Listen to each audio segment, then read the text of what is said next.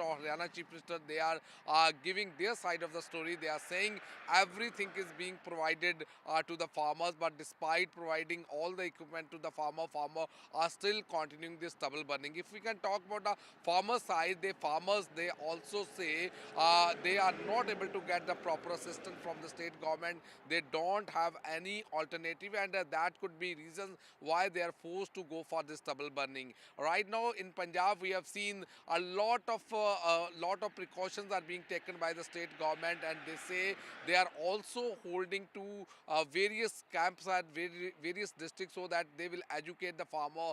They are telling the pros and cons of this stubble burning to the farmer so that there should be awareness among the farmer. But despite all these efforts, what we have learned and what we have seen also, the farmers still continuing this stubble burning. And if we can talk about the farmer side, the farmers say they are forced to continue stubble burning because the equipment which are required not to go for stubble burning, they are not able to get from the state government or the machinery from the government, and that could be reason. So let's see, because what we have learned, center team is also coming and visiting to Punjab to understand what type of management the government has been made so that this stubble burning should be curbed, and if the action is being taken Right. against the farmer or those who are indulged in the stubble burning, what type of action have been taken and what type of the camps had been organized by the government to create awareness so that this pollution problem in national capital, and if the stubble burning is also one of the contributor, that should be curbed, and the people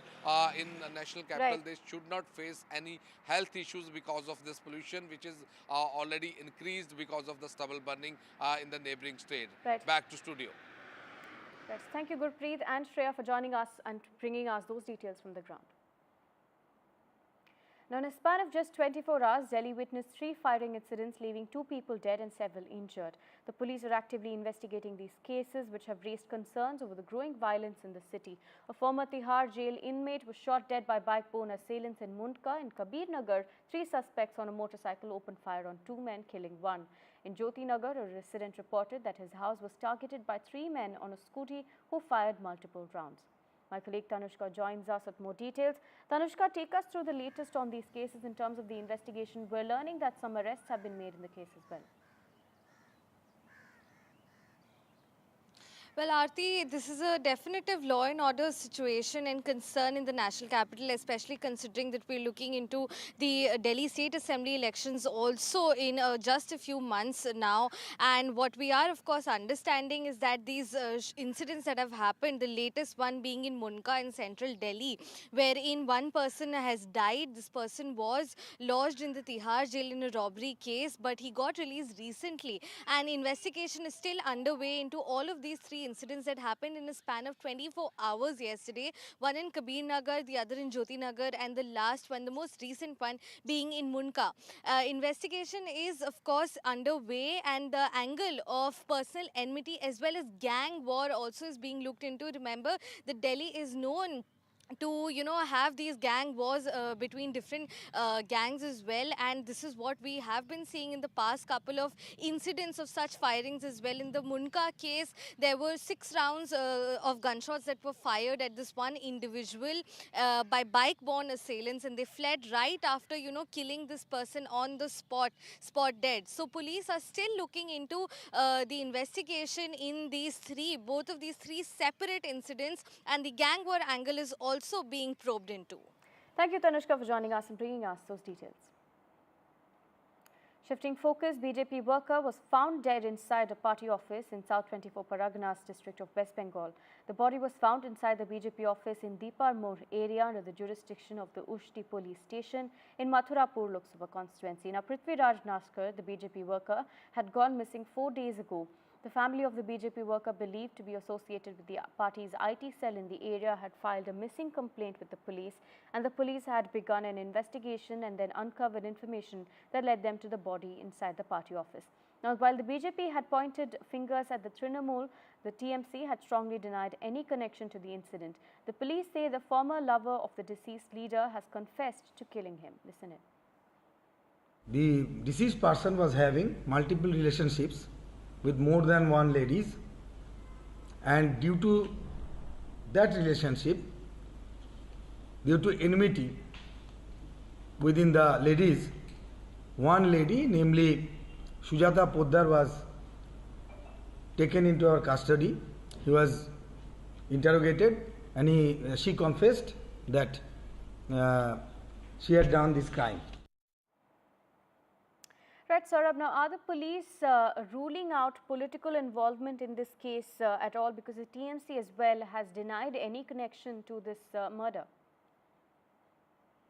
Well, the BJP definitely had blamed the Trinamool Congress for this murder, and there was a tweet also put out on behalf of the BJP in West Bengal, alleging, that this was political in nature. However, the police investigation so far and the recovery of the body from the BJP party office, which actually is a home, but was used as a party office during the elections, is something that has, sort of led to this other theory behind the murder emerging, which is that obviously there is this, person, this BJP worker, Prithviraj Naskar, whose body was found in a semi-decomposed state and with injuries to his private parts.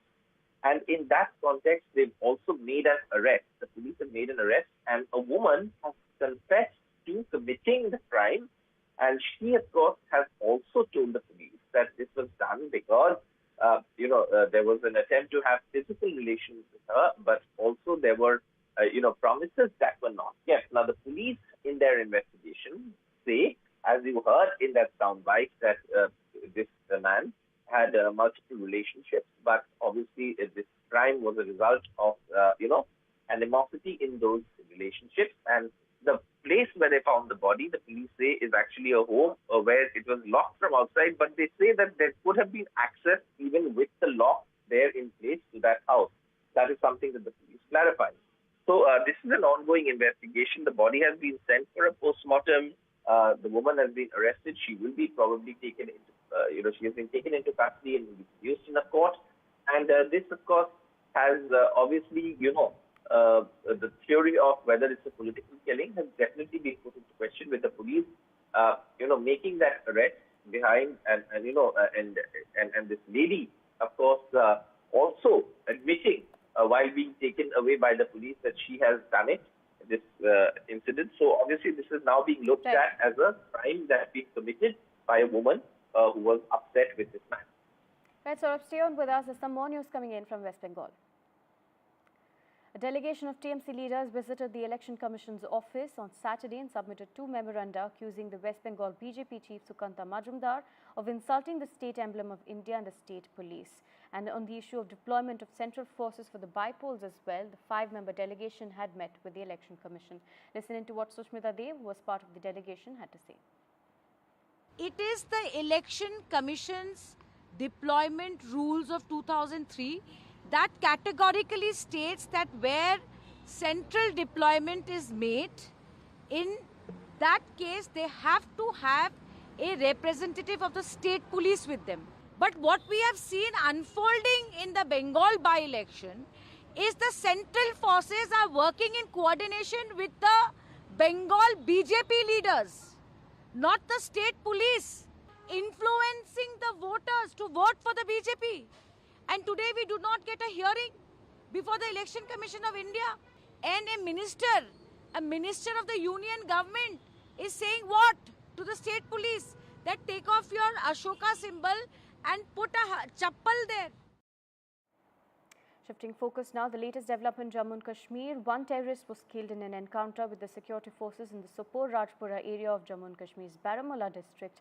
According to the Chinar Corps, the joint forces of the Indian Army and the Jammu and Kashmir Police initiated an operation based on specific intelligence regarding the presence of terrorists in the general area of Rajpura and Sopore. Remember, these anti-terror operations have been taking place in Jammu and Kashmir for quite some time now, and the latest in that is in Sopore, where there was information that intelligence information that both Jammu and Kashmir Police and the Indian Army received that there were terrorists hiding in this particular area in Rajpura in Sopore. My colleague Nazir joins us with more details. Nazir, take us to the latest gun battle between the armed forces and terrorists, where 1 terrorist was killed in Sopore area. There has been an encounter yesterday evening in Sopore area of North Kashmir It appears to be part of the continued operations, anti-militancy operations in this region. Over the last 9 days, 8 militants have been killed in the valley by Jammu and Kashmir police and the army, which clearly shows a renewed offensive against militancy following the spurt in militant attacks on the security forces and innocent civilians in the Kashmir Valley.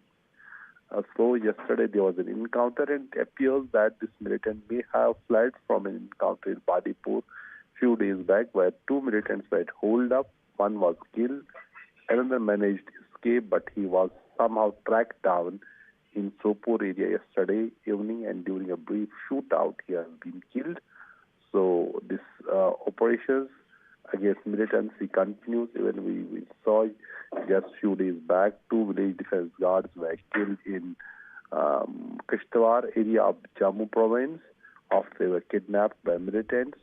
Now there also an offensive or the search operations are underway, even as the people and the political leaders have strongly condemned those unarmed VDCs by these terrorists.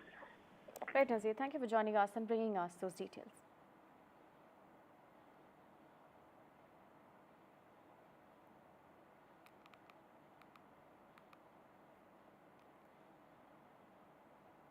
Shifting focus, Russian President Vladimir Putin has backed India as one of the major superpowers, is what he says, and says India should be included in that list. He also says India is a natural partner and ally of Russia for decades, and that Russia has supported India throughout that time. He also said that both countries have good relations in security, technology and cooperations, and are not simply selling arms but developing together. He said this in the context of the BrahMos deal, which he said is an example of India-Russia cooperation. Listen in. India is our natural partner and ally for decades. It has been so for decades, and I think everyone knows fully well what kind of role was played by the Soviet Union and Russia in India acquiring its independence, the way we supported the Indian nation for decades. Throughout that time, we've built a unique, in its quality and level of trust, relations with the Indian nation, and I can say directly, in this case, and the way we feel and the way we understand coming from our Indian friends, there is an overall national consensus about the development of relations with Russia, with our country. Israeli airstrikes on Lebanon over the last day have killed at least 40 people, including several children, as per the Lebanon ministry. After heavy Israeli bombardment pounded the southern suburbs of the capital Beirut overnight, there were several casualties reported. My colleague Ghazali joins us with more details. Ghazali, it seems now the Israeli offensive on Lebanon has increased and has also caused quite a bit of casualty on ground in Beirut. 40 people, including several children, have died in this attack, is what we're learning. See, Aarti, it appears that Donald Trump, after winning the election, has not given any kind of a statement that how he's going to contain the war, which is happening on 2 fronts in Middle East, one in Gaza, the other one in Lebanon. And yesterday, another development happened, like Qatar, one of the key mediators in the Middle East, which was mediating between Hamas and Israel, has sort of withdrawn from the mediation talks, saying that none of the parties are willing to accept a ceasefire. Meanwhile, Israel continues to bombard, drop bombs in Lebanon, and we have seen like 40 people have been killed yesterday in Gaza, and as many numbers of people have been killed, and more than 40 are injured in the strike in Lebanon. So we'll have to see that how Israel continues to carry out its operations, and whether the United States under Mr. Trump will be able to contain this war as soon as possible, because Israel is expanding the war, and this has been the main worry in the Middle East, that all the key stakeholders are concerned that the way Israel continues to attack in Gaza and Lebanon, it doesn't look so that a ceasefire will likely be achieved in some time. Ghazali, thank you for joining us and bringing us those details. Shifting focus, training for joint ISRO-NASA astronaut mission to the International Space Station is progressing well, currently slated for liftoff in 2025. India's prime astronaut, Group Captain Subharshu Shukla, will pilot the private space mission. NDTV science editor Palla Bagla spoke to Pearly Pandya, the director of the international government business for Axiom Space, the private company training India's astronauts for this historic flight. Listen in. India is ready to send an Indian astronaut or Gaganyatri into space, but this time on a private space mission. ISRO has already deputed 2 Indian Air Force test pilots for a training in America. I have with me Pearly Pandya, the head of international government business at Axiom Space in Houston, the company which is taking care of 2 of our valuable assets. Thanks a lot for speaking to me, Pearly. Thank you so much, sir. How are our 2 astronauts doing at Axiom Space? Group Captain Shubhanshu Shukla and Group Captain Prashant Balakrishnan Nair are doing very well. They enjoy their time at Axiom Space in Houston, learning about the International Space Station, the type of research that they're going to be doing. They're soon going to be embarking on training in ESA, European Space Agency, as well as JAXA, the Japanese Space Agency, to learn more about how their operations and mission will go on ISS. When do you think Group Captain Shukla would be launched to the International Space Station on a Falcon 9 Crew Dragon rocket? Absolutely. So he is assigned pilot right now and pending approval from the multilateral panel of the ISS. The launch is currently scheduled no earlier than spring 2025. Which means which month? We'll soon find out, but we'll let you know shortly. What spring doesn't mean very much to Indians. So what is the rough months you're talking about? Second quarter, so April, May timeframe, but really depends on NASA. Is this typical spring? Sure. Now, is this the start of a collaboration between the Indian Space Agency and Axiom Space? We really hope so. We're very grateful and honored to be partnering with ISRO on this historic ISRO-NASA joint human spaceflight effort. And we see great potential in India with the launch vehicles, the talent that is here in India.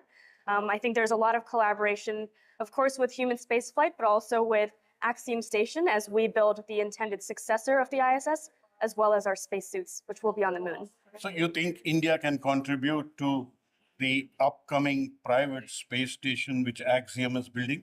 Absolutely. I think there's multiple ways. Of course, the space sector, but also non-space sector as well, right? In New Delhi, Palav Bagla, NDTV. We'll continue tracking these stories for you. For now, we take a short break.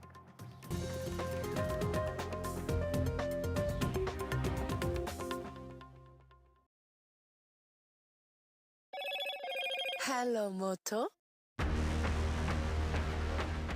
Motorola Edge 50 Pro, world's first AI-powered pro-grade camera.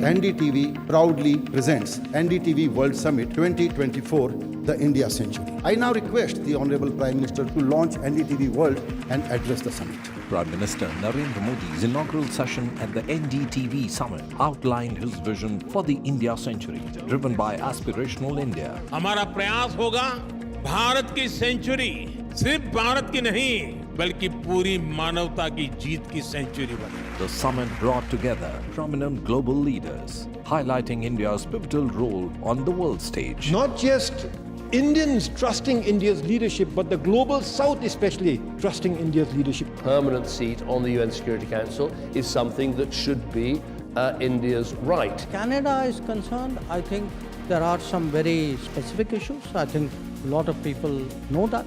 AI is going to be one of the most important, drivers. It's a very exciting time for India, Indian cinema as well at a global level. NDTV World Summit was more than just a conversation.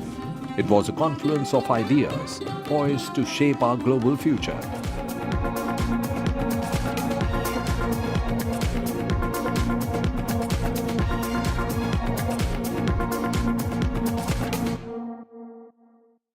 Stay informed and entertained with the new and updated NDTV News app. You can watch all our channels live, listen to podcasts, read breaking and exclusive news from around the world and more. Download the NDTV app today and get access to the best journalism and storytelling on your smartphone or tablet. The NDTV app. News that matters to you. Hello and welcome to India Sense, where I speak with global opinion makers. The United States has made a strategic decision over the last 20 years to move closer to India.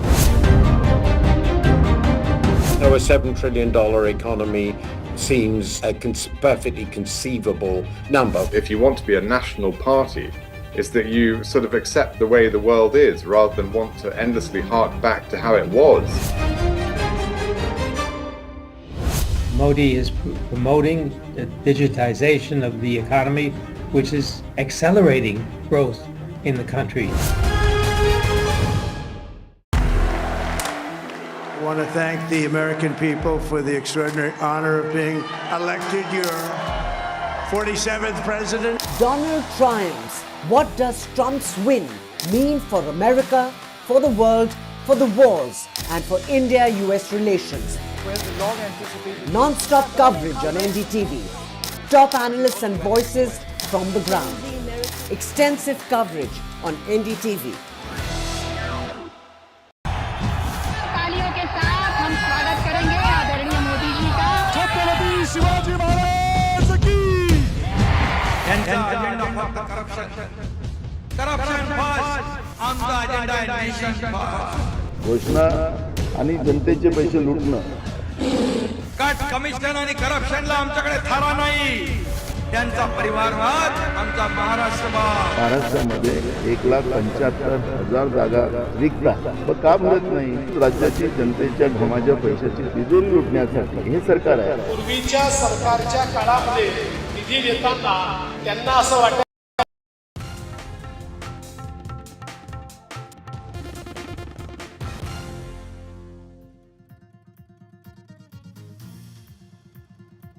Prime Minister Modi is campaigning for the BJP in Jharkhand ahead of the assembly elections. He is set to address a rally in Bokaro today.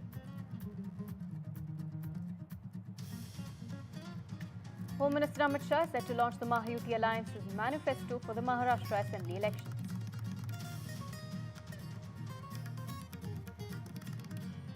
After releasing the Congress's manifesto for Maharashtra, Congress Chief Kharge will today launch the MVA's manifesto for the upcoming elections.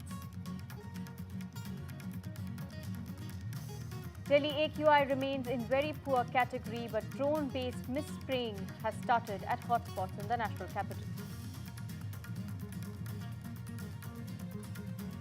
Lawlessness in Delhi as 3 shootouts jolt Delhi in the last 24 hours, leaving 2 people dead and several injured. Police investigation underway. Terrorists killed in ongoing operation with security forces in Jammu and Kashmir's Sopore. Search operations underway for more terrorists.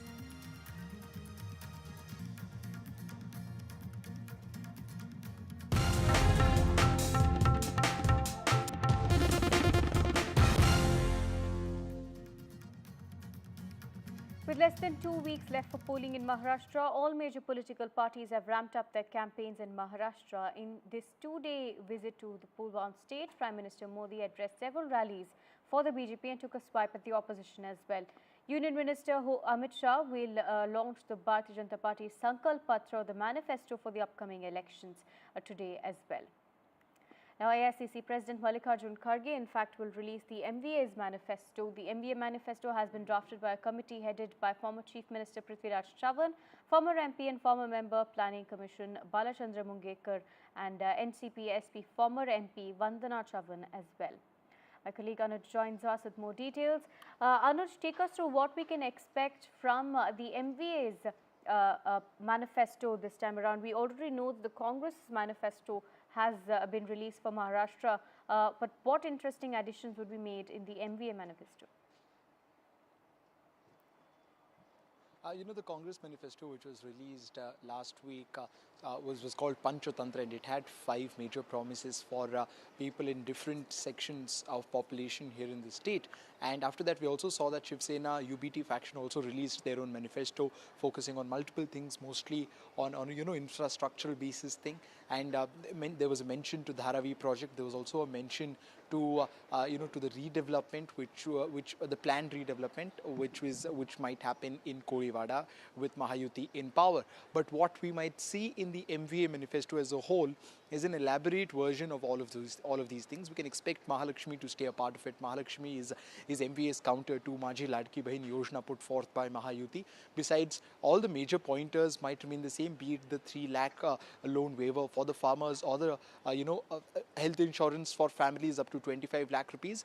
But it'll be interesting to see what will be the add-on, because last week we saw in Kolhapur, when Eknath Shinde, Chief Minister, was speaking, he gave 10 guarantees in different arenas, where he talked about getting more number of women in police, talking about women's safety, getting more number of money pumped into the system as far as the insurance for the older people is concerned as well.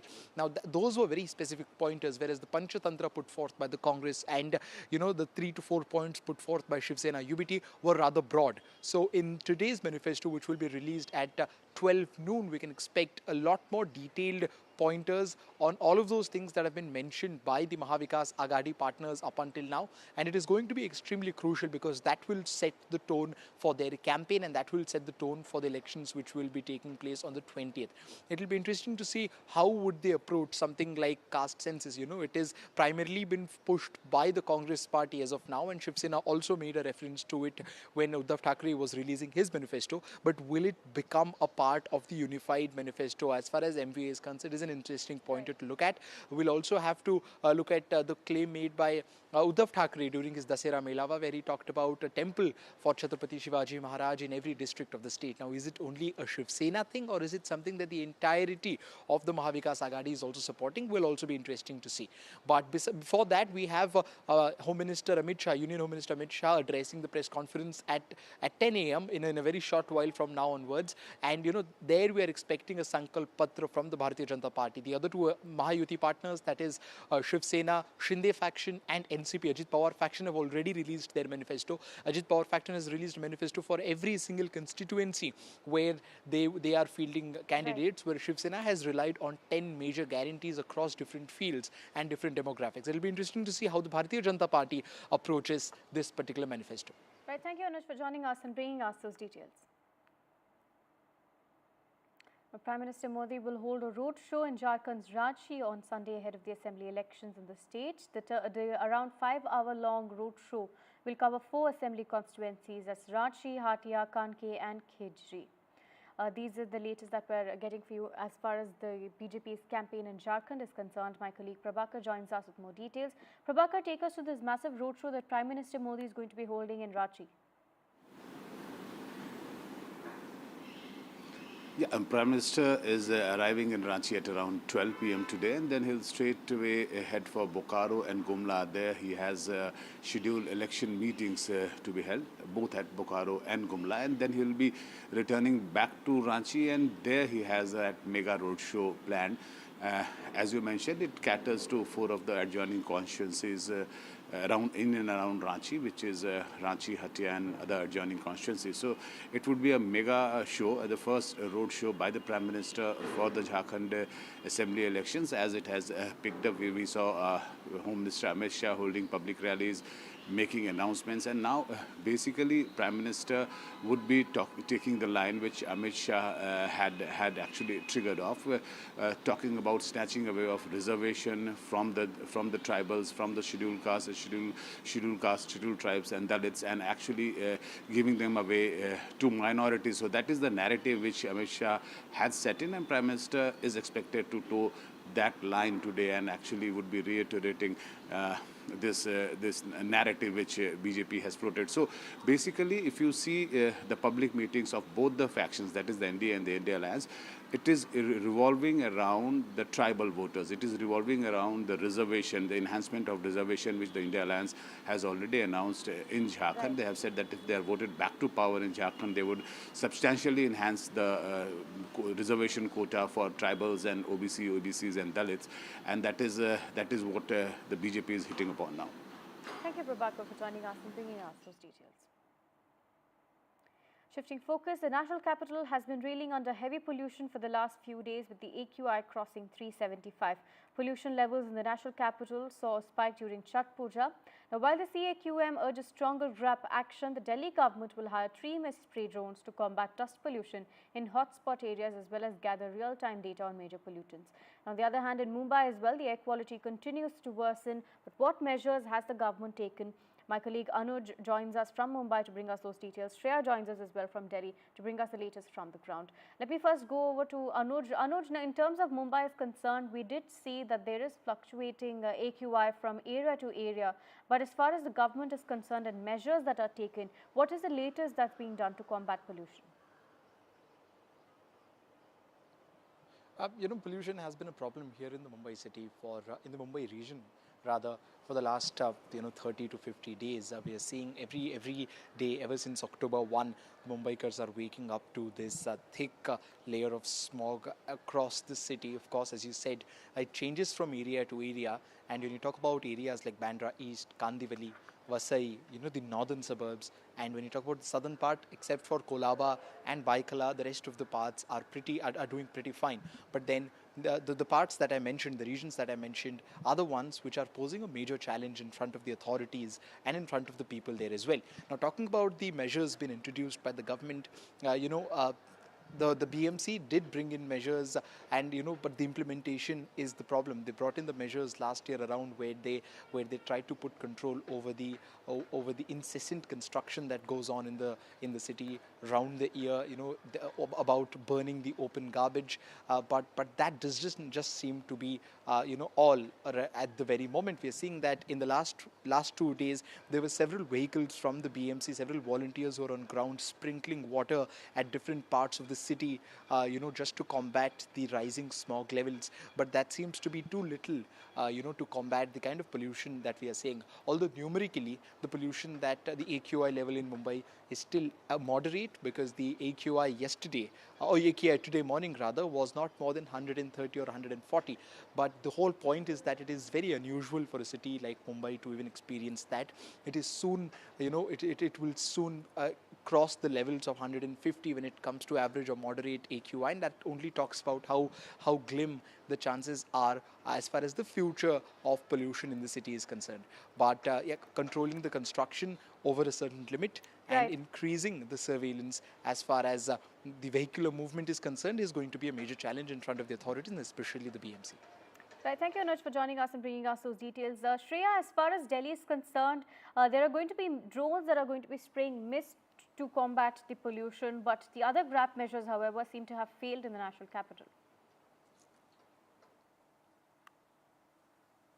Absolutely. We know that the Aam Aadmi Party government has implemented some of these reactive measures to curb dust pollution. That is by deploying anti-smog guns and also sprinkling mist in the pollution hotspots of the national capital, including Anand Vihar, Mundka, Dwarka, Patparganj. These are some of the severely densely populated areas where more and more anti-pollution measures are being undertaken. But we have seen these are essentially reactive measures. No long-term sustainable solution has been proposed by the Delhi government. Right now, we have seen, the air quality here is around 352. It is, of course, in the very poor category, although there has been a slight improvement as compared to yesterday's AQI. But as we've already entered the winter season, the air quality will continue to deteriorate and it will continue to affect people's health. Over to you. Right, thank you, Shreya, for joining us and bringing us those details. My colleague Shreya, in fact, spoke to doctors who talk about the effects of pollution on women as well as on the lungs of those with respiratory issues. Listen. There has been a surge in cases, pollution-related illnesses in the recent past. Yeah, definitely. And so there are three things which I'm seeing. Like, one is like a lot of healthy people are coming with like a what we call a smoker's cough. Like we see when the person has been smoking for years, and they start developing some cough and some these problems every winter. So this is what we are seeing in healthy people. Then in those who have some disease, they are having problems or worsening of their current problems in spite of being well controlled with the medications. So this is called smoker's cough because right now the air is such, it's like breathing 15 to 20 cigarettes a day. Yeah, something like that you can say, because see, this is what is worrisome, because the smoking doesn't affect one person immediately. Okay, like if somebody starts smoking at 20 years of age, he doesn't develop something till 40 years of age. So we see our colleagues smoking, but they are not having anything immediately. So they all come to us at 40 years of age. So something like that is happening now. So the people are coming with this cough, upper airway symptoms and all. So this is what is going to lead to something more cynical disease like COPD in them at a later stage. We definitely know that the air is just becoming toxic with each passing day. How does it really affect pregnant women, and what kind of precautionary measures can pregnant women take in this season? Okay. Hi, thank you so much for having me here for this discussion. So as I was discussing with you earlier, definitely over the last 1 to 2 decades, we have seen a significant increase in the number of pregnancy complications in Delhi specifically. And we would talk about complications in early pregnancies, which is about increasing risk of miscarriage or early pregnancy loss, and specifically about complications happening in the third trimester, which is growth restriction, as well as even increased incidence of high blood pressure and an increased incidence of preterm deliveries. So considering the section of people or the section of pregnant women or section of society that we are dealing with, sitting in one of the premier hospitals in Delhi, so we are definitely catering to a section of population which is not resource needy, and they completely have all the resources. So when we see that the incidence of growth restriction in the babies is increasing, or there's an increased incidence of preterm deliveries or pregnancy complications, definitely environmental pollutants have a role to play. Shifting focus, veteran Tamil actor Delhi Ganesh has passed away at the age of 80 in Chennai. He was suffering from age-related ailments and the end came at his house. He was introduced to the film industry by K. Balachandar, and Ganesh started his career in acting after a decade-long stint with the Indian Air Force. Now, Delhi Ganesh had appeared in over 400 films across Tamil, Telugu, Malayalam cinema, and some of his most notable works include Nayakan, Michael Madan Kamarajan, Sindhu Bhairavi, Iruvar, among others. My colleague Sam joins us with more details. Sam, now his career, in fact spanning decades, has been one filled with versatile and noteworthy roles, especially in South Indian cinema. That's right, Artik. Delhi Ganesh, known for his character and supporting roles in hundreds of films. He began in the year 1976 after veteran director K. Balachandra introduced him. He is originally from the Tamil theatre with Dakshin Bharati Natak Sabha in Delhi. He also had a stint in Air Force. He had a long collaboration with actor Kamal Hassan, and his best-known works are from his films, including Nayakan, Apurva Sagodarargal, Michael Madana Kamarajan, Avai Shanmughi, and Tenali. His last film was Indian 2, the sequel to Kamal Hassan's Indian. And he passed away in his sleep around 11:30. That's what sources in the family say. And in the year 1979, he received the Tamil Nadu Government Special Award. He also had a film as a hero that was in early 1976 called Pattina Pravesam, but he'll be known for his performances in hundreds of other films, including character and supporting artists. Thank you, Sam, for joining us and bringing us those details. Shifting focus, in a span of just 24 hours, Delhi witnessed 3 firing incidents, leaving 2 people dead and several injured. The police are actively investigating these cases, which have raised concerns over the growing violence in the city. A former Tihar jail inmate was shot dead by bike-borne assailants in Mundka.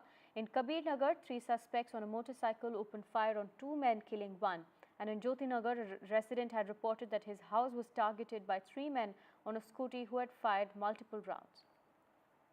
especially considering that we're looking into the Delhi State Assembly elections also in just a few months now. And what we are, of course, understanding is that these incidents that have happened, the latest one being in Munka in central Delhi, wherein one person has died. This person was lodged in the Tihar jail in a robbery case, but he got released recently. And investigation is still underway into all of these three incidents that happened in a span of 24 hours yesterday. One in Kabir Nagar, the other in Jyoti Nagar, and the last one, the most recent one, being in Munka. Investigation is, of course, underway, and the angle of personal enmity as well as gang war also is being looked into. Remember, the Delhi is known to have these gang wars between different gangs as well, and this is what we have been seeing in the past couple of incidents of such firings as well. In the Munka case, there were 6 rounds of gunshots that were fired at this one individual by bike-borne assailants, and they fled right after killing this person on the spot dead. So police are still looking into the investigation in both of these three separate incidents, and the gang war angle is also being probed into. Now, in fact, shifting focus to some more news coming in on the broadcast, BJP worker was found dead inside a party office in South 24 Paragnas district of West Bengal. The body was found inside the BJP office in Diparmoor area under the jurisdiction of the Ushti police station in Mathurapur Lok Sabha constituency.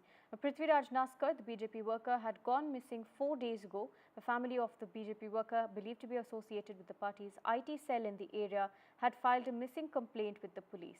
The police began an investigation and uncovered information that led them to the body, which was inside the party office. Now, while the BJP had pointed fingers at the Trinamool, the TMC has strongly denied any connection to the incident. The police say that the former lover of the deceased has confessed to killing him. Listen to what the police had to say. The deceased person was having multiple relationships with more than one ladies, and due to that relationship, due to enmity within the ladies, one lady, namely Shraddha Kapoor, was taken into our custody. He was interrogated, and she confessed that she had done this crime. My colleague Saurabh joins us with more details. Saurabh, take us through this incident and what has come out of the investigation. As we heard the police say, the former lover of this deceased BJP leader has confessed to murdering him.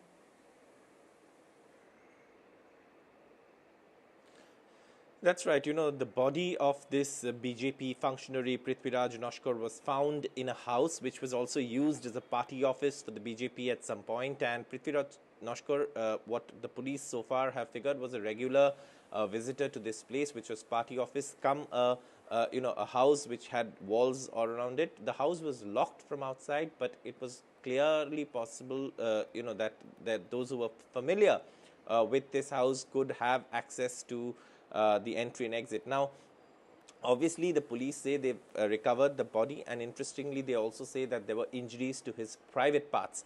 And this is something that has been specifically confirmed by the police. And they've also said that this was the result of of enmity, like the police pointed out in that soundbite, and said that there were multiple women with whom this individual had relationships, and there was an attempt to have a physical relationship with one of these women, is what police sources say they've uncovered in the investigation. And that is when, of course, this incident took place. One woman has been taken into custody in this case, and of course she will be produced in court. Also, we know that the body has been sent for a post-mortem, but this is a shocking case. Initially, the BJP had pointed fingers at the Trinamool Congress over this murder, and he had initially gone missing. But now, of course, the police, in their soundbite in the investigation that they've said say that this was the fallout of this man having multiple relationships, and there was an attack also on his private parts, with injuries to his private parts being also confirmed by the police.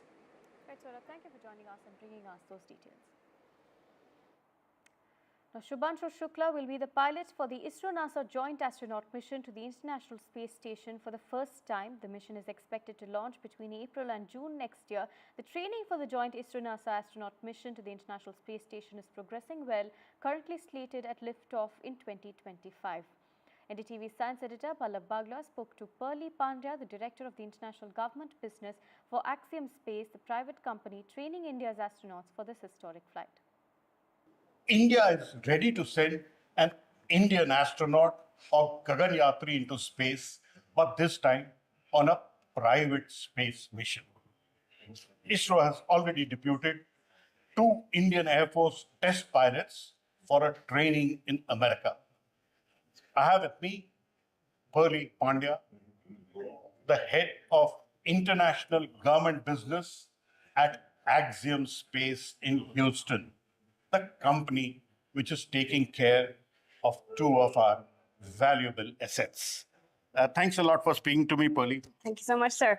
How are our 2 astronauts doing at Axiom Space?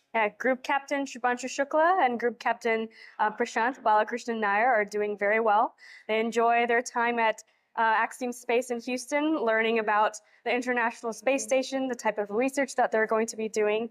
They're soon going to be embarking on training in ESA, European Space Agency, as well as JAXA, the Japanese Space Agency, to learn more about how their operations and mission will go on ISS. When do you think Group Captain Shukla would be launched to the International Space Station on a Falcon 9 Crew Dragon rocket? Absolutely. So he is assigned pilot right now, and pending approval from the multilateral panel of the ISS. The launch is currently scheduled no earlier than spring 2025. Which means which month? We'll soon find out, but we'll let you know shortly. What spring doesn't mean very much to Indians. So what is the rough months you're talking about? Second quarter, so April, May timeframe, but really depends on NASA. Is this typical spring? Sure. Now, is this the start of a collaboration between the Indian Space Agency and Axiom Space? We really hope so. We're very grateful and honored to be partnering with ISRO on this historic ISRO-NASA joint human spaceflight effort. And we see great potential in India with the launch vehicles, the talent that is here in India. I think there's a lot of collaboration, of course, with human spaceflight, but also with Axiom Station as we build the intended successor of the ISS, as well as our spacesuits, which will be on the moon. So you think India can contribute to the upcoming private space station which Axiom is building? Absolutely. I think there's multiple ways, of course, the space sector, but also non-space sector as well, right? In New Delhi, Pallab Bagla, NDTV. And finally, the 73rd All India Police Athletics Cluster Championship hosted by Delhi Police this year is being held starting today till the 14th of November. Participants will take part in steeplechase, running, pole vault and other events. We'll continue to bring you more on these stories. For now, a short break.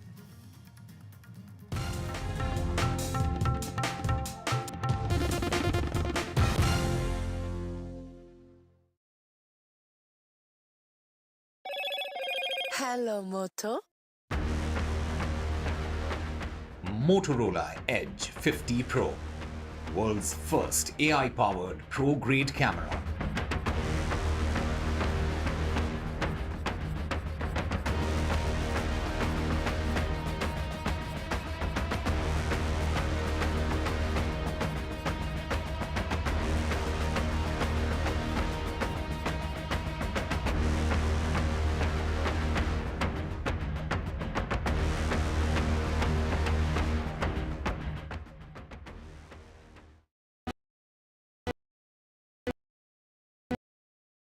I've been reporting on all issues, big and small, from Andhra Pradesh, Telangana, rest of South India, bringing you all the action, all that you need to know, all that you want to know. The energy of Maximum City is infectious. I bring in that energy in our news coverage from financial capital Mumbai. India's IT capital is always bustling. It's literally a city that never sleeps. And I keep you ahead on all the Bengaluru buzz. Covering from the southernmost part of India over the last 23 years, I bring in-depth and 360-degree coverage from the Dravidian heartland. The land of Mishti is also known for its bitter politics. I have seen much water flow under the Howrah Bridge, covering Bengal in all its vivid colors.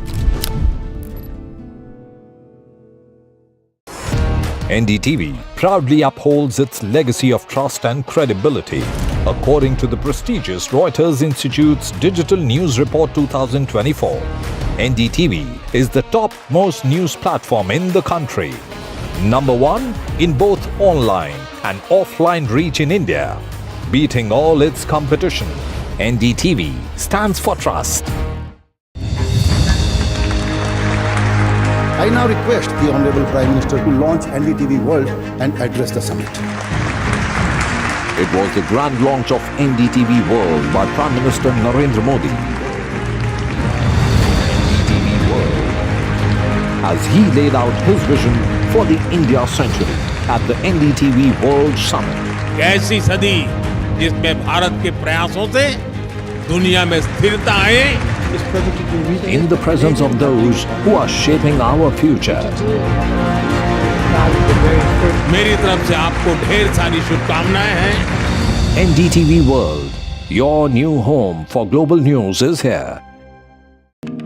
NDTV proudly presents NDTV World Summit 2024, the India Century. I now request the Honorable Prime Minister to launch NDTV World and address the summit. Prime Minister Narendra Modi's inaugural session at the NDTV Summit outlined his vision for the India century, driven by aspirational India. हमारा प्रयास होगा भारत की century सिर्फ भारत की नहीं बल्कि पूरी मानवता की जीत की सेंचुरी बने. The summit brought together prominent global leaders, highlighting India's pivotal role on the world stage. Not just Indians trusting India's leadership, but the global South especially trusting India's leadership. Permanent seat on the UN Security Council is something that should be India's right. Canada is concerned, I think there are some very specific issues. I think a lot of people know that. AI is going to be one of the most important, drivers. It's a very exciting time for India, Indian cinema as well at a global level. NDTV World Summit was more than just a conversation. It was a confluence of ideas poised to shape our global future.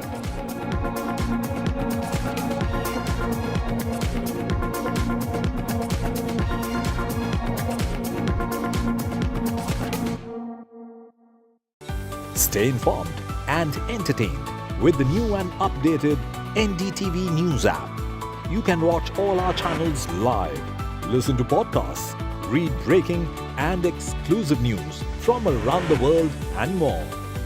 Download the NDTV app today and get access to the best journalism and storytelling on your smartphone or tablet.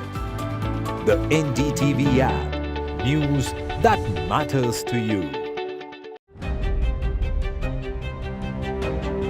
Hello and welcome to India Sense, where I speak with global opinion makers. The United States has made a strategic decision over the last 20 years to move closer to India. Our $7 trillion economy seems a perfectly conceivable number. If you want to be a national party, it's that you sort of accept the way the world is rather than want to endlessly hark back to how it was. Modi is promoting the digitization of the economy, which is accelerating growth in the country. I want to thank the American people for the extraordinary honor of being elected your 47th president. Donald triumphs. What does Trump's win mean for America, for the world, for the wars, and for India-US relations? Non-stop coverage on NDTV. Top analysts and voices from the ground. Extensive coverage on NDTV. तालियों के साथ हम स्वागत करेंगे आदरणीय मोदी जी का। छत्रपति शिवाजी महाराज की। Corruption first, on the agenda and nation first. घोषणा आणि जनतेचे पैसे लुटणं. कट कमिशन आणि करप्शनला आमच्याकडे थारा नाही. त्यांचा परिवारवाद आमचा महाराष्ट्रवाद. महाराष्ट्रामध्ये 1,75,000 जागा रिक्त आहेत. मग का भरत नाही? राज्याची जनतेच्या घमाच्या पैशाची तिजोरी लुटण्यासाठी हे सरकार आहे. पूर्वीच्या सरकारच्या काळामध्ये निधी देताना त्यांना असं वाटायचं की त्यांच्याच खिशातले पैसे चालले. शेतकऱ्यांना मोफत वीज देण्याचं काम आपल्या सरकारने सुरू केलं. I've been reporting on all issues, big and small, from Andhra Pradesh, Telangana, rest of South India, bringing you all the action, all that you need to know, all that you want to know. The energy of Maximum City is infectious. I bring in that energy in our news coverage from financial capital Mumbai.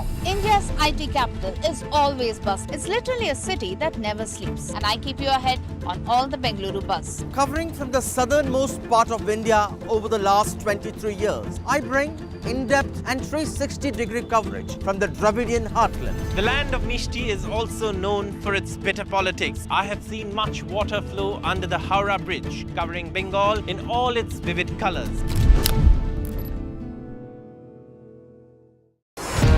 NDTV proudly upholds its legacy of trust and credibility.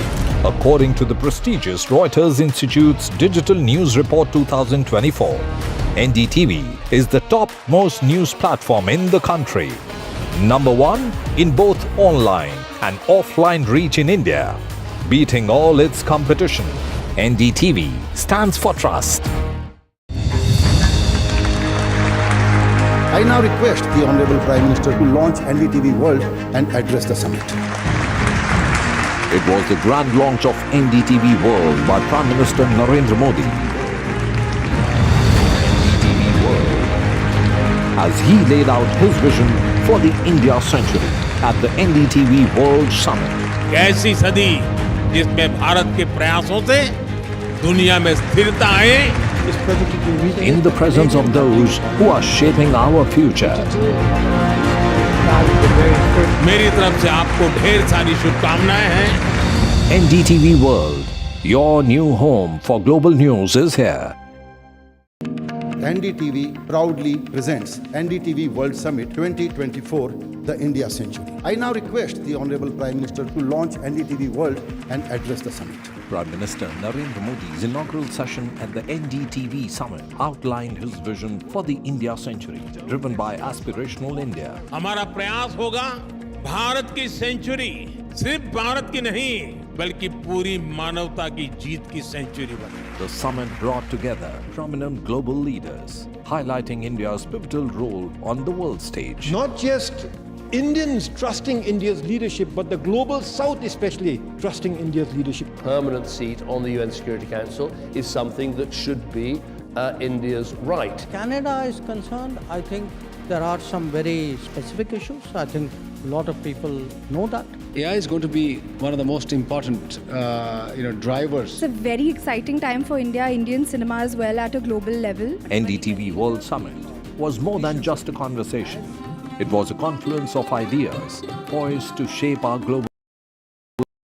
Smarter features के साथ upcoming flagship devices को power करेगा. Secondly, Snapdragon ने अपने cockpit elite और ride elite को भी showcase किया.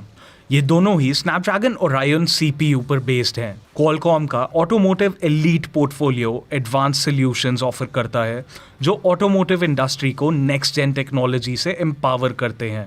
ये प्रोडक्ट्स कार्स को स्मार्टर और सेफर बनाने के लिए डिज़ाइन किए गए हैं. इसमें AI powered platforms, high performance connectivity और इमर्सिव इन-कार एक्सपीरियंसेस इंक्लूडेड हैं.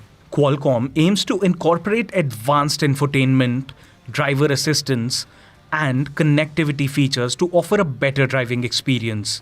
ये solutions 5G connectivity and autonomous driving support करते हैं, both of which are essential for the future of mobility.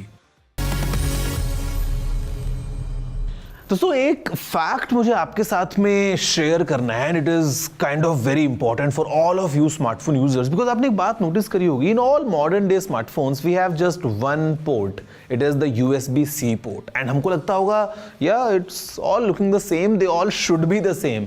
Well guys, the reality is the shape of the port is the same but not the specifications because USB-C के भी अलग अलग versions होते हैं and depending on which version you have got, आपका experience vary कर सकता है.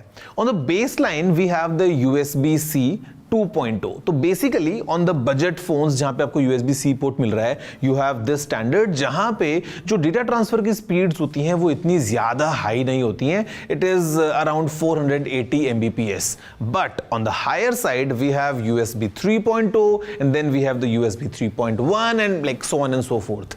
आपको ये ध्यान रखना है कि जो आपका फोन है वो कौन सा स्पेसिफिकेशन वाला USB-C पोर्ट अपने साथ लेके आया है, and you must use a cable that supports that. For example, if you have a phone that has the USB-C with the USB 3.1, लेकिन अगर आप एक USB 2.0 वाली केबल उसमें यूज करेंगे, वो केबल तो फिट होगा because is the same connector, but you would not be able to get the full advantage of the speed जो आपका फोन केपेबल है. Do you know this? If yes, then amazing. If no, then please let me know. You know how to write it to me. It's tg@ndtv.com. Let's see आप में से किस viewer को ये बात पता थी. Now friends, for the second story this week, I have got this phone, and this is the Samsung's latest smartphone, Samsung Galaxy A16 5G, and ये phone कुछ नया special लेके आता है अपने साथ because this supports up to 6 generations of OS updates and up to 6 years of security updates, everything coming under rupees 20,000. Let's see up close कि आखिर Samsung ने इस phone में कौन से नए features को pack किया है and how exactly is the complete vibe of this Samsung Galaxy A16 5G.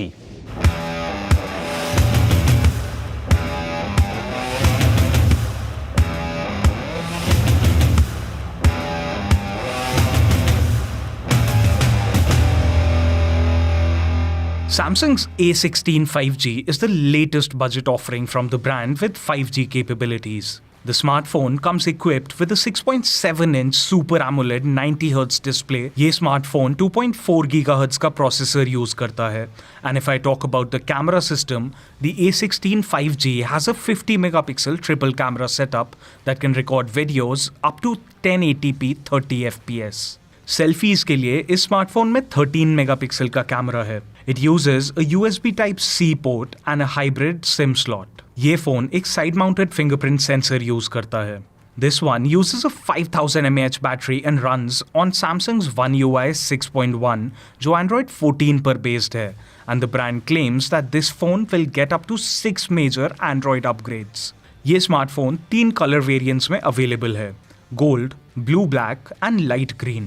Also, the smartphone is available in 2 storage variants, 128GB and 256GB with 8GB of RAM as a standard across both. It does have an option to expand the memory up to 1.5 TB using a micro SD card.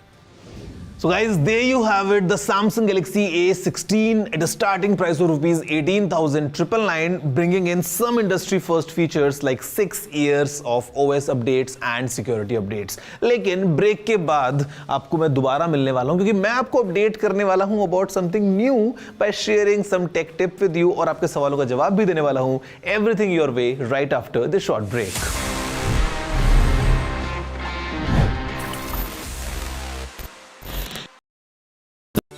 Stay informed and entertained with the new and updated NDTV News app.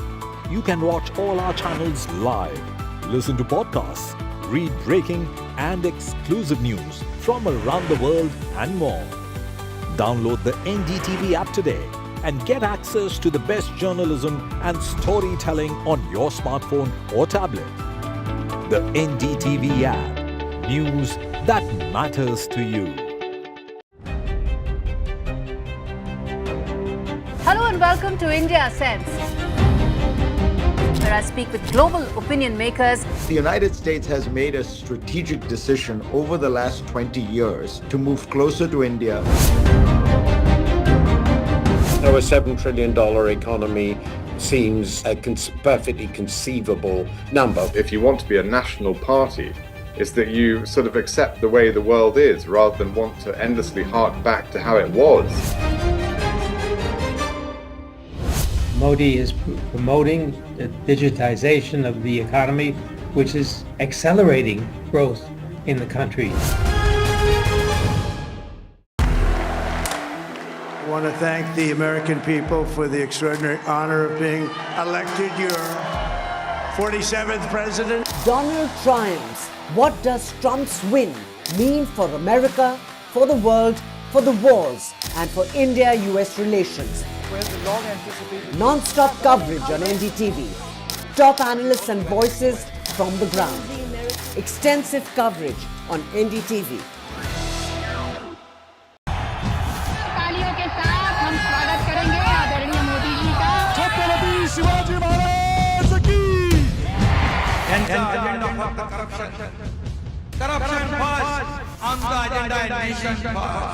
घोषणा आणि जनतेचे पैसे लुटणं.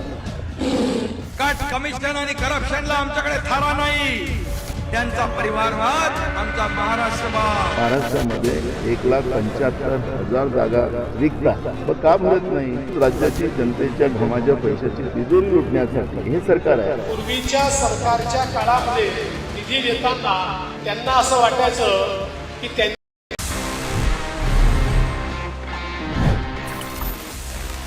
Hello दोस्तों, break के बाद एक बार आपका वापस से स्वागत है आपके favourite show gadget 360 with technical Guruji में। और basically in this show what we do is just talk about gadgets. We try to make our life smarter, easier and more fun जब हम इन गैजेट्स को यूज करते हैं। एंड बेसिकली इन गैजेट्स के साथ में टिप्स जो है वो बहुत जरूरी हो जाती हैं। अब टिप चाहे आपको मैं दूं चाहे आप किसी को दें, the idea is to share knowledge. And आज की जो टिप है वो बहुत इंटरेस्टिंग है उन सभी लोगों के लिए जो मेट्रो में ट्रैवल करते हैं, स्पेशली दिल्ली मेट्रो में ट्रैवल करते हैं।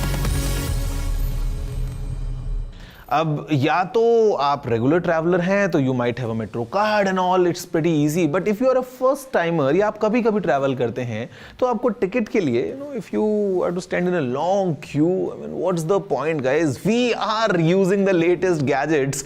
स्मार्टफोन हम सभी के पास में होता है। Did you know that now you can get your metro ticket just by using smartphones? आपको व्हाट्सएप पे DMRC के नंबर पे जाके हाय मैसेज भेजना है और उसके बाद सीधा वहीं से अपने टिकट खरीद सकते हैं bye entering your starting and ending points of a journey. आप पे कर सकते हैं UPI या अपने कार्ड से और उसके बाद जो QR कोड आपके फोन के स्क्रीन पे होगा, while entering the station just scan that code and you are good to go. काफी इंटरेस्टिंग टिप है, शेयर कीजिए अपने सभी दोस्तों के साथ में जो मेट्रो से ट्रैवल करते हैं। So guys, now it's time for my favorite section of each episode because this is Ask TG and यहाँ पे मैं जवाब देता हूँ आपके सवालों के। Let's see the kind of questions we have for this week's episode.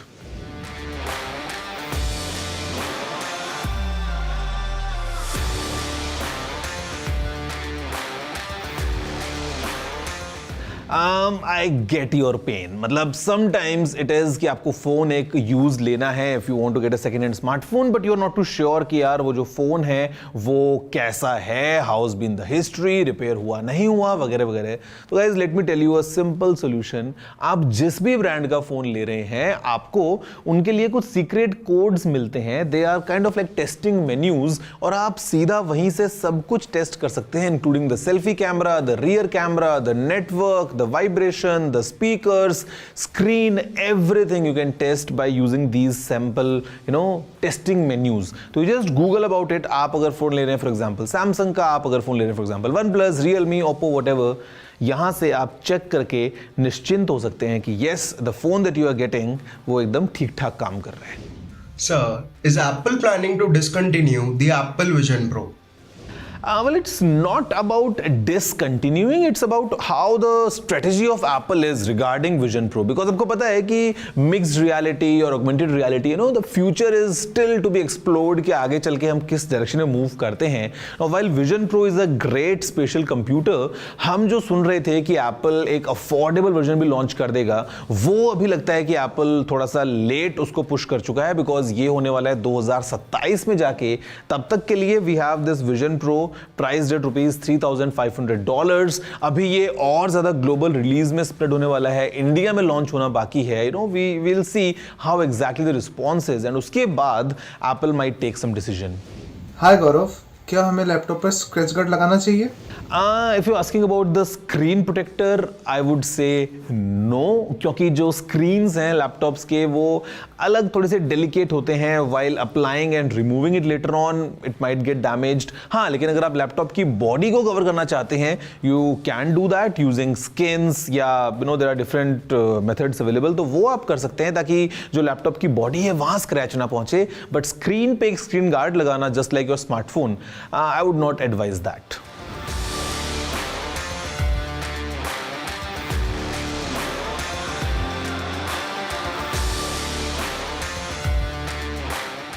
Well, my friend, under 20,000 rupees, the options are pretty limited क्योंकि बजट काफ़ी लिमिटेड है तो आपको ऑप्शंस इतने ज़्यादा नहीं मिलेंगे and you would not get all the latest smart features.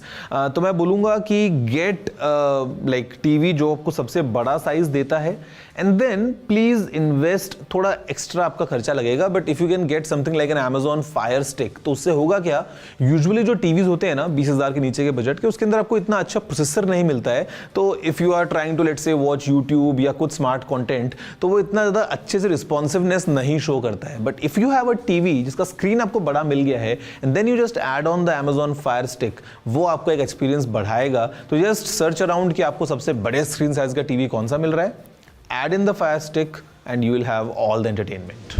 Hello Gaurav, wired earphone से क्या बेनिफिट्स होते हैं? बहुत सारे बेनिफिट्स होते हैं. First things first, we don't need to charge them, just plug and play. दूसरी बात ये होती है कि अगर आपकी पॉकेट में फ़ोन रखा है और अगर कोई फ़ोन लेके भाग जाता है with wired earphones, if you are listening to something तो एक कनेक्शन रहेगा physical, you would be more aware of where your phone is. But care fun things aside, I think it's more of a convenience. Sometimes let's say आपके earphones की battery dead हो चुकी है और still you want to listen to something, या फिर आपको अगर तुरंत डिवाइस चेंज करना है, आपने कभी लैपटॉप पे लगा लिया, कभी उसमें, it might sound old school but I still enjoy using my wired earphones and I always keep them as a backup with me. तो उस point of view से they are quite exciting. Okay, so guys, there you have it, everything in this freshly baked episode of your favorite show Gadget 360 with Technical Guruji. अगर आपका कोई भी सवाल है, if you have anything to say, you know the drill. The answer is pretty simple. The address is pretty simple. It is tg@ndtv.com. आप लिख डालिए अपनी सारी बातें मुझे ईमेल पे and I'm gonna see you next week with even more fun gadgets. Same place, same time. See you all next week. That's all for today. Have a good day.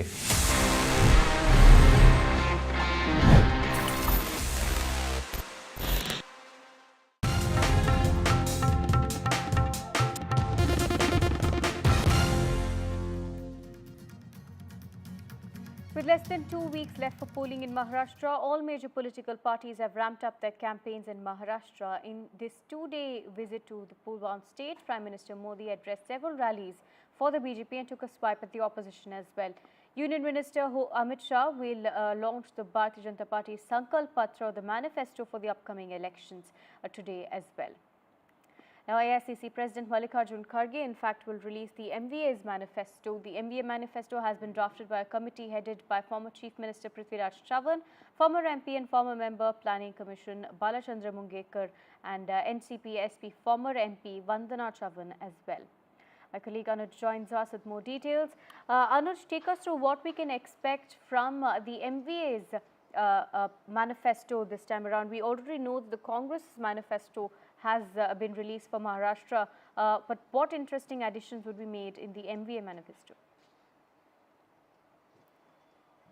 The Congress manifesto, which was released last week, was called Panchatantra, and it had 5 major promises for people in different sections of population here in the state.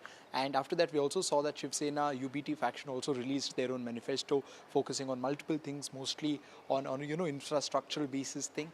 And there was a mention to the Dharavi project. There was also a mention to to the redevelopment, which the planned redevelopment, which might happen in Kozhikode with Mahayuti in power. But what we might see in the MVA manifesto as a whole is an elaborate version of all of these things. We can expect Mahalakshmi to stay a part of it. Mahalakshmi is MVA's counter to Majhi Ladki Bahin Yojana put forth by Mahayuti. Besides, all the major pointers might remain the same, be it the 3 lakh loan waiver for the farmers or the health insurance for families up to 25 lakh rupees.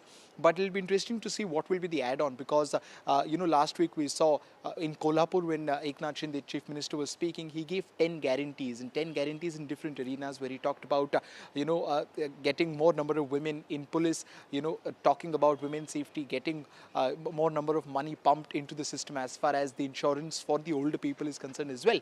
Now those were very specific pointers, whereas the Panchatantra put forth by the Congress and the 3 to 4 points put forth by Shiv Sena UBT were rather broad. So in today's manifesto, which will be released at 12 noon, we can expect a lot more detailed pointers on all of those things that have been mentioned by the Mahavikas Agadi partners up until now.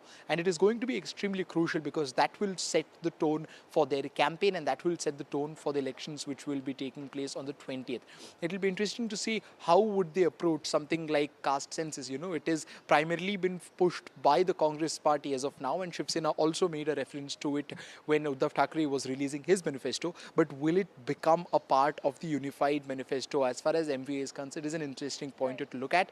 We'll also have to look at the claim made by Uddhav Thackeray during his Dasera Melawa, where he talked about a temple for Chhatrapati Shivaji Maharaj in every district of the state. Now, is it only a Shiv Sena thing, or is it something that the entirety of the Mahavikas Agadi is also supporting? Will also be interesting to see.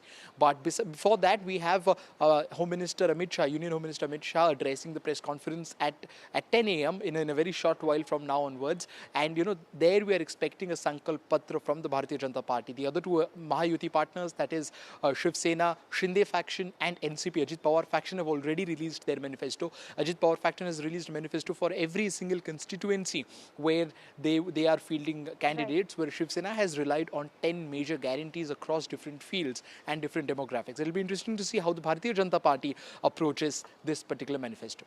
Right, thank you, Anuj, for joining us and bringing us those details. Prime Minister Modi will hold a roadshow in Jharkhand's Ranchi on Sunday ahead of the assembly elections in the state. The around 5-hour-long roadshow will cover 4 assembly constituencies, as Ranchi, Hatia, Kanke and Khejri. These are the latest that we're getting for you as far as the BJP's campaign in Jharkhand is concerned. My colleague Prabhakar joins us with more details. Prabhakar, take us to this massive roadshow that Prime Minister Modi is going to be holding in Ranchi. Yeah, Prime Minister is arriving in Ranchi at around 12 p.m. today, and then he'll straight away head for Bokaro and Gumla. There he has scheduled election meetings to be held, both at Bokaro and Gumla, and then he'll be returning back to Ranchi, and there he has a mega roadshow planned. As you mentioned, it caters to 4 of the adjoining constituencies in and around Ranchi, which is Ranchi, Hatia and other adjoining constituencies. So it would be a mega show, the first road show by the Prime Minister for the Jharkhand Assembly elections, as it has picked up. We saw Home Minister Amit Shah holding public rallies, making announcements, and now basically Prime Minister would be taking the line which Amit Shah had actually triggered off, talking about snatching away of reservation from the tribals, from the scheduled castes, scheduled tribes and Dalits, and actually giving them away to minorities. So that is the narrative which Amit Shah had set in, and Prime Minister is expected to toe that line today, and actually would be reiterating this narrative which BJP has floated. So basically, if you see the public meetings of both the factions, that is the NDA and the India Alliance, it is revolving around the tribal voters. It is revolving around the reservation, the enhancement of reservation, which the India Alliance has already announced in Jharkhand. Right. They have said that if they are voted back to power in Jharkhand, they would substantially enhance the reservation quota for tribals and OBCs and Dalits, and that is what the BJP is hitting upon now.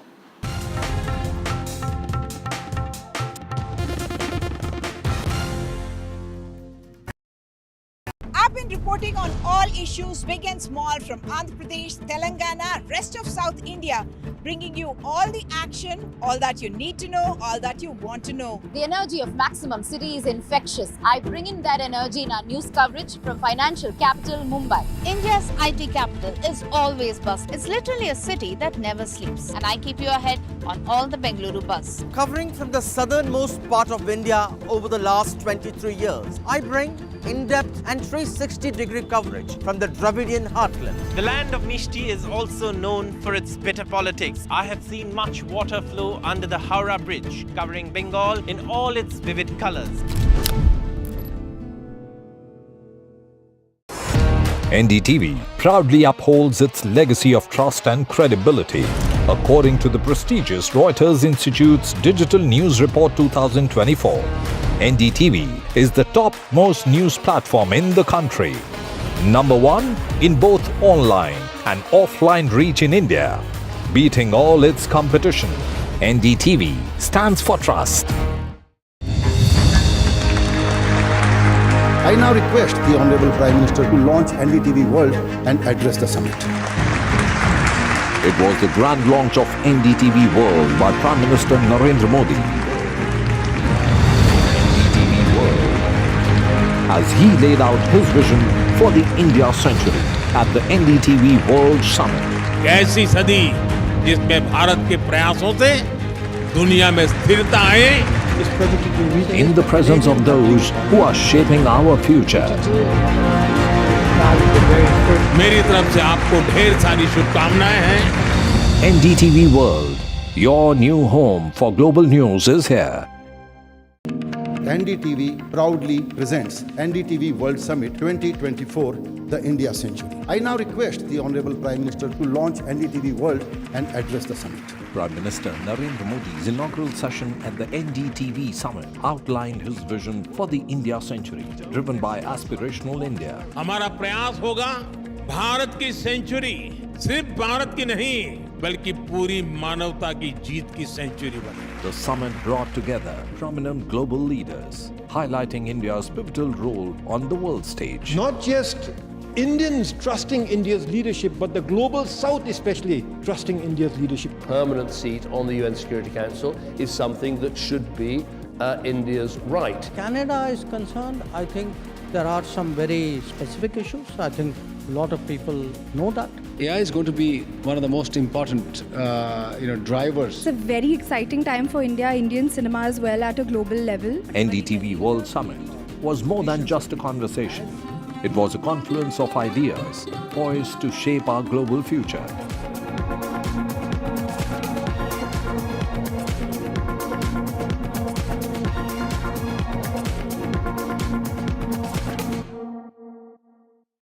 Stay informed and entertained with the new and updated NDTV News app.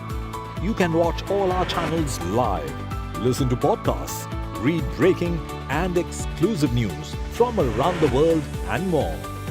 Download the NDTV app today and get access to the best journalism and storytelling on your smartphone or tablet.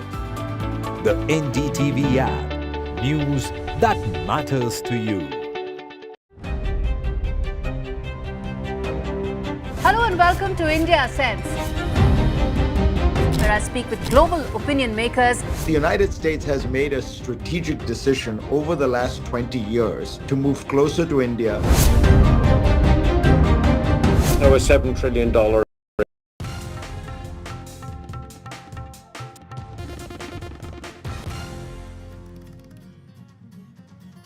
Hello and welcome. You're watching NDTV 24/7. I'm Osama Shab. BJP is going to release its manifesto for the upcoming Maharashtra elections. We'll get you all the details. But first, let's take a look at the headlines. Prime Minister Modi is set to address a rally in Bokaro in Jharkhand as the battle for Jharkhand heats up.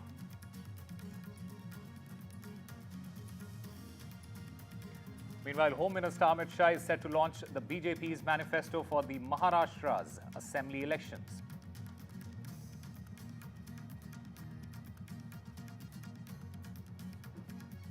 After releasing the Congress's manifesto, Congress Chief Mallikarjun Kharge is set to launch the Mahavikas Aghadi's manifesto for the upcoming elections today.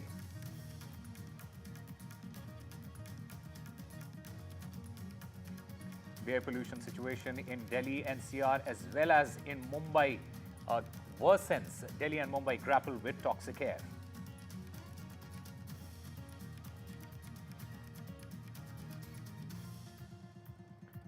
A terrorist killed in ongoing operation with security forces in Jammu and Kashmir's Sopore. Search operations underway for more terrorists.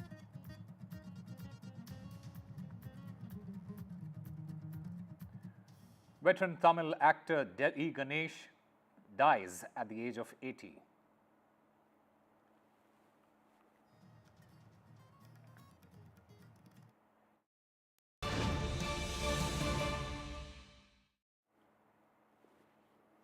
Well, breaking news coming in at the top of this hour. There has been a crackdown in Jammu and Kashmir. This is a second encounter that is taking place within the span of 24 hours. This encounter broke out in Srinagar. 2 to 3 terrorists, they are likely trapped. This after Sopore. Another encounter is taking place in Srinagar. 1 terrorist, remember, had been killed in Sopore. The encounter in which 2 to 3 terrorists are said to be trapped in Srinagar right now. So another encounter after Sopore, this time in Harwan in Jammu and Kashmir, that is taking place right now. And my colleague Nazir Masoodi joins us to get us more on this. Nazir, what are the details about this particular encounter? Well, it was a police party which was actually operating in this Ishbar Nishat area, then Zabarwan forest, which is in the outskirts of Srinagar. So they noticed some suspicious movement.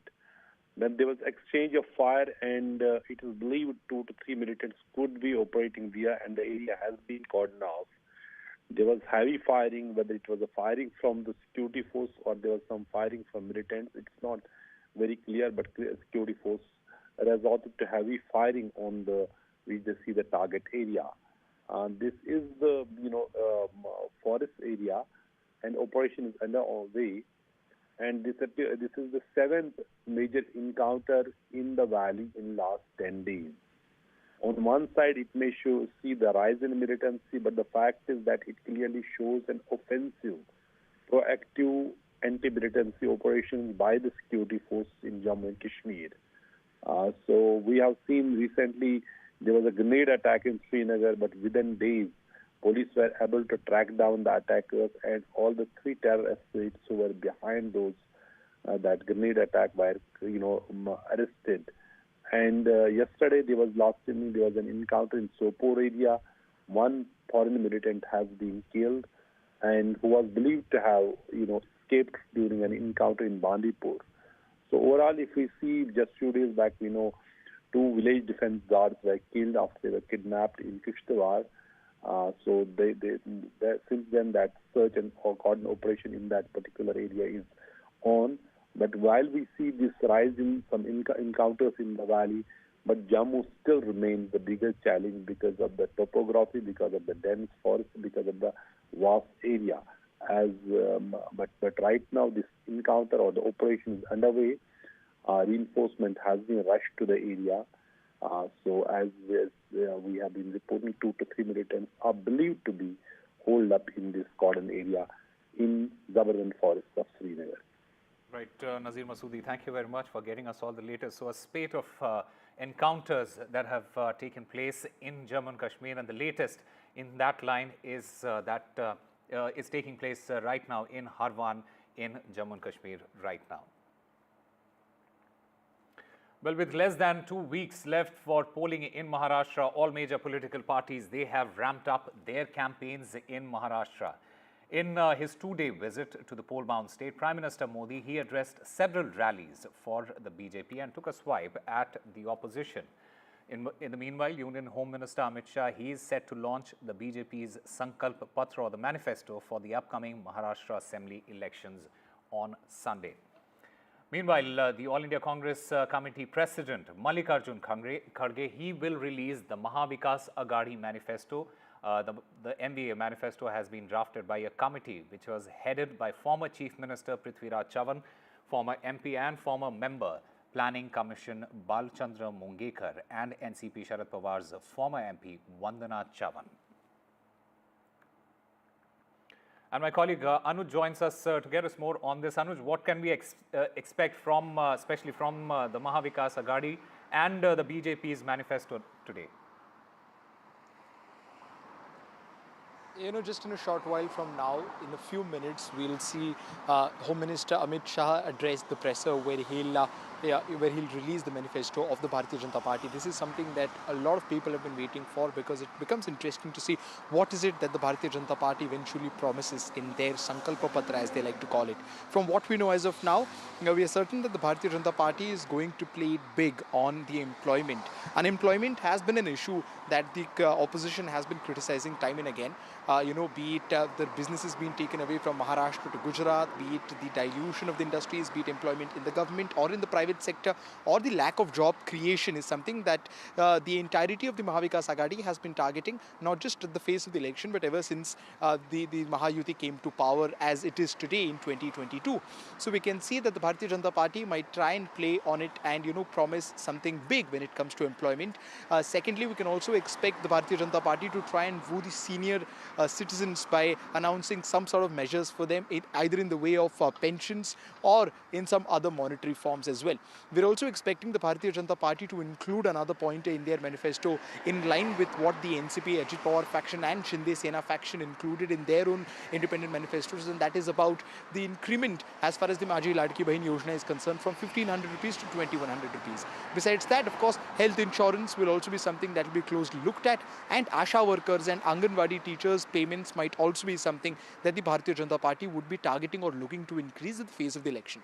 When you talk about the Congress Party or about the entirety of the Mahavikas Aghadi, they will be putting forth their unified manifesto today at 12 noon, which is just a couple of hours from now onwards. We will see the presence of major dignitaries from across the different parties in Mahavikas Aghadi, be it Sanjay Raut, Nana Patole, Balasaheb Thorat, of course Mallikarjun Kharge from the national level, and also we'll have someone like K.C. Venugopal and Ramesh Chenitala present at the press conference as well. So it will be a unified force that the Mahavikas Aghadi will trying to put forth in front of everyone, and their manifesto will also be interesting because the Congress in their manifesto put forth Panchatantra in the last, in the last week, and we saw that a lot of those pointers were interesting, and they'll be elaborated on the Mahavikas Aghadi's, manifesto as well. One important highlight there was the increment, or rather a counter to the Maji Ladki Bahin Yojana in the form of a Mahalakshmi Yojana, which promises double than what Maji Ladki Bahin Yojana promises, that is 1,500 rupees. So, of course, that will be included in Mahavikas Aghadi's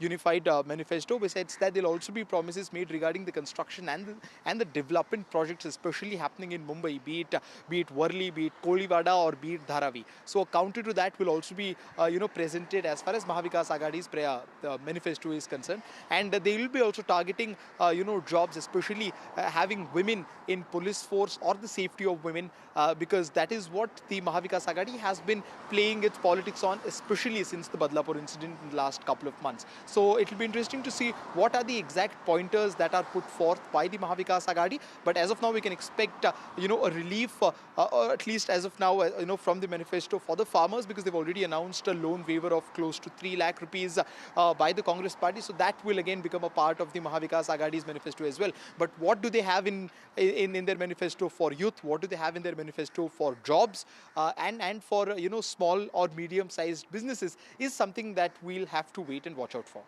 Right, Anuj Raite, stay with us. We are also joined by Amitabh Tiwari, political strategist. Sir, welcome to NDTV. There are multiple issues that Maharashtra is facing at the moment. There is economic development, job creation, there is also social welfare. How do you think, especially the BJP's manifesto, is going to address all of this?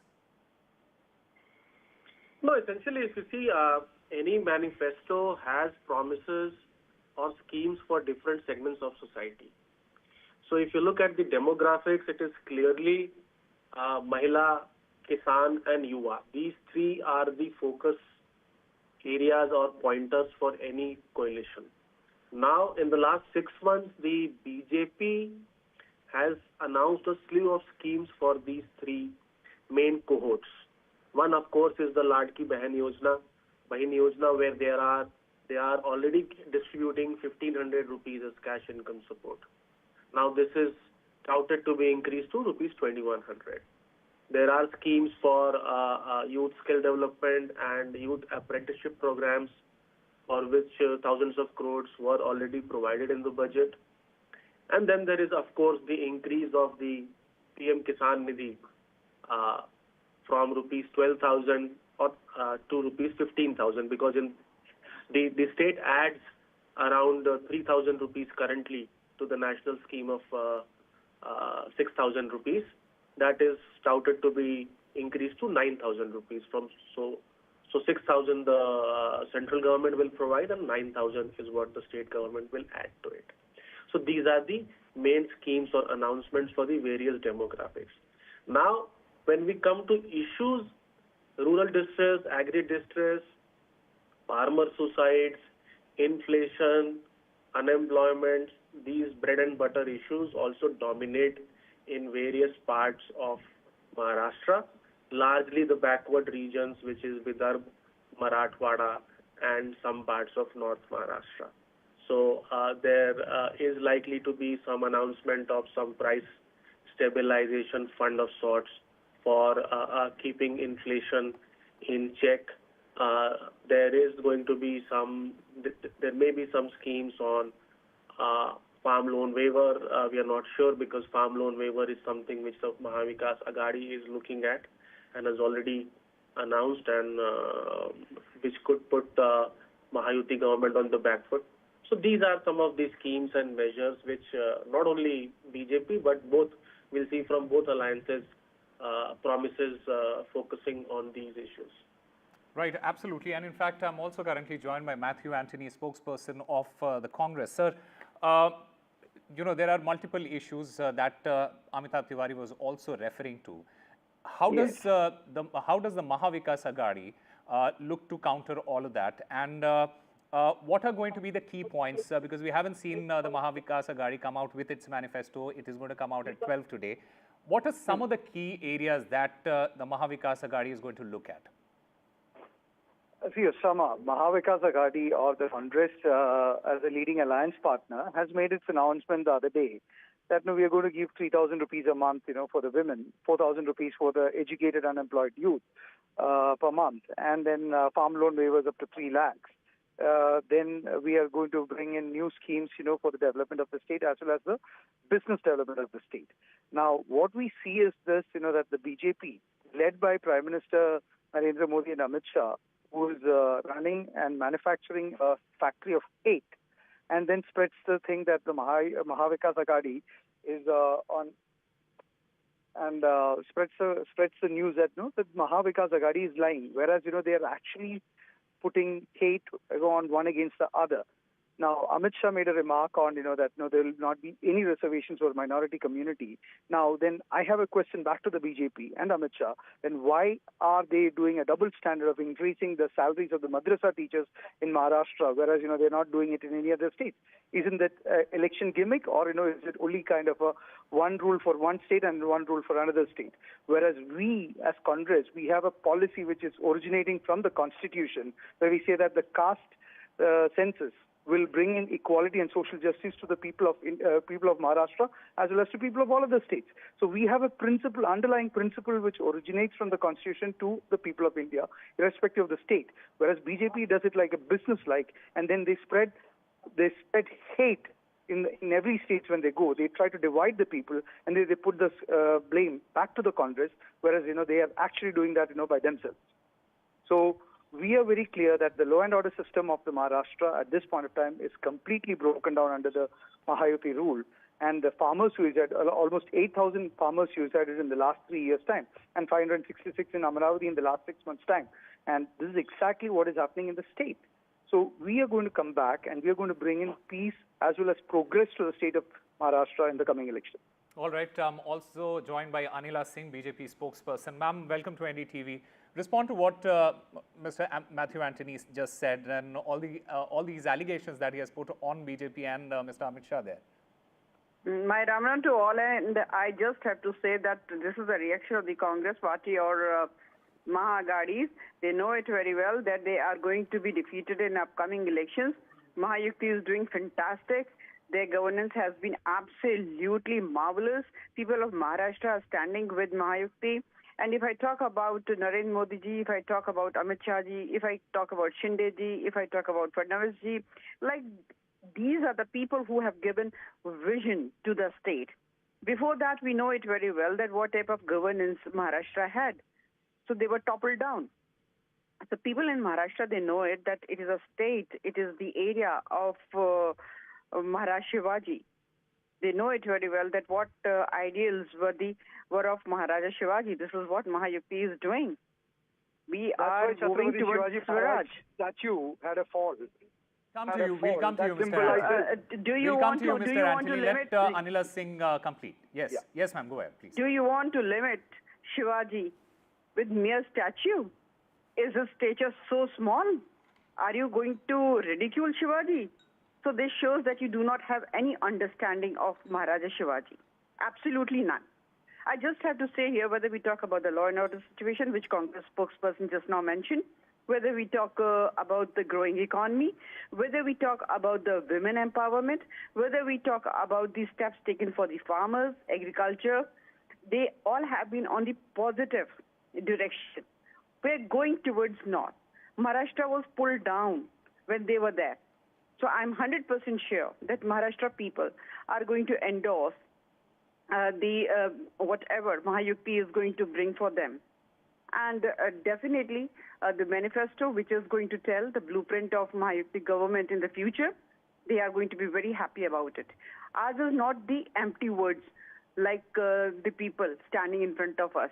If I talk about the farmers, just a moment, please, just last line. Yes, I have to tell the Congress Party spokesperson, go and check the fact figures of farmer suicide in Punjab, in Karnataka, in Jharkhand, in Himachal. What type of reaction government officers and the persons are giving towards the Congress Party. So don't try to preach us. We know that what we have to do. All right. Matthew Anthony, I'll just get a response from you. But Anila Singh, you speak about the people of Maharashtra. And these are the same people who rejected you in the Lok Sabha elections. Why are you confident this time around in the assembly elections right now? First of all, if I talk about, winning and losing in an election, like in one election, you might, like the seats which you acquire, you may lose some, you may gain some. But it doesn't mean the same results are going to be there in the future elections. So if I talk about the Haryana, just see the results in Lok Sabha and then see the results in Vidhan Sabha. So you cannot compare the two. I am 100% sure people of Maharashtra are going to stand with us. All right. Matthew Anthony, yes, please respond to that. I would like to say that the BJP spokesperson should understand that Chhatrapati Shivaji Maharaj, that's how he is called here in the state of Maharashtra, and not Maharaja. Okay, and then the people of Maharashtra, the Marathi Asmita, has been completely backstabbed by BJP by engineering the split of two regional parties which had its origin, one of Balasaheb Thackeray and one of Sharad Pawar, which had its origin from the state of Maharashtra. People of Maharashtra will reply to that through their ballots. And then the law and order, one of their own allies, former MLA, former minister, got shot dead in broad daylight, alleged by a gangster who is under the protection of the Gujarat government, living in Gujarat, in a jail in Gujarat, and giving threats one after the other. What is there for the BJP to protect this? 8,000 farmers died, and you are saying that farmers died in other states, and so farmers can die in Maharashtra also, so Congress should not speak about it. How ridiculous this can be, how shameless this can be, or how can you be so empathy-less for the people of Maharashtra? That's the only thing which I would like to say, and the people of Maharashtra will reply to this arrogance of BJP in this coming election. Okay.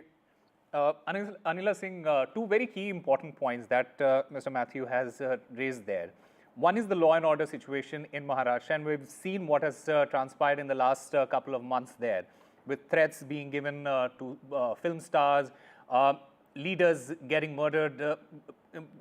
These are very important issues that the Maharashtra government needs to answerable about. How do you look at the law and order situation? What is the Mahayuti alliance going to do in order to improve that situation there? First of all, I am not going to make any comment on it because matter is sub judice now. But we know it very well that why this sad incident happened. We know it very well, but we can't spell it out right now. We don't know. We don't know. So because it is we don't know about it. Because it is sub judice, so I am not going to make any comment on that. So, all right. So let the judicial procedure complete, and then definitely we are going to come out on it. All right. So those who are claiming about a failed law and order situation in Maharashtra because of this incident, we are going to corner them once everything comes out. Secondly, I was just listening to Congress spokesperson. He said many things. He said many things about our governance, and they said that Bharatiya Janata Party is expert in splitting the political parties. So he mentioned about the two regional parties there. So if Congress party or the regional parties, they are suffering from dominoes effect, then what we can do? You have to check out your own castle. We are not going to guard it. You have to guard it. If you're not able to handle the things, if some leader cannot handle his or her own political party, they are thinking that they can handle a state or a nation? Of course not. The capability of doing that is only and only with the leadership which Bharatiya Janata Party or the NDA has. All right, Anila Singh and Matthew Anthony, thank you very much for joining NDTV and giving us your views. We'll have to wait and watch what comes out of that manifesto that Amit Shah, the Union Home Minister, is going to release today. That is going to happen in just a short while from now. But moving on to our other big story, that is Jharkhand. Prime Minister Narendra Modi, he is going to hold a roadshow in Jharkhand's Ranchi ahead of the assembly elections in the state. The around 5-hour-long roadshow, it will cover 4 assembly constituencies, that is Ranchi, Hatia, Kanke and Khijri there.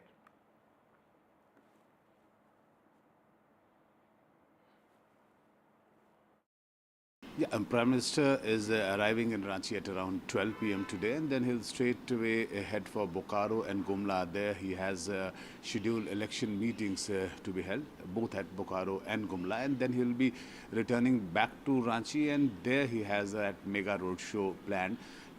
As you mentioned, it caters to 4 of the adjoining constituencies in and around Ranchi, which is Ranchi, Hatia and other adjoining constituencies. So it would be a mega show, the first road show by the Prime Minister for the Jharkhand Assembly elections, as it has picked up. We saw Home Minister Amit Shah holding public rallies, making announcements, and now basically Prime Minister would be taking the line which Amit Shah had actually triggered off, talking about snatching away of reservation from the tribals, from the scheduled caste, scheduled tribes and Dalits, and actually giving them away to minorities. So that is the narrative which Amit Shah had set in, and Prime Minister is expected to toe that line today and actually would be reiterating this narrative which BJP has floated. So basically, if you see the public meetings of both the factions, that is the NDA and the NDA alliance, it is revolving around the tribal voters. It is revolving around the reservation, the enhancement of reservation which the India Alliance has already announced in Jharkhand. They have said that if they are voted back to power in Jharkhand, they would substantially enhance the reservation quota for tribals and OBCs and Dalits. And that is what the BJP is hitting upon now. And finally, Madhya Pradesh Chief Minister Mohan Yadav on Saturday, he tried his hand at sportsmanship at this event where hundreds of women demonstrated their mastery of the traditional art of sword fighting at the Ladli Behna event there in Indore in Madhya Pradesh.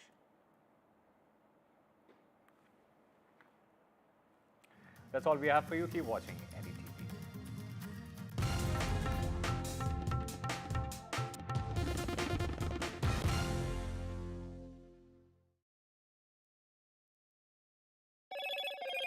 Hello, Moto. Motorola Edge 50 Pro, world's first AI-powered pro-grade camera.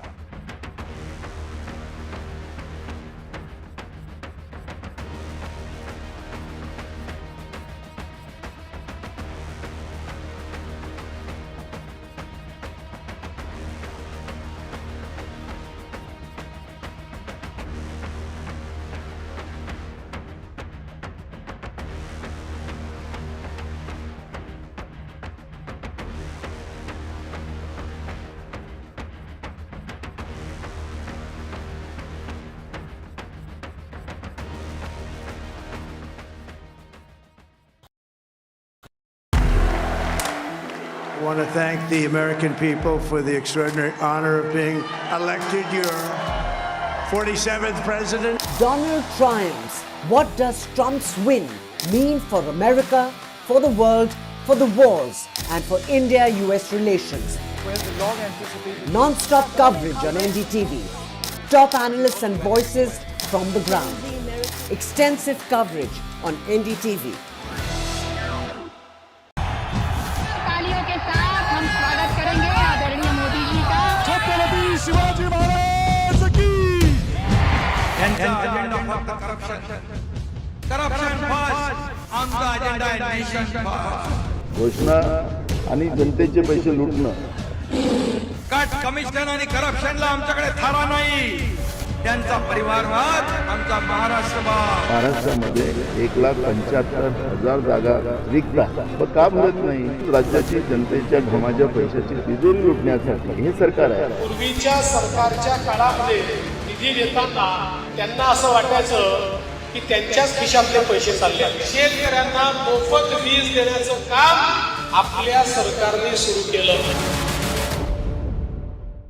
I've been reporting on all issues, big and small, from Andhra Pradesh, Telangana, rest of South India, bringing you all the action, all that you need to know, all that you want to know. The energy of Maximum City is infectious. I bring in that energy in our news coverage from financial capital Mumbai. India's IT capital is always buzz. It's literally a city that never sleeps. And I keep you ahead on all the Bengaluru buzz. Covering from the southernmost part of India over the last 23 years, I bring in-depth and 360-degree coverage from the Dravidian heartland. The land of Mishti is also known for its bitter politics. I have seen much water flow under the Howrah Bridge, covering Bengal in all its vivid colors. NDTV proudly upholds its legacy of trust and credibility. According to the prestigious Reuters Institute's Digital News Report 2024, NDTV is the topmost news platform in the country. Number 1 in both online and offline reach in India. Beating all its competition, NDTV stands for trust. I now request the Honorable Prime Minister to launch NDTV World and address the summit. It was the grand launch of NDTV World by Prime Minister Narendra Modi. NDTV World, as he laid out his vision for the India century at the NDTV World Summit. कैसी सदी जिसमें भारत के प्रयासों से दुनिया में स्थिरता आए. In the presence of those who are shaping our future. मेरी तरफ से आपको ढेर सारी शुभकामनाएं हैं. NDTV World, your new home for global news is here. NDTV proudly presents NDTV World Summit 2024, the India Century. I now request the Honorable Prime Minister to launch NDTV World and address the summit. Prime Minister Narendra Modi's inaugural session at the NDTV Summit outlined his vision for the India century, driven by aspirational India. हमारा प्रयास होगा भारत की century सिर्फ भारत की नहीं बल्कि पूरी मानवता की जीत की सेंचुरी बने. The summit brought together prominent global leaders, highlighting India's pivotal role on the world stage. Not just Indians trusting India. From making us all fall in Ashiki to haunting her haters with 3-2, she is a blockbuster in every sense. On screen, online, and in our hearts. She's one of those rare stars who just connects with people both on and off the screen. She's got the Kapoor ka talent, the Shraddha of millions, and the charm that makes us say, okay, Janu. Let's give it up for the incredible Shraddha Kapoor, a talent who keeps winning hearts and setting new benchmarks with every project. Zordar taaliyan, guys. We need a bigger applause than that. Give it up for Shraddha Kapoor. A very warm welcome, Shraddha. Please have a seat. Haha, how are you? I'm very well. Good evening, everyone. How are you all? Khana wana khaya? Everybody is charged with their lunch. नहीं तो ऐसे होता ना खाने के बाद की good, you know. You नहीं, want but I'm sure एक आधे घंटे की झपकी. Sorry, you had your chai also? यार मेरे बिना चाय पी लिया. We'll get her elaichi wali chai, Delhi special. Okay, guys, we have a Q&A session after we have this conversation, so you will be given an opportunity to talk to Shraddha Kapoor. Of course, there are a lot of people already waving at you, Shraddha, so we'll have that thing. But, 93.7 million followers on Instagram, maybe more. This is what I checked last evening. And then 3-2 has Indian box office's number one. It's number one Hindi film of all time when it comes to the box office collection. So she has beaten our Prime Minister Narendra Modi on Instagram. You've beaten Shah Rukh Khan when it comes to Jawan at box office. How does that make you feel? See, first of all, the two gentlemen you're speaking about are phenomenal in their own fields. Give it up for them as well. They have been idols in their own right. We have an absolutely fantastic leader leading our country. We have an absolutely fantastic leading man of our Indian film industry who I have grown up being a fan of. So, we'll keep that where it belongs. But to be very, very honest, I am very thrilled, very, very thrilled, very excited, overjoyed to be a part of a film that has gotten so much love. यहाँ पे किसने देखी है 3-2? They're missing your choti also, your jadui choti. Everybody was expecting you to be coming with it. No, I have it in my pocket. Aha. It's always with me.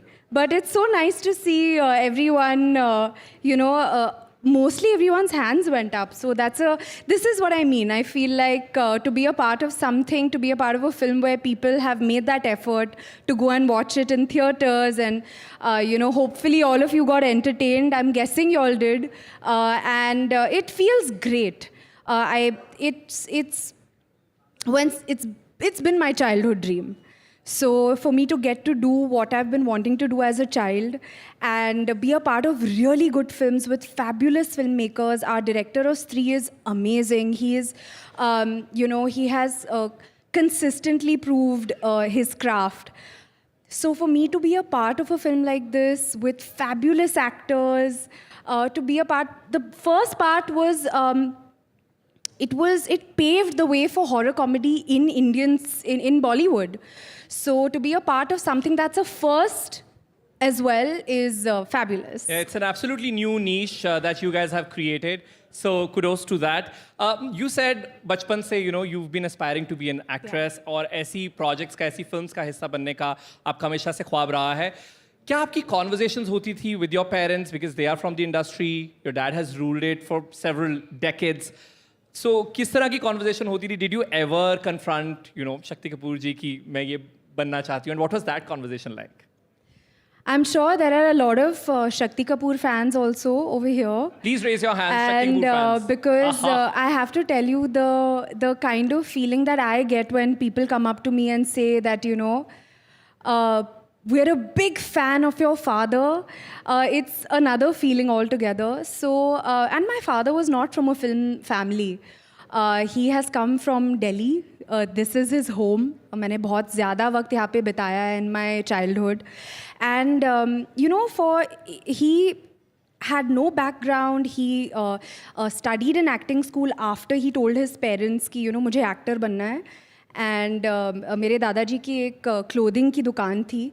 And my Dadaji had also told him कि, you work in a travel agency or something. And my dad was like, मुझे वो नहीं करना. And he pursued his dream. So he really, from time to time, he is sitting me down and inquiring, asking me, how are things going, how was shoot? Even when I'm thinking about signing a film, I go to him, I speak to him. I have tremendous respect for him because he is someone who has really, really made it from scratch. And his stories are very, very inspiring. So yes, I always turn to him. My Masi also, Padmini Kulhapure, she's been a fabulous actor herself. So of course, I mean, whenever I get that chance to sit and talk to them, turn to them for advice, they always give it to me. Yeah, give it up for Shakti Kapoor sir as well. And imagine him saying, "Aankhein nikal ke gotiya khelunga" as a travel agent. I would have been intimidated for sure. So thank God he didn't choose that path. But Sri too. I have to, if I have to add, because his stories are so inspiring, genuinely Please tell us. so inspiring. He would talk about how if he really wanted to work with a specific director, he would land up at that director's house, even though the security guard would not let him go up. He used to be like, मुझे उस director के साथ काम करना ही था. So he would reach that director's house in the get-up of the role that he wants to play. Wow. And try and convince that director to cast him. And that's how he has also been cast. So to hear these kind of stories in my own house, really, really motivates me to keep my head down and really be very grateful for the opportunities that I get. Right अब sequels के साथ ये भी होता है कि risk थोड़ा ज़्यादा बढ़ जाता है, लेकिन आपके साथ वो केस नहीं हुआ. स्त्री बहुत बड़ी हिट थी, स्त्री 2 उससे भी बड़ी हिट हुई. देन आशिकी के साथ ऑफ कोर्स कितने लोगों की कई यादें जुड़ी हैं. अगर उसके सीक्वल की बात करें, lot of fans are also waiting for Aashiqui 3. Do you think that's around the corner? Not that I know of, but because I'm sure if the makers thought of a sequel, they would think of something very, very interesting. And of course, Aashiki 2 garnered so much love, so much appreciation. The story, that's why that's the film where everything changed for me. But you'll have to ask the makers that, if they have that in their minds. Okay, but if they give you an opportunity, you'll take it up. Very honestly, I'm sure that if they do come up with something, it would be really, really awesome. And, if I feel like it is something challenging for me as an actor, something different for me to do, I would be open to it. Right. You're good at so many things, acting, dancing, singing. Tell us one thing you're bad at. Is there anything? Or let's say not bad, but you think, okay, I need improvement there. Because I was just thinking about all the things that you do. And I was like, oh, she does it does everything. See, now, if you're going to tell me something that I haven't learned, obviously, if I try it, I'll be really bad at it. One thing that I am really, really bad at would probably be coming up with an answer to that question, for starters. But what am I really bad at?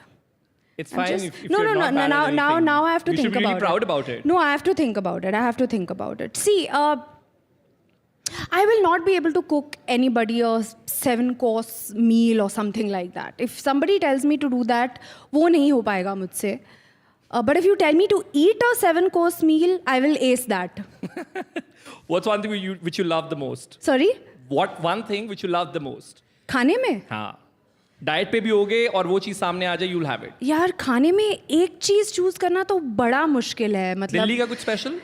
Delhi में तो बहुत ज़्यादा चीज़ें हैं जो बहुत special है. The food in Delhi is known to have fabulous food.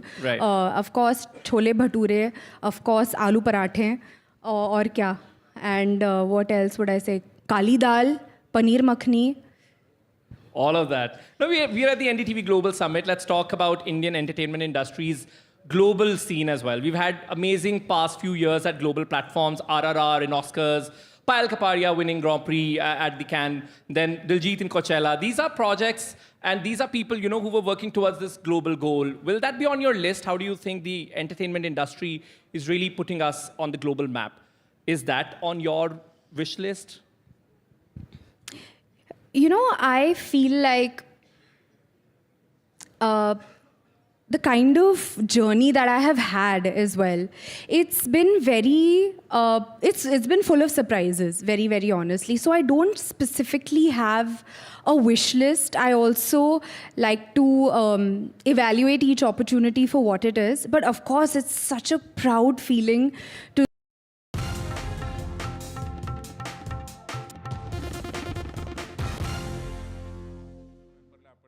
करणार आहोत.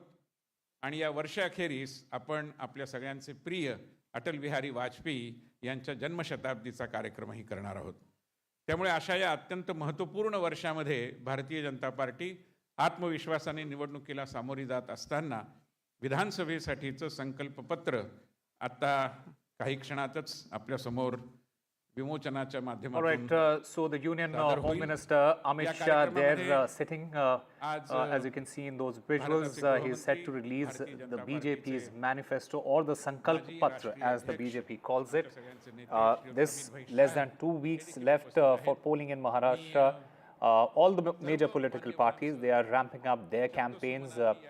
Remember Prime Minister Modi, he is in fact also addressed several rallies for the BJP and took a swipe at the opposition there. And now, today, Union Home Minister Amit Shah, he will be launching the Bharatiya Janata Party's Sankalp Patra for the upcoming Maharashtra Assembly elections. So, and it is not just the BJP that is going to release its manifesto. It is a manifesto versus manifesto war. The Mahavikas Aghadi, they are also going to be releasing their manifesto in about an hour from now. Congress President Mallikarjun Kharge, he will be releasing the Mahavikas Aghadi manifesto. Remember, that manifesto is being drafted by a particular committee that has been headed by former Chief Minister Prithviraj Chavan and former MP and former member Planning Commission Balchandra Mungekar and NCP Sharad Pawar's former MP Vandana Chavan. Now, the battle for Maharashtra, it is intensifying, it is heating up, and after Prime Minister rallies, the Home Minister there, he's set to release the BJP's manifesto or the Sankalp Patra. The Mahavikas Aghadi, it is gearing up for the release of this manifesto. All eyes will be on what comes out of the manifesto, what are the key issues and points that the BJP is going to address and promise to the people of Maharashtra as far as these assembly elections are concerned. In the meanwhile, the Congress president is also set to reveal the Mahavikas Aghadi manifesto as well.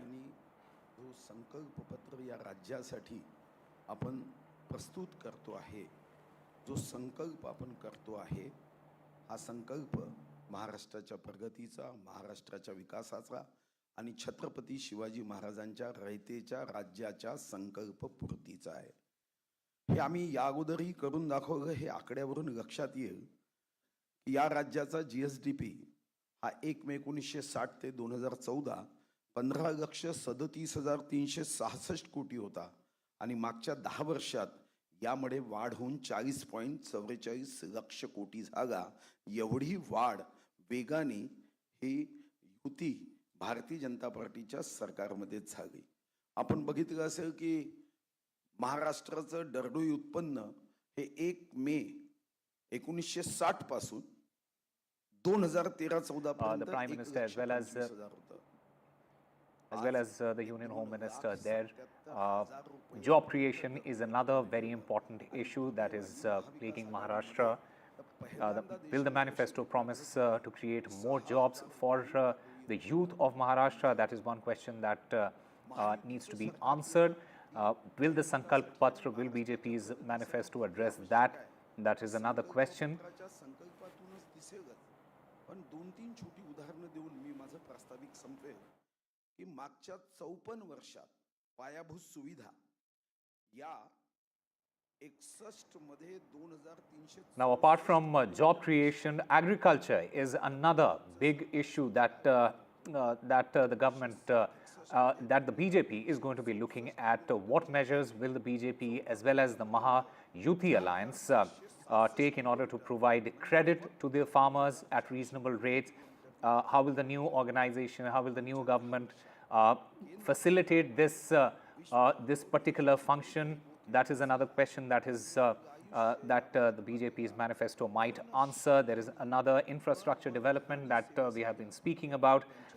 There have been multiple infrastructure push that the state has got in the last couple of years. Will it continue? Are new infrastructure projects going to be inaugurated in Maharashtra? Is that one of the promises that the BJP is going to make in this Sankalpa Patra? We'll have to wait and watch. Social welfare, another big factor that the BJP is going to be looking at right now. In fact, I've got my colleague Anuj Raite joining us. Anuj, just break it down for us. What all should we be looking at? The key points that we should be anticipating when it comes to this particular manifesto right now. The press conference has already started, and we can expect Home Minister Amit Shah to speak. We are seeing that there is also the presence of other senior leaders as well, be it Pawan Koli, be it Fadnavis and Sudhir Mungantiwar.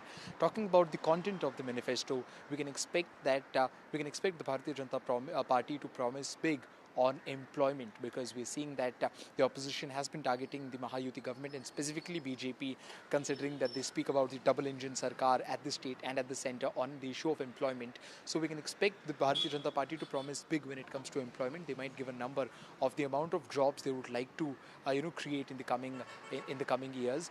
We can also expect a sort of a vision for the BJP to be to introduce as far as Maharashtra is concerned until 2029. So that is another thing that many are expecting the Bharatiya Janata Party to do. Besides, of course, be it the pension for the older, the senior citizens, or the increment in the payment of the ASHA workers and of the MNC workers, because these are the schemes which the Bharatiya Janata Party would be looking to foster, keeping in mind the women vote, which has become very crucial in the last few months. We already saw that with the introduction of the Maji Ladki Bahin Yojana, the entire narrative seemed to have changed a little bit post the Lok Sabha elections, and we've also seen that the Congress in its manifesto last week introduced a counter to the Maji Ladki Bahin Yojana. So, carrying on that momentum forward, the BJP is also expected to bring in more sort of measures and more sort of monetary policies to help the relatively vulnerable sections of the population, be it the women and especially women who are employed as ASHA workers or in different in different government schools or in different government institutions here in the country. Main issue is about the loan waiver. Now, the BJP or any of the other party in the Mahayuti has not given a number when it comes to loan waiver. They've talked about waiving off the loan but haven't given a number. As opposed to that, the Congress party has talked about waiving off loans for farmers up to 3 lakh rupees. But there has been no sort of a number that has been given by the Mahayuti parties. Of course, they've talked about the Shetkari Sanman Yojana being increased from 12,000, that is 6,000 from the center and 6,000 from the state. That will be increased to 15,000 according to Shinde Sena, and that will again, of course, become a part of the BJP Sankalp Patra or manifesto as well. But it will be interesting to see if they give any number when it comes to waiving off the loan, because the NCP Ajit Pawar faction and the Shiv Sena Shinde faction has stayed away from giving any sort of number for waiving off farmers' loan. But it will be interesting to see what the Bharatiya Janata Party does here, as Amit Shah will be talking shortly about it. But we are expecting the BJP to go very strongly when it comes to infrastructure, BJP to go very strongly when it comes to increment in the amount of welfare schemes, especially for Maji Ladki Bahin Yojana from 1,500 rupees to 2,100 rupees, amongst many other things at the moment. Right. You mentioned about the Maji Ladki Bahin Yojana and women voters specifically. How important are the women voters for the BJP in the particular state? Just break it down for us. How are the BJP targeting the women voters of Maharashtra? It is not just the Bharatiya Janata Party, but the entirety of Mahayuti, which is trying to, get hold of the women voters here in the state. We're seeing that 47 to 48% of Maharashtra's population and a little less than that percent of Maharashtra's voters are women. Number one. Number two, it is a tried and tested formula, at least in the last couple of years. Of course, it all started in Karnataka, where Congress promised Grow Lakshmi. Then it was taken forward in Telangana. Of course, we've seen it being implemented in Madhya Pradesh as well. And that is where it started gaining popularity. And, especially after what happened in the Lok Sabha election, the Bharatiya Janata Party and the entirety of the Mahayuti recognized a few things. One was how the distribution of votes between different castes affected the entire the arithmetic, which resulted in them losing out on the majority we'll come back to you in and just a short while from now. The BJP is releasing its manifesto for the upcoming Maharashtra elections. You can see Piyush Goyal, Devendra Fadnavis, the Deputy Chief Minister of Maharashtra, as well as the Union Home Minister Amit Shah, they're releasing the BJP's manifesto for the upcoming election. There's also Ashish Shelar there, seated along with Amit Shah. So the BJP has released its manifesto. We'll get what are the key points from that manifesto in just a short while from now. But the battle for Maharashtra, it is heating up. The BJP has released its poll manifesto, or the Sankalp Patra as the BJP calls it. And we'll try and get all the details of what this Sankalp Patra or the manifesto entails. And I've still got my colleague Anuj Raite there. Yes, Anuj, please continue what you were saying. Well, yes, we're talking about the important role that the women are playing in this particular election. We saw that post the Lok Sabha election, the BJP and the Mahayuti realized that getting a huge section of the electorate, that is women on their side, would help them in a huge way. Which is why the first budget that was presented after the election result, Maaji Ladki Bahin Yojana, was presented. Of course, it received its own share of criticism from the opposition parties as well. But then the popularity of it has not gone unnoticed, especially amongst the weaker sections. Now, what the Bharatiya Janata Party or the entirety of the Mahayuti has done here is that although they've made it very clear that it's only the eligible women in the state who will be getting this amount of money on a longer term basis, but then they've not really made this entire scheme target specific at the moment. It will be made target specific post the month of November or December, and that's very smart because that's when the election results would already be out. So they're trying to keep this as a key policy when it comes to attracting women voters. Besides that, we're also seeing that they are trying to increase the payments of women workers, be it in different government organizations, the Deputy Chief Minister. All right, the Deputy Chief Minister of Maharashtra, Devendra Fadnavis, he's speaking at the moment. Let's listen into what he has to say. जिनकी प्रेरणा से इस पूरे भारत में हम लोग काम करते हैं, ऐसे हमारे प्रधानमंत्री माननीय नरेंद्र मोदी जी, इनके संकल्पों को महाराष्ट्र में यथार्थ में लाने का काम इस संकल्प पत्र के माध्यम से हो रहा है। और भारत में हम सभी को जो ऊर्जा देते हैं, लड़ने की ताकत देते हैं और सामने खड़े रहकर हमारे साथ जो हमेशा युद्ध में आगे होते हैं, ऐसे आदरणीय गृह मंत्री अमित भाई शाह जी के हाथों से ये संकल्प पत्र का विमोचन हो रहा है। हे संकल्प पत्र म्हणजे विकसित भारताकरता विकसित महाराष्ट्र तयार करण्याचा रोड मॅप आहे। मी आपल्याला आठवण करून देतो, 2014 साली आम्ही एक संकल्प पत्र जारी केलं होतं आणि 2019च्या निवडणुकीला सामोरं जाताना त्या संकल्प पत्रातल्या कुठल्या कुठल्या गोष्टी आम्ही पूर्ण केल्या या संदर्भात एक रिपोर्ट कार्ड देखील दिलं होतं। त्यामुळे भारतीय जनता पार्टी करता किंवा महायुती करता We presented a similar manifesto in 2014 and 2019, and we also gave a roadmap on how all those promises were fulfilled at the end of the term. एक अतिशय पवित्र अशा प्रकारचं हे डॉक्युमेंट आहे आणि मला याची कल्पना आहे। It is not just a manifesto, but it also includes promises for which we'll be working round our term, and that is why we've put it forth in front of the public. या महाराष्ट्रामध्ये ज्यांना केवळ चालणाऱ्या प्रोजेक्ट्सला स्थगिती देण्यामध्ये रस आहे अशा लोकांचं एक पत्र We'll also see that another form of document will be made public at 12 noon today, and I'd like to term it as a restriction patra as opposed to our sankalpa patra, because what that manifesto will try to do is to put some sort of restrictions on all sort of development that has been happening here in the state because of the Mahayuti government. याच्यामध्ये अनेक गोष्टी आहेत, पण ज्या 25 गोष्टी आम्ही highlight केलेल्या आहेत, There are several things in this manifesto, but a few things we've highlighted.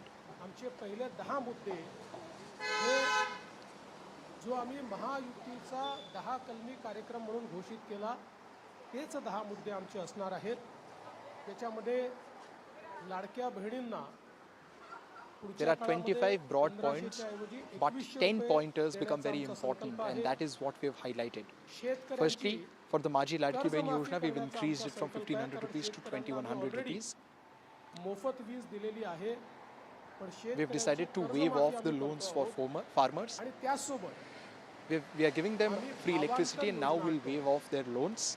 म्हणजे हमी भावापेक्षा जर कमी भावामध्ये मार्केटची खरेदी सुरू झाली तर हमी भावाने खरेदी तर करूच, पण ज्या ठिकाणी हमी भावाने खरेदी होणार नाही त्या ठिकाणी भावांतर योजना राबवून जो काही मधला डिफरन्स आहे तो थेट शेतकऱ्याच्या We're also bringing another provision for the farmers where we'll ensure that an MSP will be provided to the farmers at different levels, and even if there are some places where an MSP has not been provided, we'll make sure that the amount reaches the farmer's account.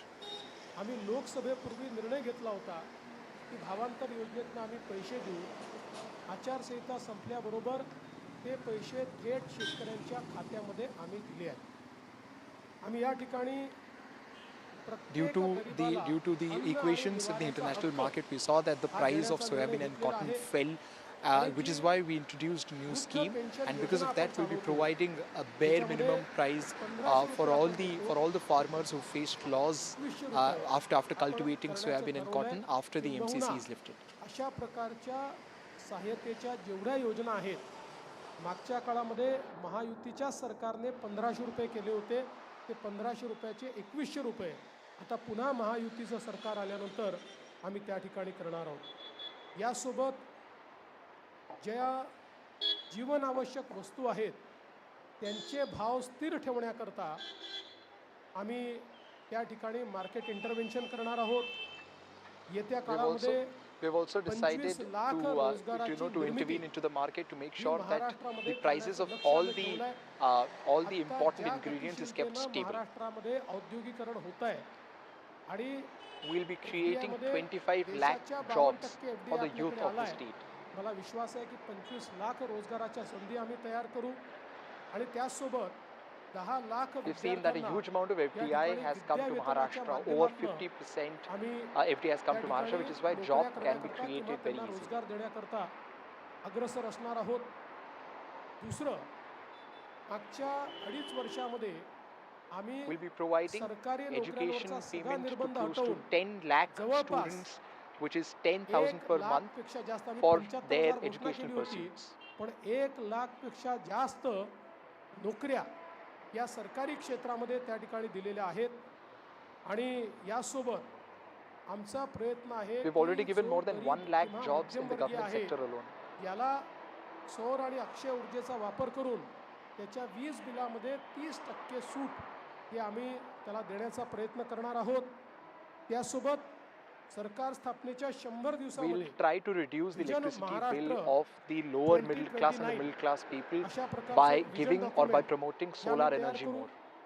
विज्ञान आणि तंत्रज्ञानाच्या क्षेत्रात आम्ही We're also creating a Maharashtra 2029 vision document. आमचा प्रयत्न असेल make in महाराष्ट्राचं जे धोरण आहे ते अधिक प्रभावीपणे राबवून याला मोस्ट प्रेफर्ड डेस्टिनेशन अशा प्रकारची परिस्थिती we'll be looking to promote the provision of making Maharashtra more aggressively in the next 5 years. AI याचा हब म्हणून आम्ही तयार करू. फिनटेक आणि AI मध्ये सर्वात जास्त we'll be creating Maharashtra as a hub for fintech and AI in the next 5 years. हे महाराष्ट्र असेल. These are the two sectors where maximum number of jobs will be created in the next 5 years, that is fintech and AI. उत्पादनाच्या संधी आहेत त्या संदर्भात आमचं सरकार काम करेल.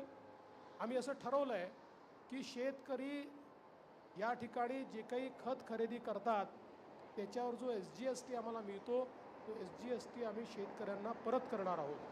त्यासोबत आम्ही शेतकऱ्यांकरता मोठ्या We'll be प्रमाणात giving back the SGST back to the farmers on whatever khat they provide to whatever khat they cultivate in their particular farms. त्या ठिकाणी मोठ्या प्रमाणात भाव मिळेल.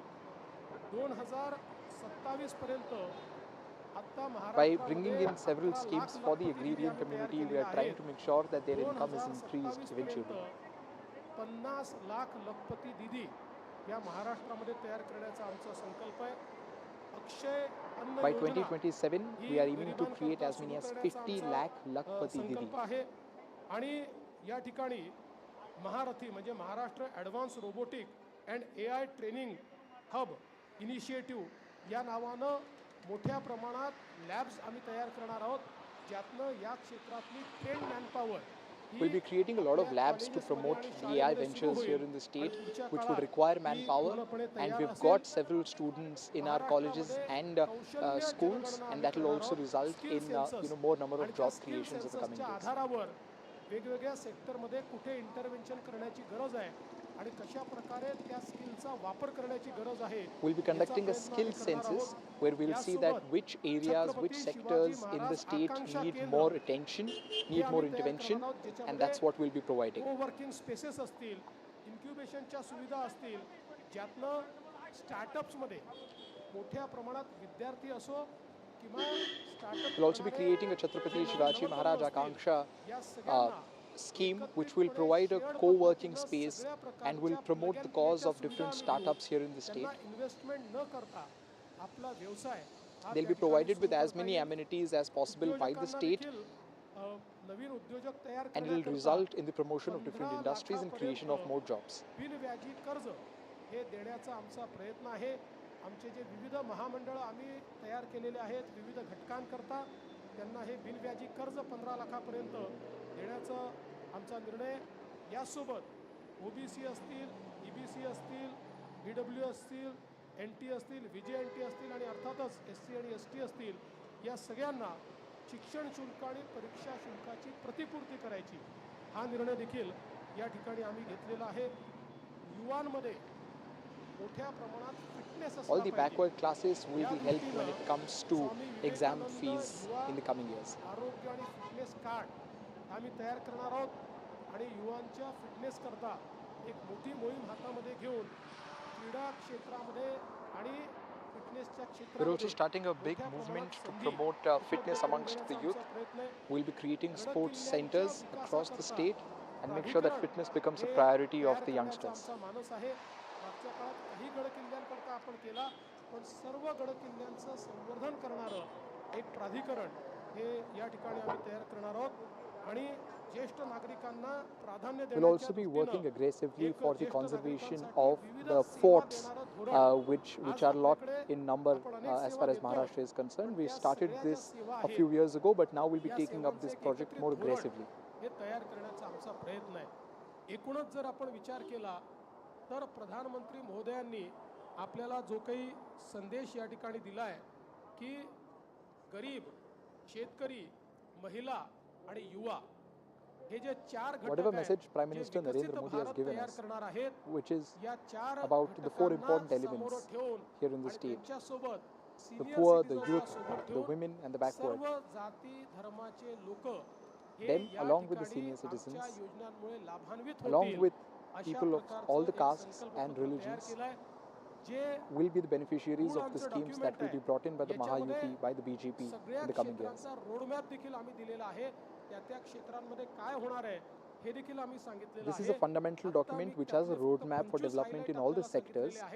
आपण जर आमचं पूर्ण डॉक्युमेंट वाचलं तर I याच्यामध्ये just told you about 25 highlights. क्षेत्र सुटलेलं नाही. सगळ्या क्षेत्रामध्ये विकसित भारताचा roadmap. But if you read the entire document, you'll see that no sectors has been left untouched. आमचा प्रयत्न आहे. This is a roadmap for a developed Maharashtra across different sectors. आम्ही अर्ध्या ट्रिलियनचा मार्क महाराष्ट्राने पार केला आहे आणि महाराष्ट्र देशातली पहिली We've crossed half a trillion mark as a state. संकल्पित आहोत. या दृष्टीनं Maharashtra will become the country's first $1 trillion economy, and that is what we are aiming for. आणि विनयजी सहस्त्रबुद्धे यांच्यासोबत ज्या टीमने काम केलं त्या टीमचं Vinay Sahasrabudhe, Sunil Mungantiwar, and their team has played a very crucial part in creating this manifesto or Sankalp Patra. या ठिकाणी हे संकल्प पत्र केलेलं आहे आणि 2029च्या निवडणुकीला जेव्हा They were involved in a process which lasted for more than 1.5 months to make this Sankalp Patra. संकल्प पत्रात काय सांगितलं होतं आणि आम्ही काय काय पूर्ण केलं अशा प्रकारचा रिपोर्ट देखील आम्ही आपल्या समोर ठेवू. खूप खूप धन्यवाद. In the end, we'll also be giving a report which will talk about what was included in the Sankalp Patra and what was achieved by the end of it. या स्वरूपात हे संकल्प पत्र आहे आणि त्याच्या विमोचनासाठी आज आपल्यामध्ये आदरणीय अमितभाई शहा उपस्थित आहेत. ही अतिशय आनंदाची गोष्ट आहे. ती याकरता की अमितभाईंचं आणि महाराष्ट्राचं एक वेगळं नातं आहे.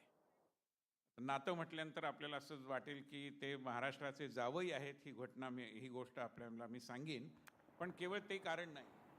Right, the BJP, they're releasing its manifesto for Maharashtra ahead of the assembly elections. They've made several promises. Interesting to note that, remember, the Congress had made such promises as well. The main focus, of course, being women empowerment and farmers. Now, they have said that several loans for farmers would be waived off under the new manifesto.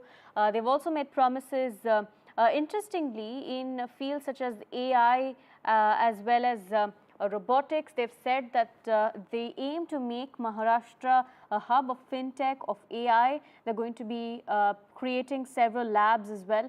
Let's quickly listen into what the Home Minister had to say.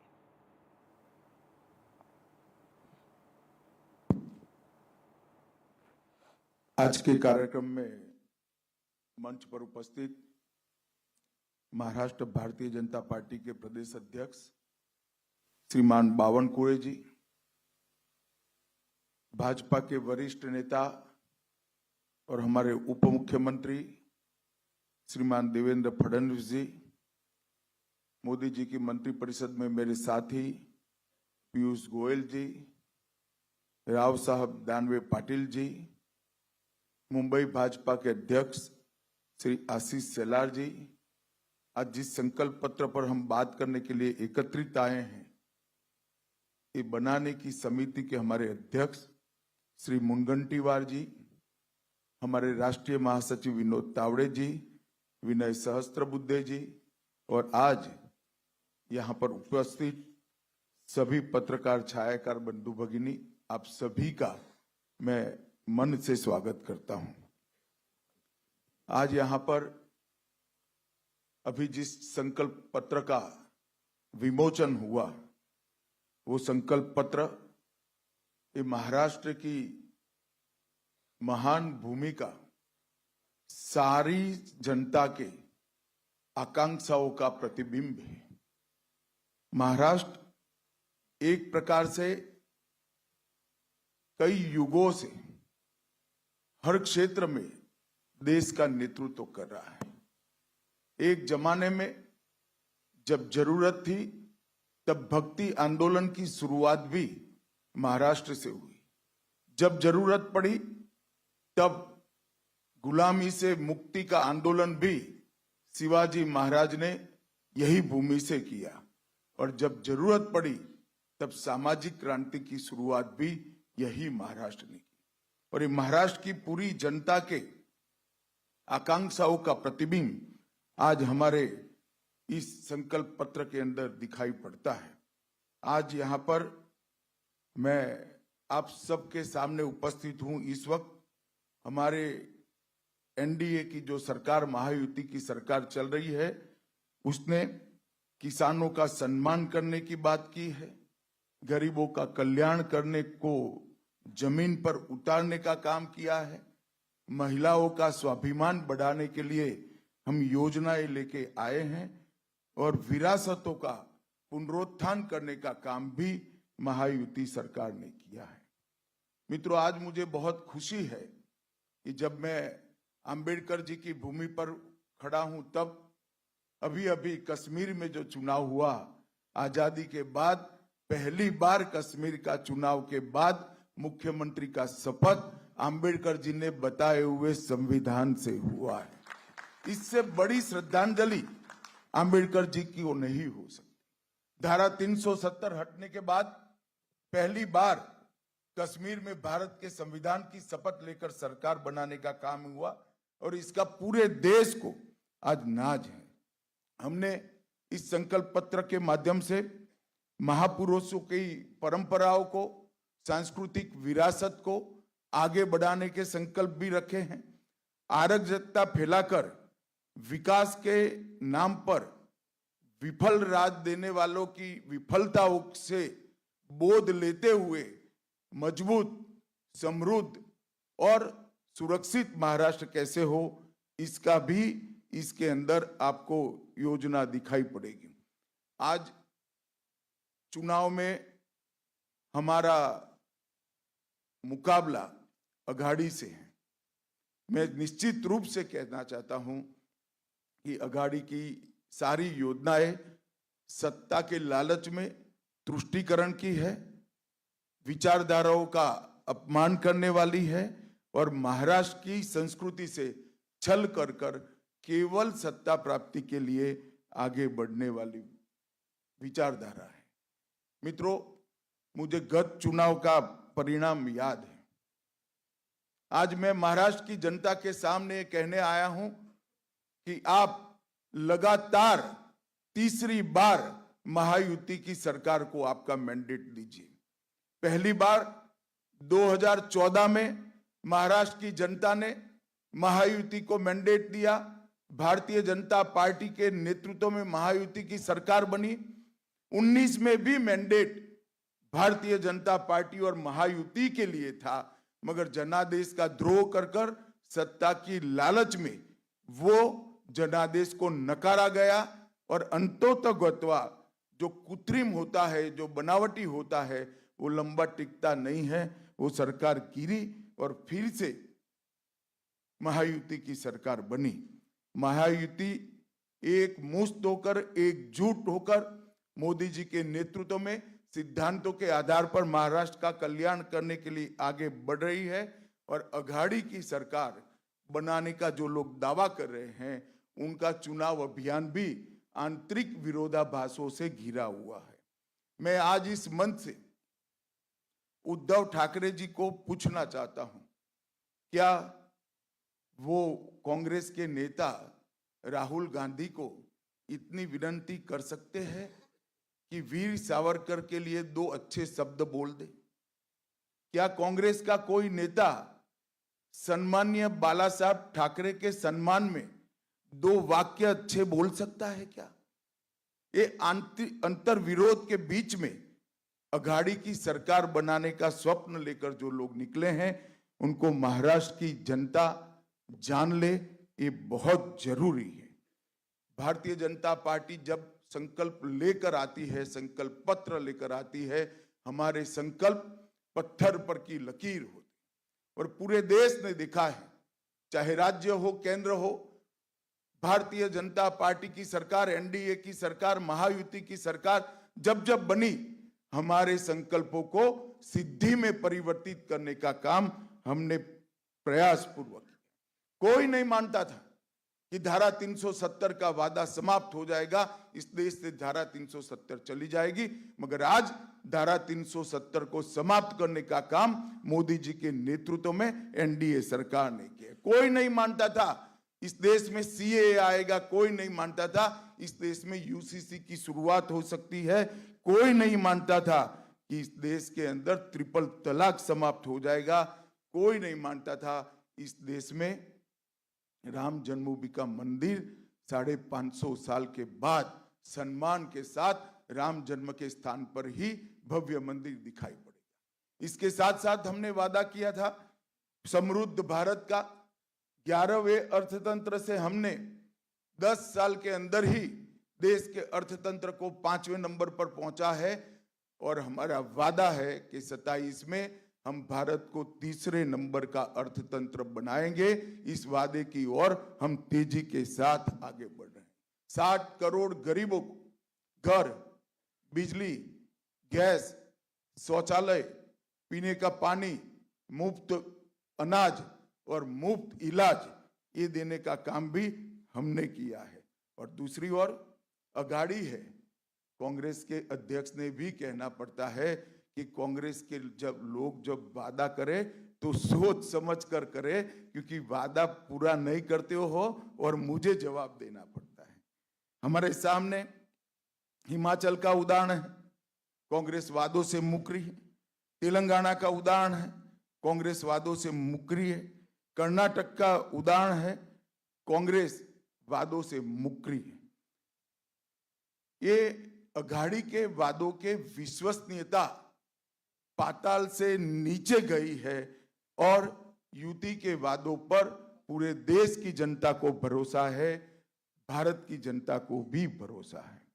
और इंतहा तो तब होती है कि जिस संविधान की प्रति को लेकर राहुल जी संसद में संसद सदस्य की शपथ लिए, जिस संविधान को लहराकर बाबा साहब आम्बेडकर के संकल्पों की याद दिलाई, जब किसी प्रेस के मित्र ने वो संविधान की प्रति को खोल कर देखा तो पूरा कोरा था, एक अक्षर भी नहीं लिखा। इससे बड़ा अपमान भारत के संविधान का भारत की 76 साल की आजादी में कभी नहीं हुआ। न केवल ये भारत के संविधान की अपमान है, भारत की संविधान सभा और बाबा साहेब आंबेडकर का भी अपमान करने का काम एक कांग्रेस पार्टी ने किया। और अभी अभी मैंने अखबारों में देखा, दस्तावेज भी देखा है, उलेमाओं की कॉन्फ्रेंस ने, उलेमाओं की एक संस्था ने मांग की कि माइनॉरिटी को आरक्षण दिया जाए और कांग्रेस के अध्यक्ष नाना पटोले जी ने इस मांग को स्वीकार करने का पत्र, एक्नॉलेजमेंट एक दिया है। मैं महाराष्ट्र की जनता को पूछना चाहता हूं, क्या कांग्रेस पार्टी के ये मंसूबे के साथ आप सहमत हैं क्या? एसटी, एससी, ओबीसी, दलितों का, आदिवासियों का और पिछड़ों का आरक्षण लेकर मुस्लिमों को देने के पक्ष में महाराष्ट्र की जनता है क्या? हमारा संविधान धर्म के आधार पर आरक्षण के पक्ष में नहीं। हमारे संविधान में किसी भी प्रकार का आरक्षण धर्म के आधार पर नहीं हो। और ये कांग्रेस ने सत्ता में आने से पहले ही वादा कर दिया है। मैं महाराष्ट्र की जनता को आगाह करना चाहता हूं कि आपको इस बात को संज्ञान में रखना चाहिए। मैं आज उद्धव ठाकरे को भी कुछ याद कराने आया हूं। उद्धव जी, आप कहां बैठिएगा इसका फैसला आपको ही करना है, हम नहीं कर सकते। आपको ही करना चाहिए, आपने ही करा है, मगर कहां बैठे हो वो जगह मैं जरूर याद कराना चाहता हूं। आप 370 हटाने के विरोध करने वालों के साथ बैठे हो। आप राम जन्मभूमि के निर्माण का विरोध करने वालों के साथ बैठे हो। आप सावरकर जी के लिए अपशब्द कहने वालों के साथ बैठे हो। आप संभाजी नगर नाम का विरोध करने वालों के साथ बैठे हो। सीएए और यूसीसी लाने का विरोध करने वालों के साथ बैठे हो। और आप वक्फ बोर्ड के अंदर आने वाले सुधारों के बिल का विरोध करने वालों के साथ बैठे हो। मित्रों, मैं आज इस प्रेस वार्ता के माध्यम से महाराष्ट्र की जनता को बताना चाहता हूं, मोदी जी वक्फ बोर्ड में सुधार का एक बिल लेकर संसद में आए हैं। और अभी अभी जो वक्फ बोर्ड का कानून जो कांग्रेस के राज में 2013 में अमेंड हुआ, इसका परिणाम दिखे। कर्नाटक के गांव वक्फ के कानून के तहत वक्फ की संपत्ति घोषित कर दी। किसानों की भूमि, लोगों के घर, यहां तक कि मंदिर भी वक्फ की संपत्ति घोषित कर दिए गए। और उस कानून को उचित बदलाव के लिए जब हम लेकर आए हैं तो उसका भी ये अघाड़ी के लोग विरोध कर रहे हैं। मैं महाराष्ट्र की जनता को ये कहना चाहता हूं कि वक्फ के कानून के बदलाव का विरोध का मतलब है कि आने वाले दिनों में यहां पर भी वक्फ बोर्ड आपकी संपत्तियों को इसी प्रकार से घोषित कर सकता है। मित्रों, देवेंद्र जी ने संकल्प पत्र की प्रमुख बातें बताई हैं, परंतु मैं इतना बताना चाहता हूं कि डबल इंजन की सरकार ने करीब करीब 10 साल के अंदर महाराष्ट्र के विकास के लिए ढेर सारे काम किए हैं। आज मैं इस मंच से शरद पवार जी को पूछना चाहता हूं, 10 साल तक आप यूपीए की सरकार में मंत्री थे। 2004 से 14 महाराष्ट्र के विकास के लिए क्या किया वो महाराष्ट्र की जनता को आपको बताना चाहिए। 10 साल में यूपीए की सरकार ने, एक प्रकार से अघाड़ी की सरकार ने महाराष्ट्र को सिर्फ 1,91,384 करोड़ रुपए और नरेंद्र मोदी सरकार ने 14 से 24 तक 10,15,890 करोड़ रुपया दिया। एक और करीब करीब 2 लाख करोड़ रुपया और मोदी जी ने 10 लाख करोड़ रुपया दिया। मैं अघाड़ी के मित्र को पूछना चाहता हूं, आपका हिसाब आप महाराष्ट्र की जनता के सामने रखेंगे क्या? 10 साल तक महाराष्ट्र को कितना अन्याय हुआ, जबकि उस वक्त भी ऊपर और नीचे दोनों जगह आपकी सरकार थी। और 10 साल में हमने 10 लाख करोड़ रुपया दिया जब दोनों जगह एनडीए की सरकार थी। ये अंतर है महायुति और अघाड़ी के बीच में। हमने सिंचाई नेटवर्क को नीलवड़े बांध, गोसीखुर्द, टेम्बू और जलयुक्त शिवार जो देवेंद्र जी जब मुख्यमंत्री थे तब योजना लाए थे, इससे महाराष्ट्र की भूमि को सिंचन क्षेत्र के अंदर 30% की बढ़ोतरी करने का काम हमारी यूपी सरकार ने किया। नदियों को जोड़ने के हेतु नार पार, दमनगंगा, गोदावरी और वैतरणा का विकास करने का काम भी हमने किया। 11 वंदे भारत ट्रेन चालू हो गई, 128 रेलवे स्टेशनों का अपग्रेडेशन हो रहा है। मुंबई, पुणे और नागपुर में मेट्रो का विस्तार हुआ। शिरडी और सिंगदुर्ग में नए हवाई अड्डे और टर्मिनल बने। 13,000 करोड़ से मरीन ड्राइव से बांद्रा वर्ली से सीलिंग जोड़ने वाले मुंबई कोस्टल रोड का निर्माण पूरा हुआ। वासी पुल का विस्तारीकरण हुआ। मेट्रो फेज 1 का निर्माण समाप्त हुआ।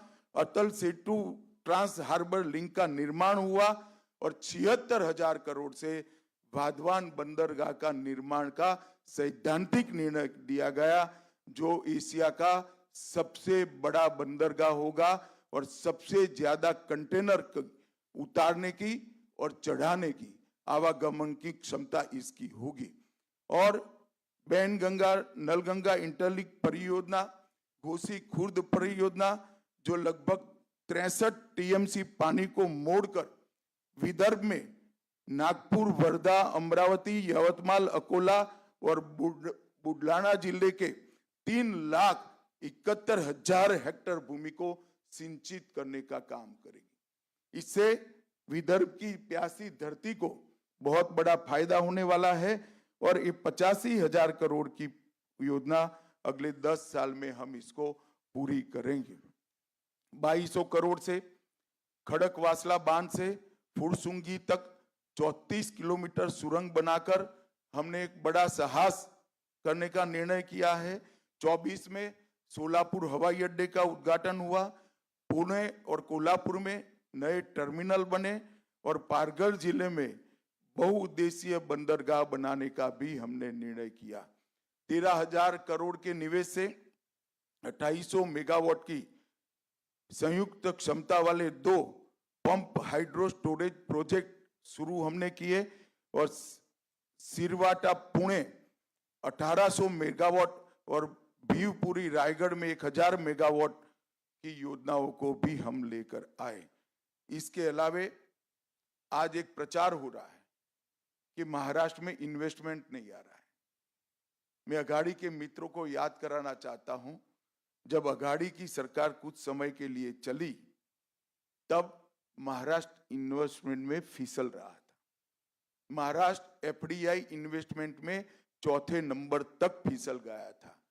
हमारी सरकार बनने के बाद, एकनाथ शिंदे जी और देवेंद्र जी और अजित दादा की सरकार बनने के बाद दोनों वर्ष में हाईएस्ट एफडीआई अगर कोई एक राज्य के अंदर आया है तो वो महाराष्ट्र में आया है। वो आपको याद होना चाहिए। शरद पवार जी जिस प्रकार के वादे करते हैं और जिस प्रकार के मुद्दे खड़े करते हैं, इसका सच्चाई से किलोमीटरों तक कोई संबंध नहीं होता। झूठे आरोप कर कर, एक विमर्श खड़ा कर कर, एक नकली जनादेश लेने का आपका जो आदत है वो इस बार सफल नहीं होने वाला है। इस बार महाराष्ट्र की जनता महायुति के पक्ष में खड़ी है। मित्रों, संकल्प पत्र लेकर जो हम आए हैं, वो संकल्प पत्र में देवेंद्र जी ने 25 मुद्दे, प्रमुख मुद्दे आप लोगों के सामने रखे हैं। लाडली बहन योजना, इसको हम बढ़ोतरी कर रहे हैं। वृद्धावस्था पेंशन का बढ़ोतरी कर रहे हैं। किसानों के लिए ऋण माफी और किसान सम्मान निधि को 12,000 से बढ़ाकर 15,000 कर रहे हैं। मूल्य स्थिरीकरण कोष के माध्यम से हम महंगाई को काबू करेंगे और 10 लाख प्रतिभावान छात्रों को मासिक 10,000 का मानदेय उनके आगे के अवसर के लिए देंगे। 45,000 गांवों में रास्ते बनाने का काम किया जाएगा। आशा वर्कर और आंगनवाड़ी कार्यकर्ताओं का बीमा कवरेज भी किया जाएगा और उनका मासिक वेतन 15,000 तक बढ़ाया जाएगा।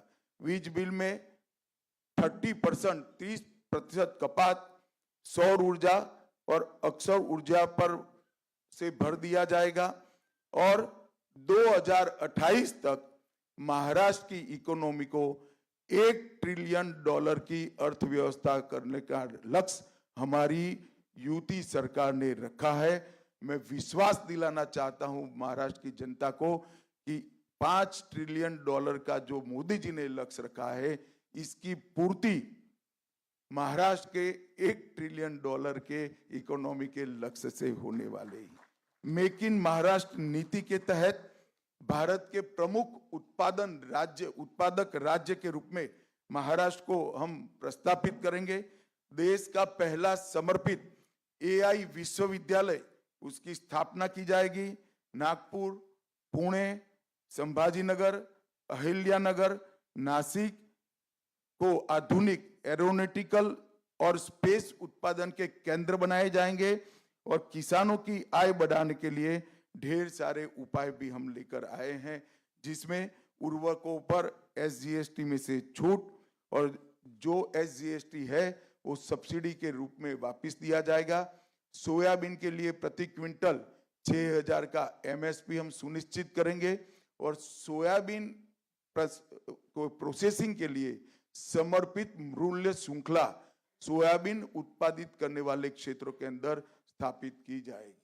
मोदी जी ने लखपति दीदी का एक कंसेप्ट रखा है, उसको आगे बढ़ाते हुए हमारी सरकार 50 लाख लखपति दीदियां सिर्फ महाराष्ट्र में खड़ी करेगी। इसके लिए 500 स्वयं सहायता समूहों को और कई औद्योगिक क्लस्टर का निर्माण किया जाएगा और इसके लिए 1,000 करोड़ का रिवॉल्विंग फंड दिया जाएगा।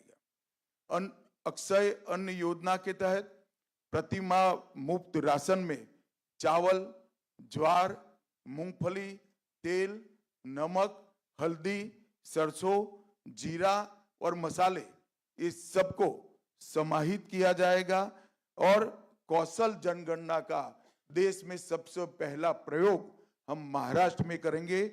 स्किल की जनगणना कर जिस युवाओं के अंदर स्किल है, टैलेंट है, उनको उचित जगह पे उनको प्लेसमेंट कराने के लिए एक नई मशीनरी हम खड़े करेंगे।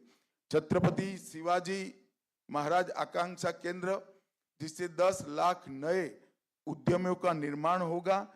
अनुसूचित जातियों, जनजातियों, पिछड़े वर्ग के उद्यमियों के व्यवसाय के लिए 15 लाख तक के ब्याज मुक्त ऋण और इसकी गारंटी भी महाराष्ट्र सरकार लेगी और OBC, SC, BC, EWS, NT और VJNT के पात्र विद्यार्थियों को शिक्षा शुल्क और परीक्षा शुल्क से पूर्णतया मुक्ति दे दी जाएगी।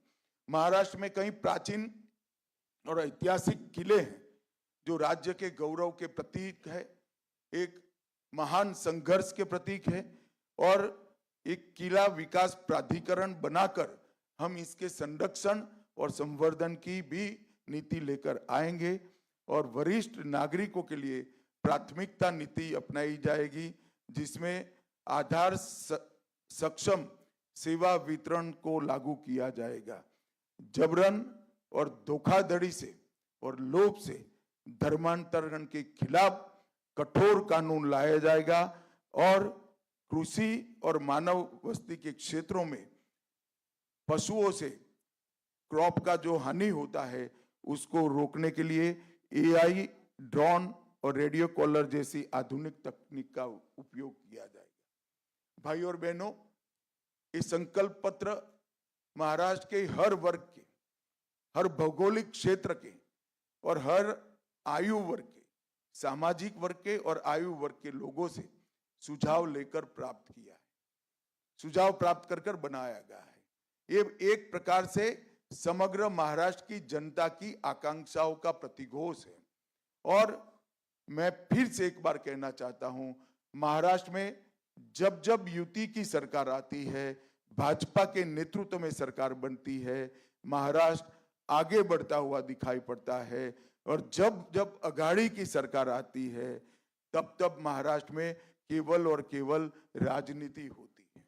महाराष्ट्र के युवाओं को आगे बढ़ाने के लिए, महाराष्ट्र को राष्ट्र का, देश का प्रमुख राज्य बनाने के लिए और हर क्षेत्र में देश में महाराष्ट्र को सर्वप्रथम बनाने के लिए मैं अपील करने आया हूं महाराष्ट्र की जनता को कि आप मोदी जी के नेतृत्व में महायुति का साथ दीजिए।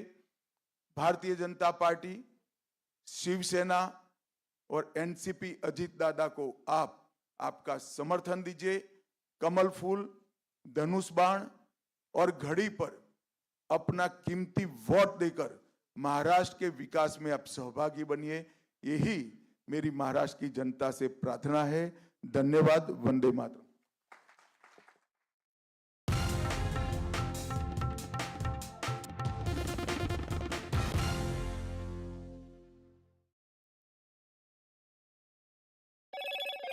Hello, Moto. Motorola Edge 50 Pro, world's first AI-powered pro-grade camera.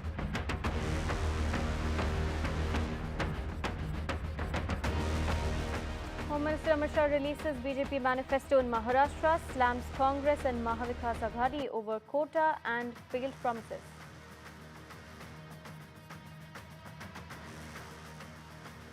Prime Minister Modi to address rally in Bokaro in Jharkhand ahead of the elections. Congress Chief Mallikarjun Kharge to release MDA's manifesto for the upcoming elections after Congress already released its manifesto. Delhi and Mumbai grapple with toxic air as air quality index falls further.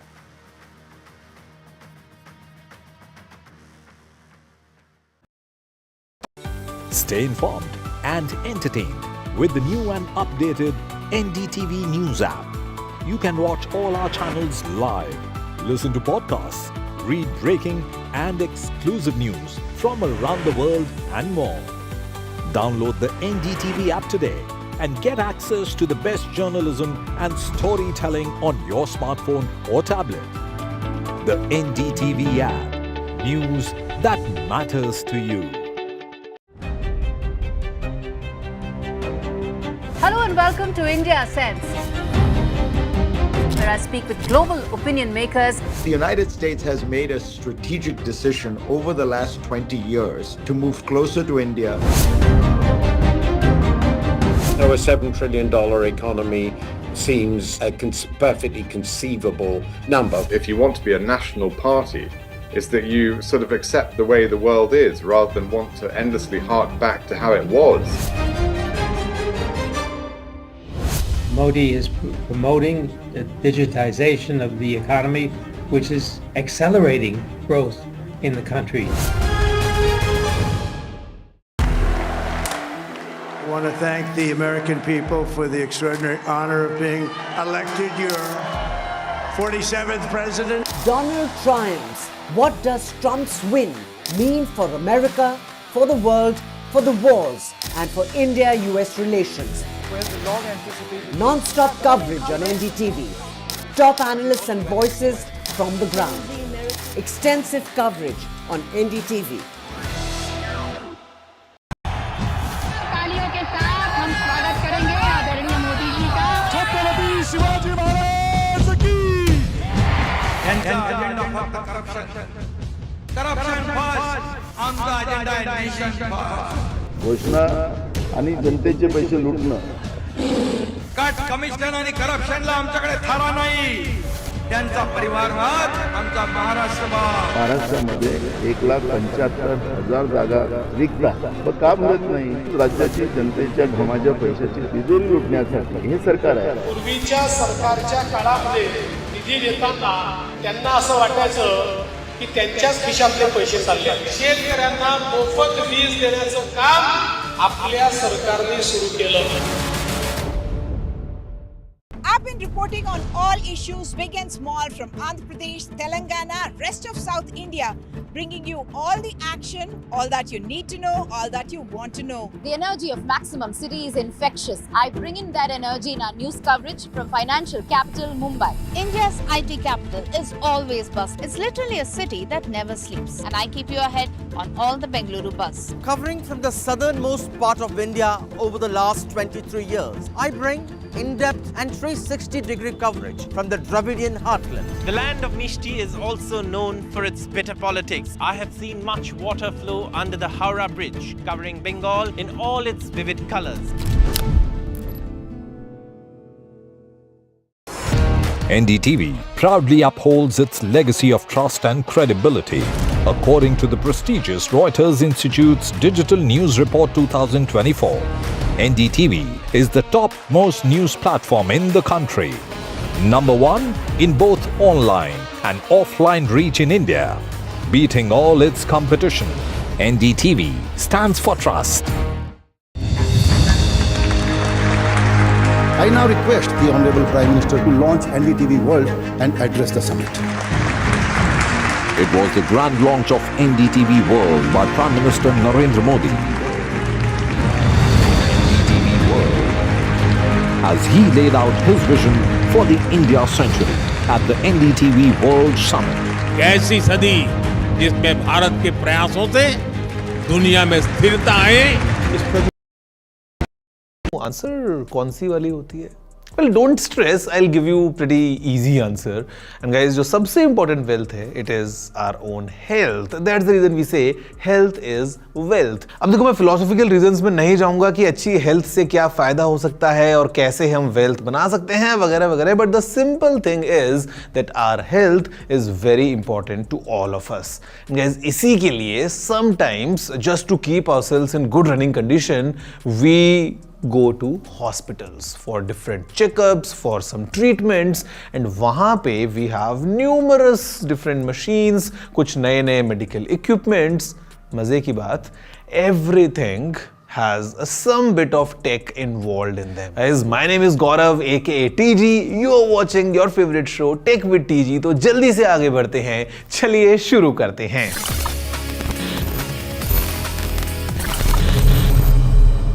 Now friends, as I said in today's episode, the idea is to talk about medical equipment. आपने अक्सर सुना होगा about let's say ECG. अब ECG क्या है? How does it work? What exactly does it measure? There's a lot more to learn. Let's go behind the scenes and learn more while we discuss about these medical equipments. Hello everyone, my name is Dr. Ashish Chaudhary. I am the Managing Director of Akash Healthcare Super Speciality Hospital, New Delhi, Dwarka. I am also heading the Department of Orthopedics at the same facility. Today I am going to talk about what medical equipment or the science and technology has a role to play in transformation of the healthcare delivery in India.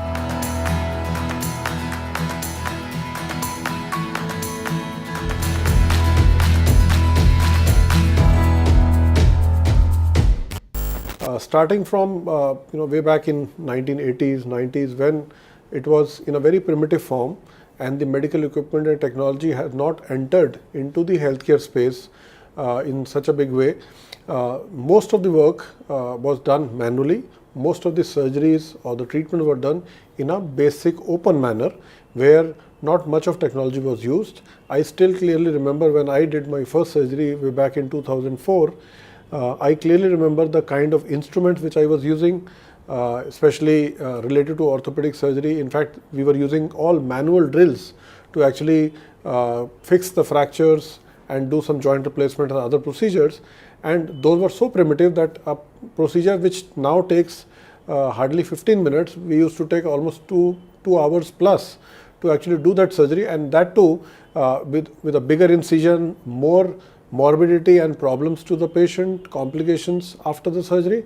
And from that particular era to today, where we see robotics coming into play, almost entering every operating room, augmented reality solutions, AI and machine learning applications, and there are hordes of software applications which are making the life of surgeons, doctors, physicians much easier, and so that they can take the right decision for the patient's treatment, and also at a very fast pace.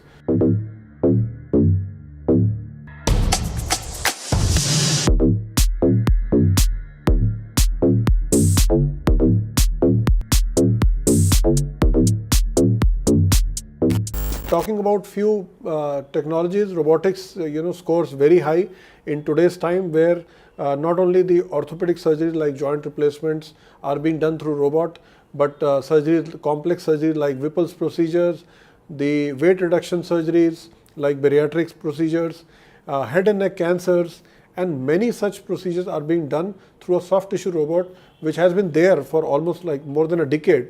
It's called Da Vinci robot. So robotics, without doubt, has taken a big place in every healthcare system, and it's proving great results for patients and bigger satisfaction index.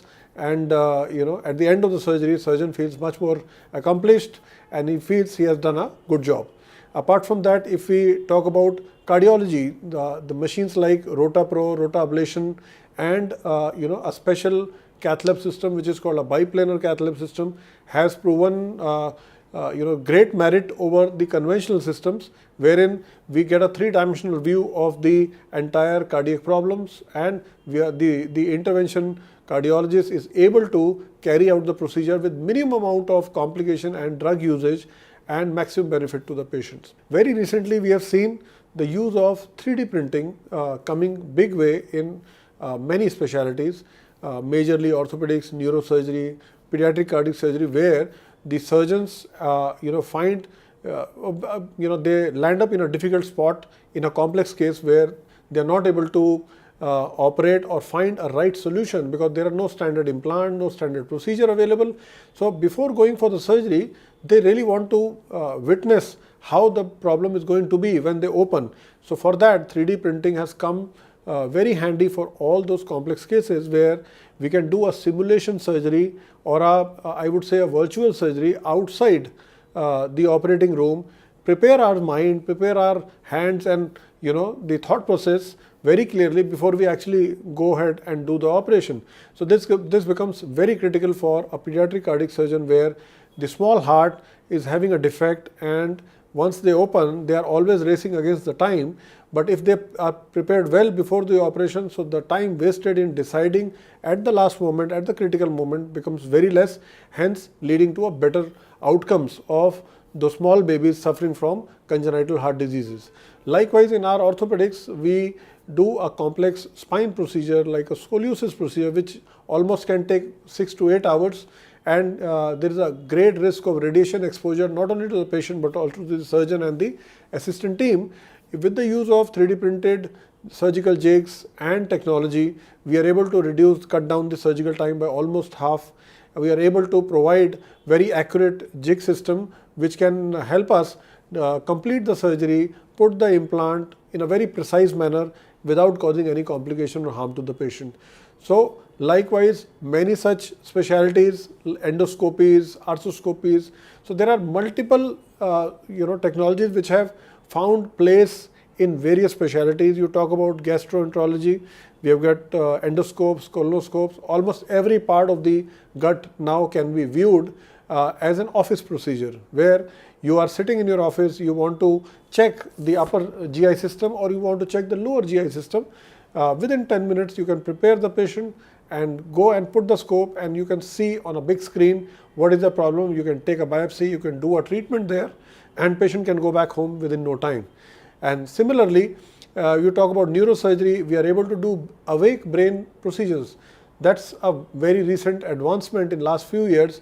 When we are doing brain tumors, we are operating, we don't know whether we are damaging the normal tissue. For that, we have an option to keep the patient awake, keep talking to the patient, and while the neurosurgeon is operating on the tumor, if we are touching any normal tissue, immediately we get to know with the patient's response, and thus while the patient is awake, he is getting the complete brain tumor surgery done and without any complication being delivered to the patient. Break के बाद हम और detail में discuss करेंगे कुछ और interesting medical equipments के बारे में और जानेंगे कि आखिर वो काम कैसे करते हैं. Everything coming your way right after this short break.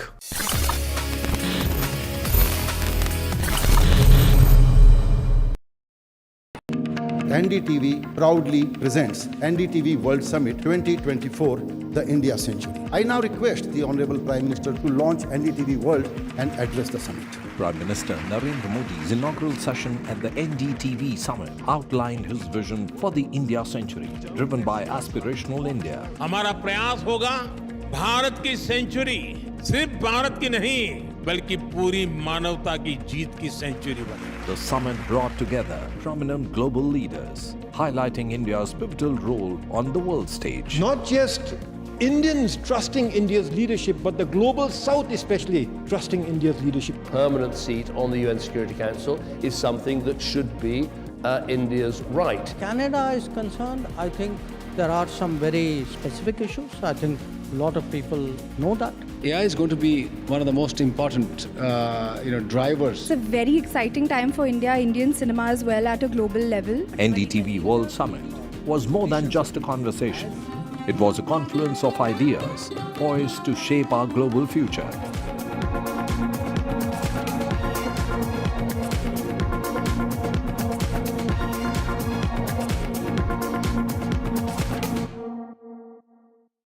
Stay informed and entertained with the new and updated NDTV News app. You can watch all our channels live, listen to podcasts, read breaking and exclusive news from around the world and more. Download the NDTV app today and get access to the best journalism and storytelling on your smartphone or tablet. The NDTV app. News that matters to you. Hello and welcome to India Sense, where I speak with global opinion makers. The United States has made a strategic decision over the last 20 years.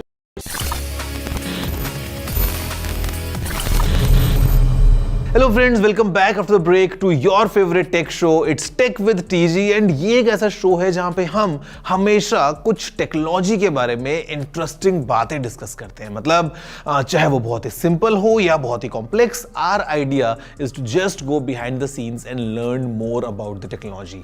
और break से पहले हमने ऐसी कुछ चीज़ों के बारे में बात करी. अगर आपको लग रहा है कि लिस्ट खत्म हो गई है, no, it's not over yet. Let's continue journey and learn more about these medical equipments and understand what runs behind the scenes और ये आखिर काम कैसे करते हैं. One very important thing which I would like to talk about is the Da Vinci robot, which in a larger sense it's called a soft tissue robot.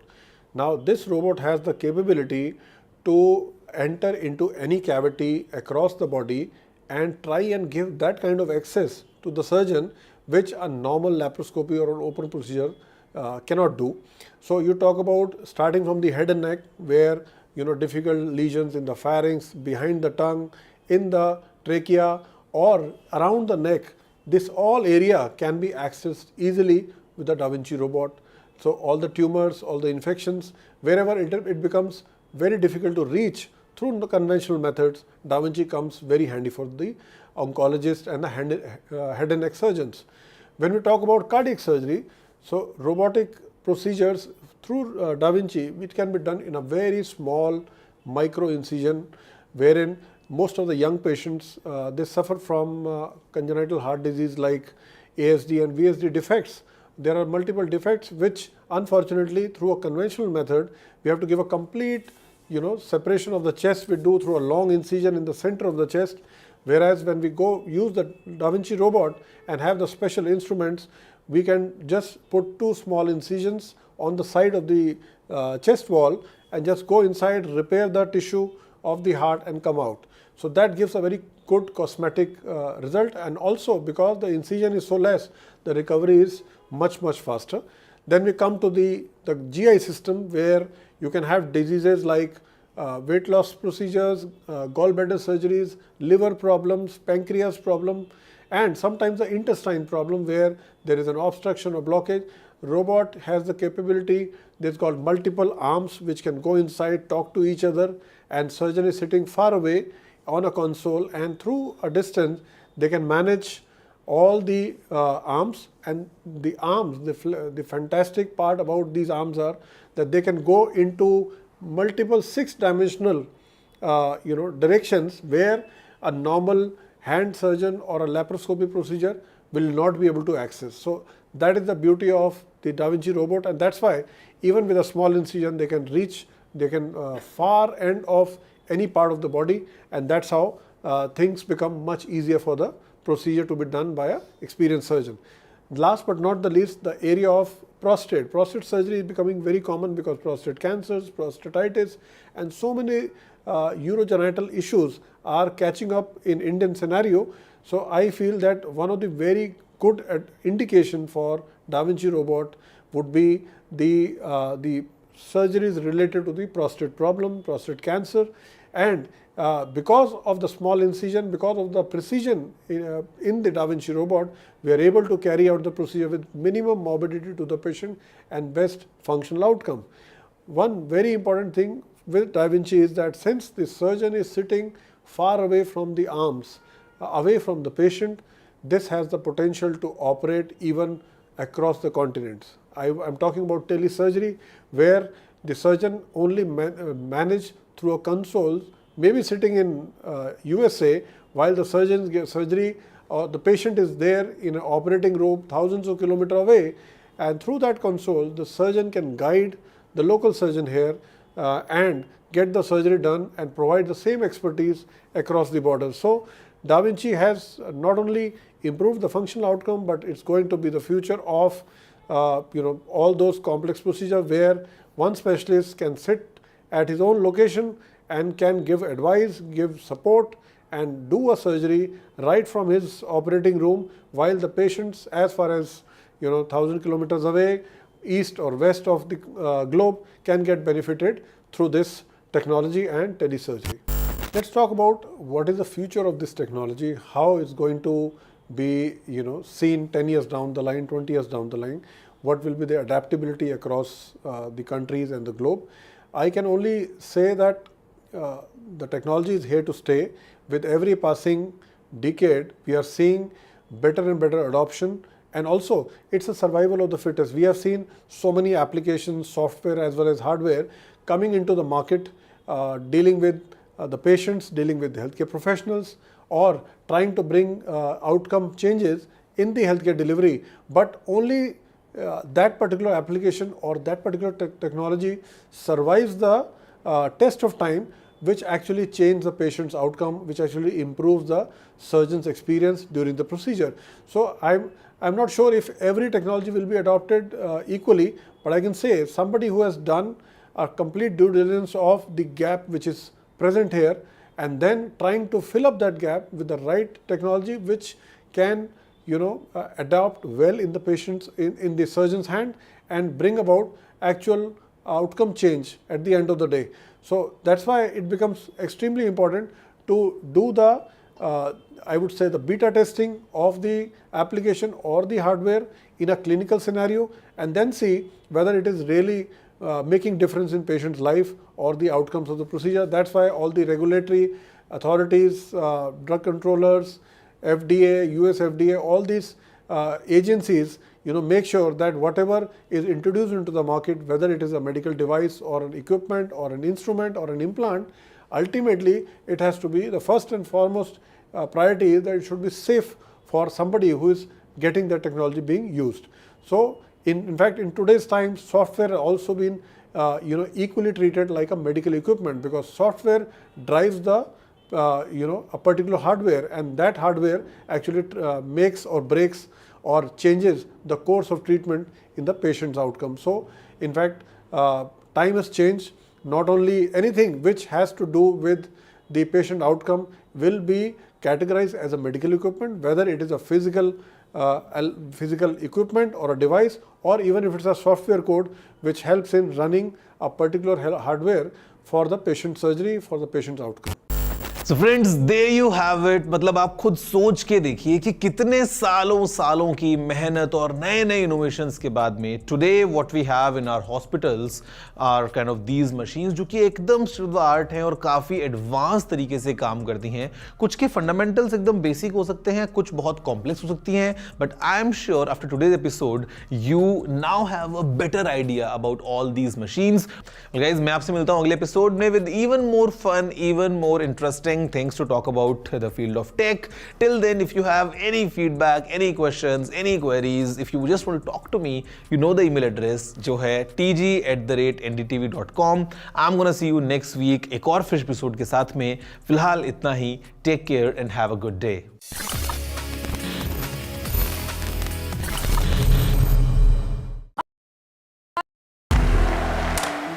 I want to thank the American people for the extraordinary honor of being elected your 47th president. Donald triumphs. What does Trump's win mean for America, for the world, for the wars, and for India-US relations?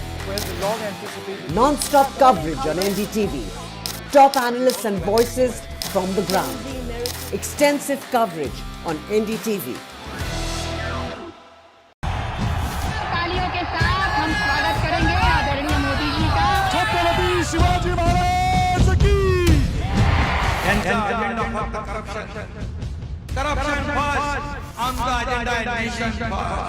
घोषणा आणि जनतेचे पैसे लुटणं.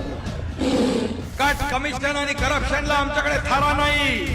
त्यांचा परिवारवाद आमचा महाराष्ट्रवाद. महाराष्ट्रामध्ये 1,75,000 जागा रिक्त आहेत. मग का भरत नाही? राज्याची जनतेच्या घमाच्या पैशाची तिजोरी लुटण्यासाठी हे सरकार आहे. पूर्वीच्या सरकारच्या काळामध्ये निधी देताना त्यांना असं वाटायचं की त्यांच्याच खिशातले पैसे चालले. शेतकऱ्यांना मोफत वीज देण्याचं काम आपल्या सरकारने सुरू केलं.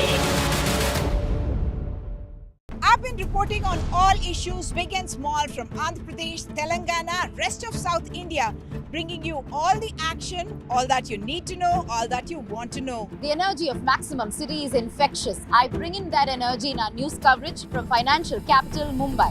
India's IT capital is always buzz. It's literally a city that never sleeps. And I keep you ahead on all the Bengaluru buzz. Covering from the southernmost part of India over the last 23 years, I bring in-depth and 360-degree coverage from the Dravidian heartland. The land of Mishti is also known for its bitter politics. I have seen much water flow under the Howrah Bridge, covering Bengal in all its vivid colors. NDTV proudly upholds its legacy of trust and credibility. According to the prestigious Reuters Institute's Digital News Report 2024, NDTV is the topmost news platform in the country. Number 1 in both online and offline reach in India. Beating all its competition, NDTV stands for trust. I now request the Honorable Prime Minister to launch NDTV World and address the summit. It was the grand launch of NDTV World by Prime Minister Narendra Modi. NDTV World, as he laid out his vision for the India century at the NDTV World Summit. कैसी सदी जिसमें भारत के प्रयासों से दुनिया में स्थिरता आए. In the presence of those who are shaping our future.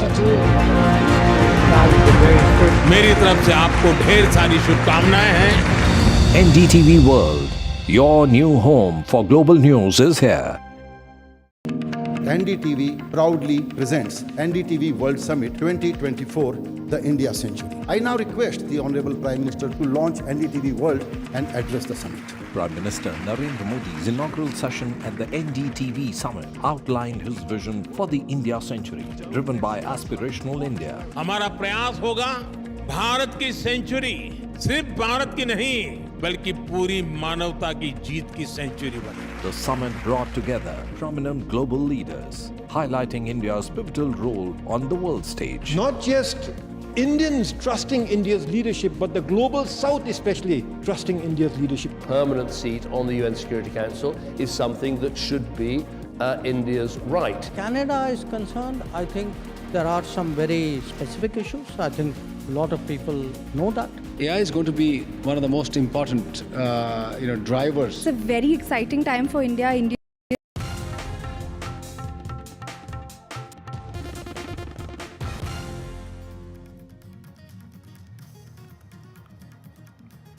Union Home Minister Amit Shah releases BJP's manifesto for the Maharashtra Assembly elections. He says that Sankalp Pe Siddhi is BJP's motto.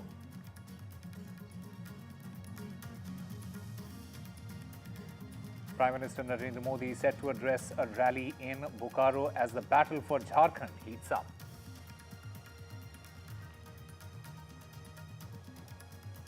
And after releasing the Congress's manifesto, Congress Chief Mallikarjun Kharge is set to launch the Mahavikas Aghadi's manifesto for the upcoming Maharashtra elections.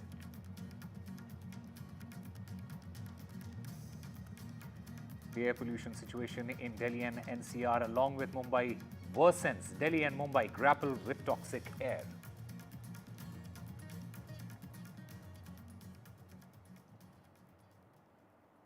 Veteran Tamil actor Delhi Ganesh passes away at the age of 80.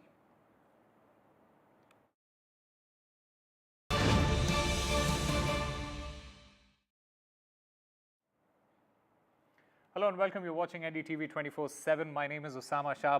There is a breaking news coming in at the top of this hour. There has been a crackdown in Jammu and Kashmir. This is the third encounter that we are talking about that has taken place in Jammu and Kashmir in the last 24 hours. Another encounter has broken out in Kishtwar. This after Sopore. Another encounter is taking place in Kishtwar as we speak. In Srinagar, there is another encounter that is taking place. One terrorist, remember, had been killed in Sopore. In that particular encounter, 2 to 3 terrorists, they are said to be trapped in that encounter. Meanwhile, another encounter that is underway in Kishtwar area of Kishtwar at the moment. So third encounter in 24 hours, an encounter has broken out in Kishtwar in Jammu and Kashmir right now. And my colleague Nazir Masoodi joins us to get us more on this. Nazir, what are the details about this particular encounter now? Well, as one encounter in Srinagar's suburban forest is underway, which is in the outskirts of Srinagar city, there are reports of another encounter in Kishtwar area, where a few days back there was two village defense guards were kidnapped and subsequently killed by militants. Since then, there was an operation underway. So this morning, security forces, army, paratroopers have finally been able to track down the attacker, but there has been a heavy gunfight. 2 to 3 security force personnel, army personnel are reportedly injured. Among them is reportedly one junior commissioned officer. So in this operation, paratroopers are being used, and a senior police officer said that they believe that one militant may have been killed, but unless the body is recovered, it cannot be confirmed. But they believe that one militant may have been killed in this gun battle so far. So a fierce encounter is going on in the high reach of mountains of Kishtwar, and also one encounter is going on, operation is going on in suburban forest of Srinagar. All right, Nazir Masoodi, thank you very much for getting us all the latest. So yet another encounter taking place in Jammu and Kashmir, this time in Keshwar area of Kishtwar. Remember, 2 security personnel have also been injured in that encounter. And the battle for Maharashtra is heating up, and ahead of the crucial elections, the Union Home Minister Amit Shah, he has released the BJP's manifesto or the Sankalp Patra. This after Prime Minister's rallies, the Home Minister has released the manifesto. The Mahavikas Aghadi, in the meanwhile, is also gearing up to release the poll manifesto. There are some key important takeaways from that manifesto as far as that manifesto for the Maharashtra elections is concerned. The BJP's manifesto, it mentions about the agricultural loan waiver, the limit of Ladki Behani Yojana, which is another key promise by the BJP there. It will be increased to rupees 2,100 is what the Union Home Minister has said, and what is being mentioned in that Sankalp Patra. As far as the farmers are concerned, the cotton and soybean farmers, they have been mentioned in that Sankalp Patra. Old age pension scheme is another key point of that Sankalp Patra, the manifesto. The limit of that pension scheme will be increased from rupees 1,500 to 2,100 rupees. The Sankalp Patra also talks about employment generation. The Union Home Minister has promised 25 lakh employment generation in that manifesto. In fact, also announced to implement Bhavantar Yojana for the farmers. Now, the Union Home Minister, in fact, also attacked the Mahavikas Aghadi saying that all the schemes of the Mahavikas Aghadi are based on appeasement for the greed of power. He also, in fact, said that the Mahavikas Aghadi insults the ideologies and betrays the culture of Maharashtra. आमचे पहिले 10 मुद्दे हे जो आम्ही महायुतीचा 10 कलमी कार्यक्रम म्हणून घोषित केला तेच 10 मुद्दे आमचे असणार आहेत, ज्याच्यामध्ये लाडक्या बहिणींना पुढच्या काळामध्ये 1500च्या ऐवजी 2100 रुपये देण्याचा आमचा संकल्प आहे. शेतकऱ्यांची कर्जमाफी करण्याचा आमचा संकल्प आहे, कारण शेतकऱ्यांना आम्ही ऑलरेडी मोफत वीज दिलेली आहे. उद्धव ठाकरे जी को पूछना चाहता हूं, क्या वो कांग्रेस के नेता राहुल गांधी को इतनी विनती कर सकते हैं कि वीर सावरकर के लिए 2 अच्छे शब्द बोल दे? क्या कांग्रेस का कोई नेता सम्माननीय बाला साहब ठाकरे के सम्मान में 2 वाक्य अच्छे बोल सकता है क्या? ये अंतर विरोध के बीच में अघाड़ी की सरकार बनाने का स्वप्न लेकर जो लोग निकले हैं, उनको महाराष्ट्र की जनता जान ले, ये बहुत जरूरी है. और दूसरी ओर अघाड़ी है, कांग्रेस के अध्यक्ष ने भी कहना पड़ता है कि कांग्रेस के जब वादा करे तो सोच समझ कर करे, क्योंकि वादा पूरा नहीं करते हो और मुझे जवाब देना पड़ता है. अभी जिस संकल्प पत्र का विमोचन हुआ, वो संकल्प पत्र ये महाराष्ट्र की महान भूमिका, सारी जनता के आकांक्षाओं का प्रतिबिंब है. महाराष्ट्र एक प्रकार से कई युगों से हर क्षेत्र में देश का नेतृत्व कर रहा है. आज चुनाव में हमारा मुकाबला अघाड़ी से है.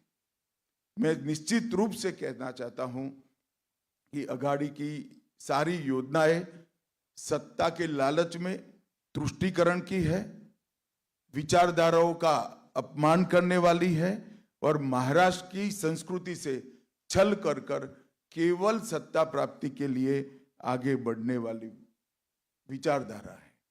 और एक कानून के मसौदे पर भारतीय जनता पार्टी अपनी एक आंतरिक कमेटी भी बनाएगी और महायुति की सरकार बनने के बाद सरकार भी एक कमेटी बनाकर सभी स्टेक होल्डर से चर्चा कर पर कठोर से कठोर कानून, जिसके कारण धर्मांतरण शून्य हो जाए, इस प्रकार का कानून लेकर हम आएंगे. All right, we'll try and dissect that manifesto. What are the key points of that manifesto? With our political strategist Amitabh Tiwari in just a short bit from now. But I'm also currently joined by my colleague Anuj Raite there. Anuj, just break it down for us. What are the key highlights and key takeaways from that manifesto? You know, a lot of the things that were mentioned in the BJP manifesto or Sankalpa Patra, as like what they like to call it, are on expected lines. But then there are certain crucial add-ons as well. You know, if you look at it broadly, one can see how they are trying to put an effort to make it a very farmer-friendly manifesto.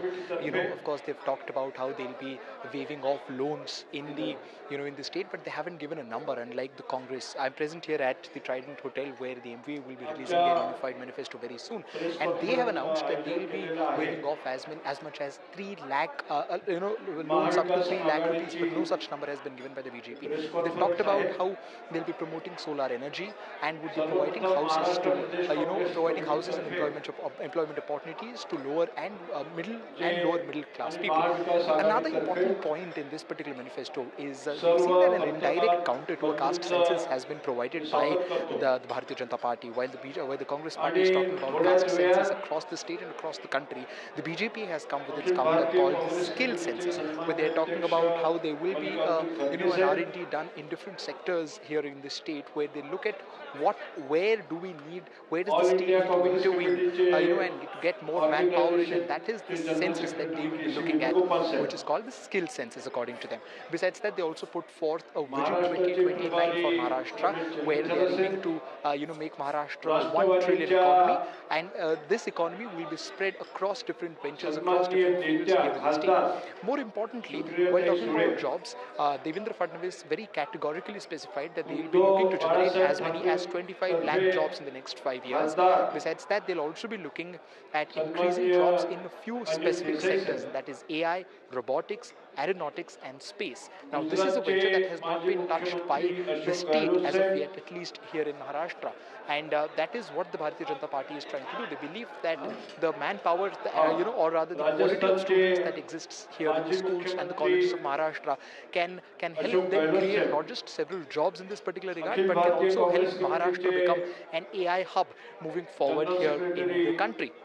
These are the major pointers, that were mentioned here in the Bharatiya Janata Party Sankalpa Patra. Besides that, of course, there were mentions regarding the Maji Ladki Bahin Yojana amount being increased from 1,500 rupees to 2,100 rupees. The old pension scheme, old pension amount increased from 1,500 rupees to 2,100 rupees again. But as I said before, they've talked about waiving of loans for the farmers, but they haven't given a number here.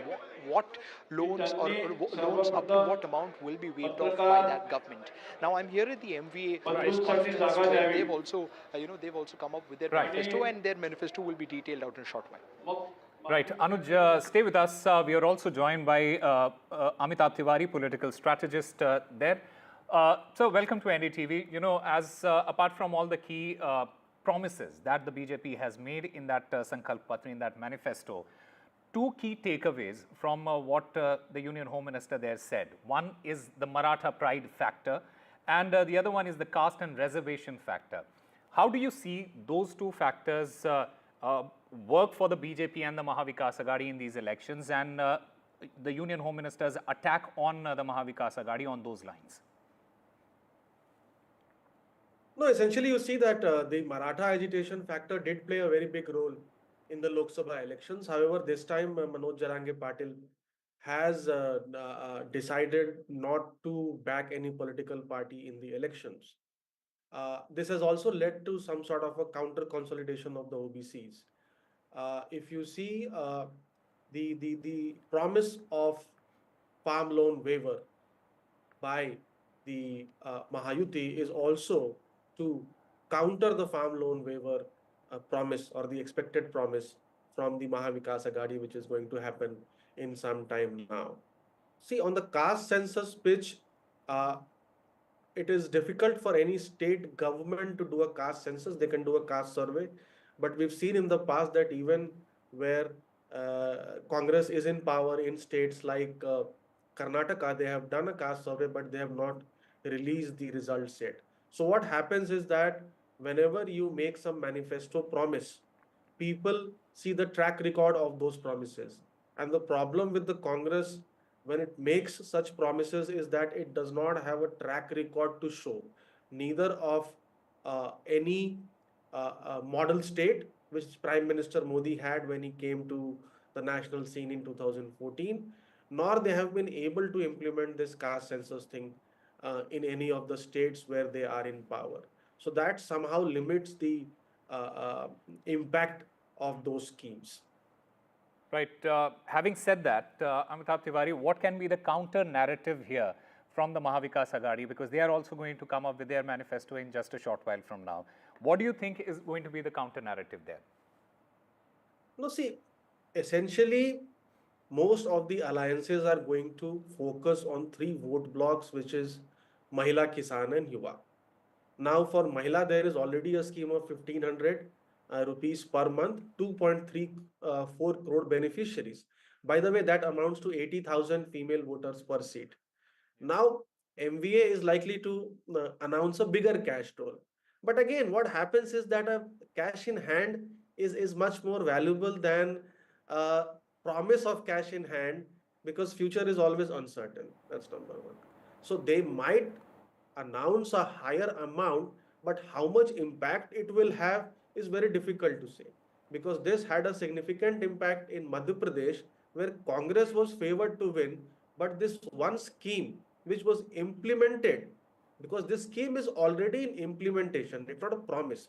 The promise is just for the increase in amount. So they could counter it by a higher amount, but that may not have significant resonance. That's number one. Number two, if you see this betrayal factor that BJP has broken regional parties is largely getting traction from the senior citizens, wherein the Mahayuti again has promised an increase in pensions. This again will be countered with a similar increase in pensions from the MVA side. They could again largely focus on this social welfare and this caste census pitch. However, it is tricky here because unlike other states, if you promise reservation to Marathas within the existing fold, that is likely to come at the cost of OBCs, which again could create contradictions in the social bloc or alliance which they are trying to create. Yes, in backward regions like Vidarbha, Marathwada and North Maharashtra, where agriculture distress, rural distress is key, they are likely to come up with a much higher amount of farm loan waiver, which could appeal to a section of voters in these three regions. All right, Amitabh Tiwari, thank you very much for speaking with us and explaining everything in detail. And thank you, Anuj, for getting us all the latest from Maharashtra there.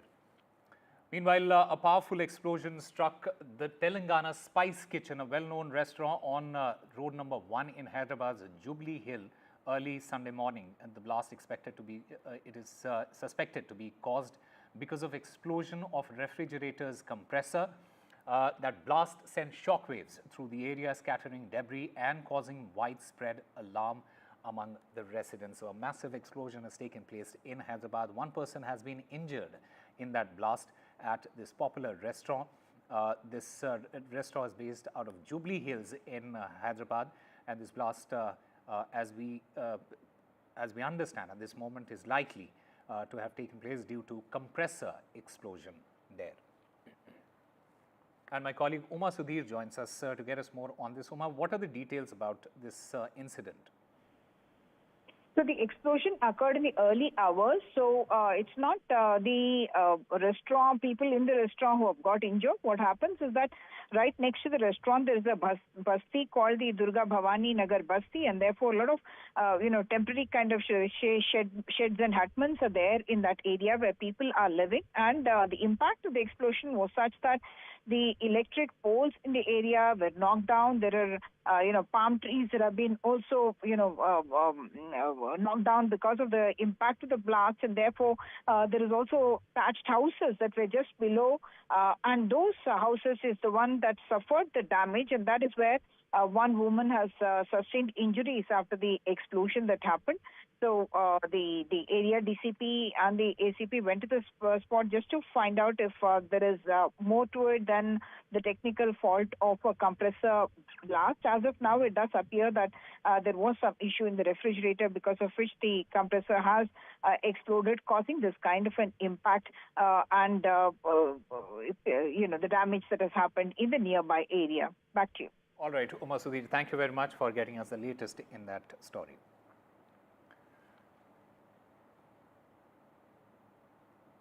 But the national capital has been reeling under heavy pollution for the last few days, with the AQI crossing 375. The pollution levels in the national capital saw a spike during the Chhath Puja as well, while CAQM, it has urged for stronger GRAP action.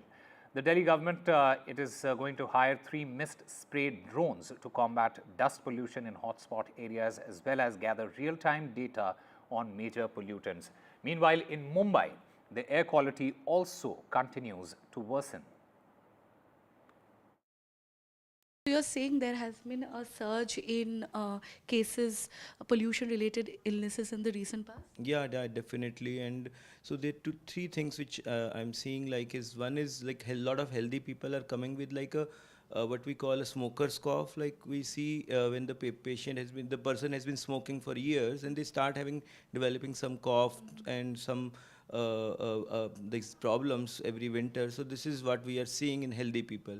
Then in those who have some disease, they are having problems worsening of their current problems in spite of being well controlled with the medications. So this is called smoker's cough because right now the air is such, it's like breathing 15 to 20 cigarettes a day. Yeah, something like that you can say, because see, this is what is worrisome, because the smoking doesn't affect one person immediately. Okay, like if somebody starts smoking at 20 years of age, he doesn't develop something till 40 years of age.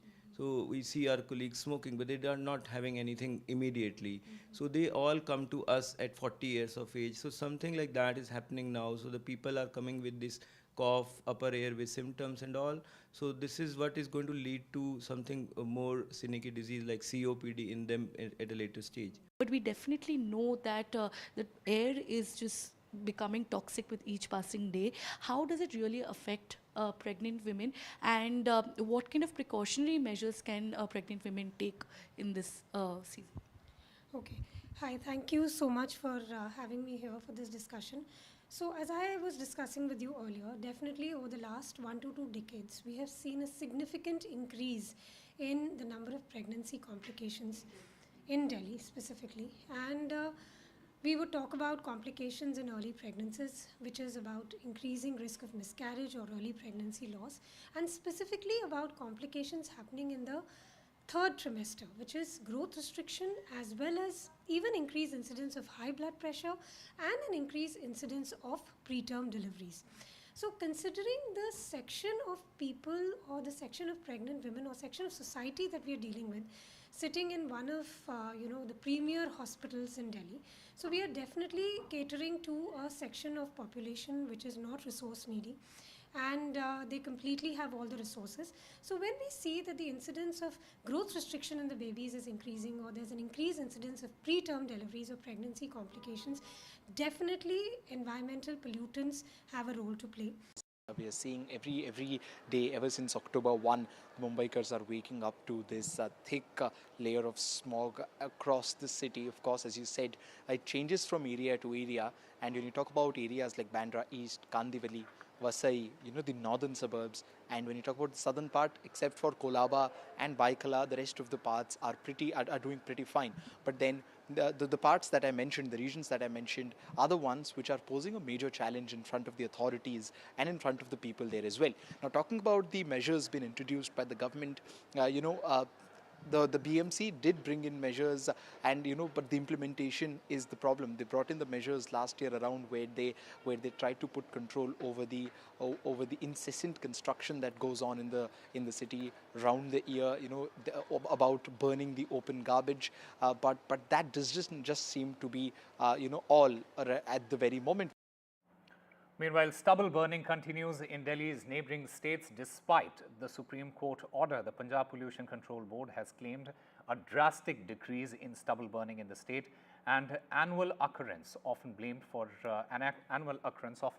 stoking pollution in New Delhi at the onset of winter. Now, this comes weeks after Supreme Court pulled up the Punjab and Haryana governments for insufficient action in curbing farm fires. Punjab government or Haryana government, they have been claiming that lot of action has been taken against the farmer who are indulging in this stubble burning. But despite all these action, we have seen this stubble burning still continuing. And if we can talk about Punjab, in the recent cases, we have seen around 3,000 cases have been reported in the last 10 days. That is also one of the major contributor for this pollution which is happening in the national capital. And so many times we have seen whether it's the Punjab Chief Minister or Haryana Chief Minister, they are giving their side of the story. They are saying everything is being provided to the farmers, but despite providing all the equipment to the farmer are still continuing this stubble burning. If we can talk about the farmer side, they also say they are not able to get the proper assistance from the state government.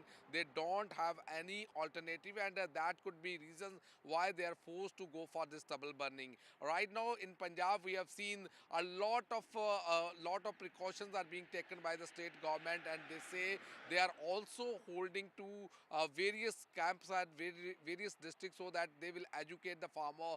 They are telling the pros and cons of this stubble burning to the farmer so that there should be awareness among the farmer. But despite all these efforts, what we have learned and what we have seen also, the farmers still continuing this stubble burning. And if we can talk about the farmer side, the farmers say they are forced to continue stubble burning because the equipment which are required not to go for stubble burning, they are not able to get from the state government or the machinery from the government, and that could be reason. So let's see, because what we have learned, center team is also coming and visiting to Punjab to understand what type of management the government has been made so that this stubble burning should be curbed, and if the action is being taken against the farmer or those who are indulged in the stubble burning, what type of action have been taken and what type of the camps have been organized by the government to create awareness so that this pollution problem in national capital, and if the stubble burning is also one of the contributor, that should be curbed, and the people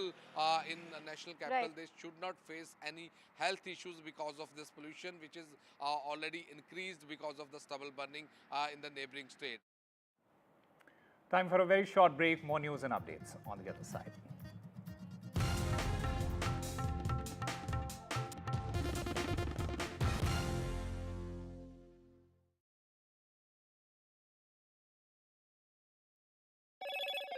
Hello, Moto.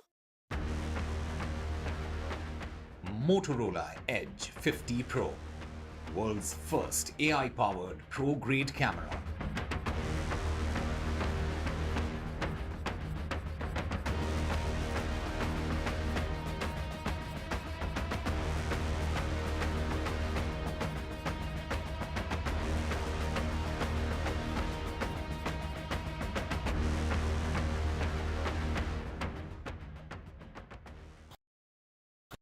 Stay informed and entertained with the new and updated NDTV News app. You can watch all our channels live, listen to podcasts, read breaking and exclusive news from around the world and more. Download the NDTV app today and get access to the best journalism and storytelling on your smartphone or tablet. The NDTV app. News that matters to you.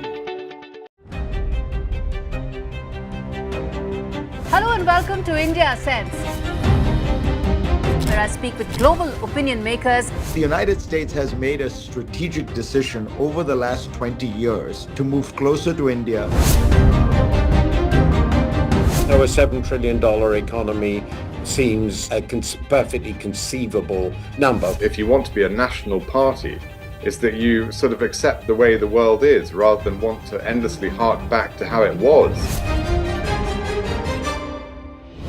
Modi is promoting the digitization of the economy, which is accelerating growth in the country. I want to thank the American people for the extraordinary honor of being elected your 47th president. Donald triumphs. What does Trump's win mean for America, for the world, for the wars, and for India-US relations? Non-stop coverage on NDTV. Top analysts and voices from the ground. Extensive coverage on NDTV. तालियों के साथ हम स्वागत करेंगे आदरणीय मोदी जी का। छत्रपति शिवाजी महाराज की। Corruption first, आमचा agenda आहे nation first. घोषणा आणि जनतेचे पैसे लुटणं. कट कमिशन आणि करप्शनला आमच्याकडे थारा नाही. त्यांचा परिवारवाद आमचा महाराष्ट्रवाद. महाराष्ट्रामध्ये 1,75,000 जागा रिक्त आहेत. पण का भरत नाही? राज्याची जनतेच्या घमाच्या पैशाची तिजोरी लुटण्यासाठी हे सरकार आहे. पूर्वीच्या सरकारच्या काळामध्ये निधी देताना त्यांना असं वाटायचं की त्यांच्याच खिशातले पैसे चालले. शेतकऱ्यांना मोफत वीज देण्याचं काम आपल्या सरकारने सुरू केलं. I've been reporting on all issues, big and small, from Andhra Pradesh, Telangana, rest of South India, bringing.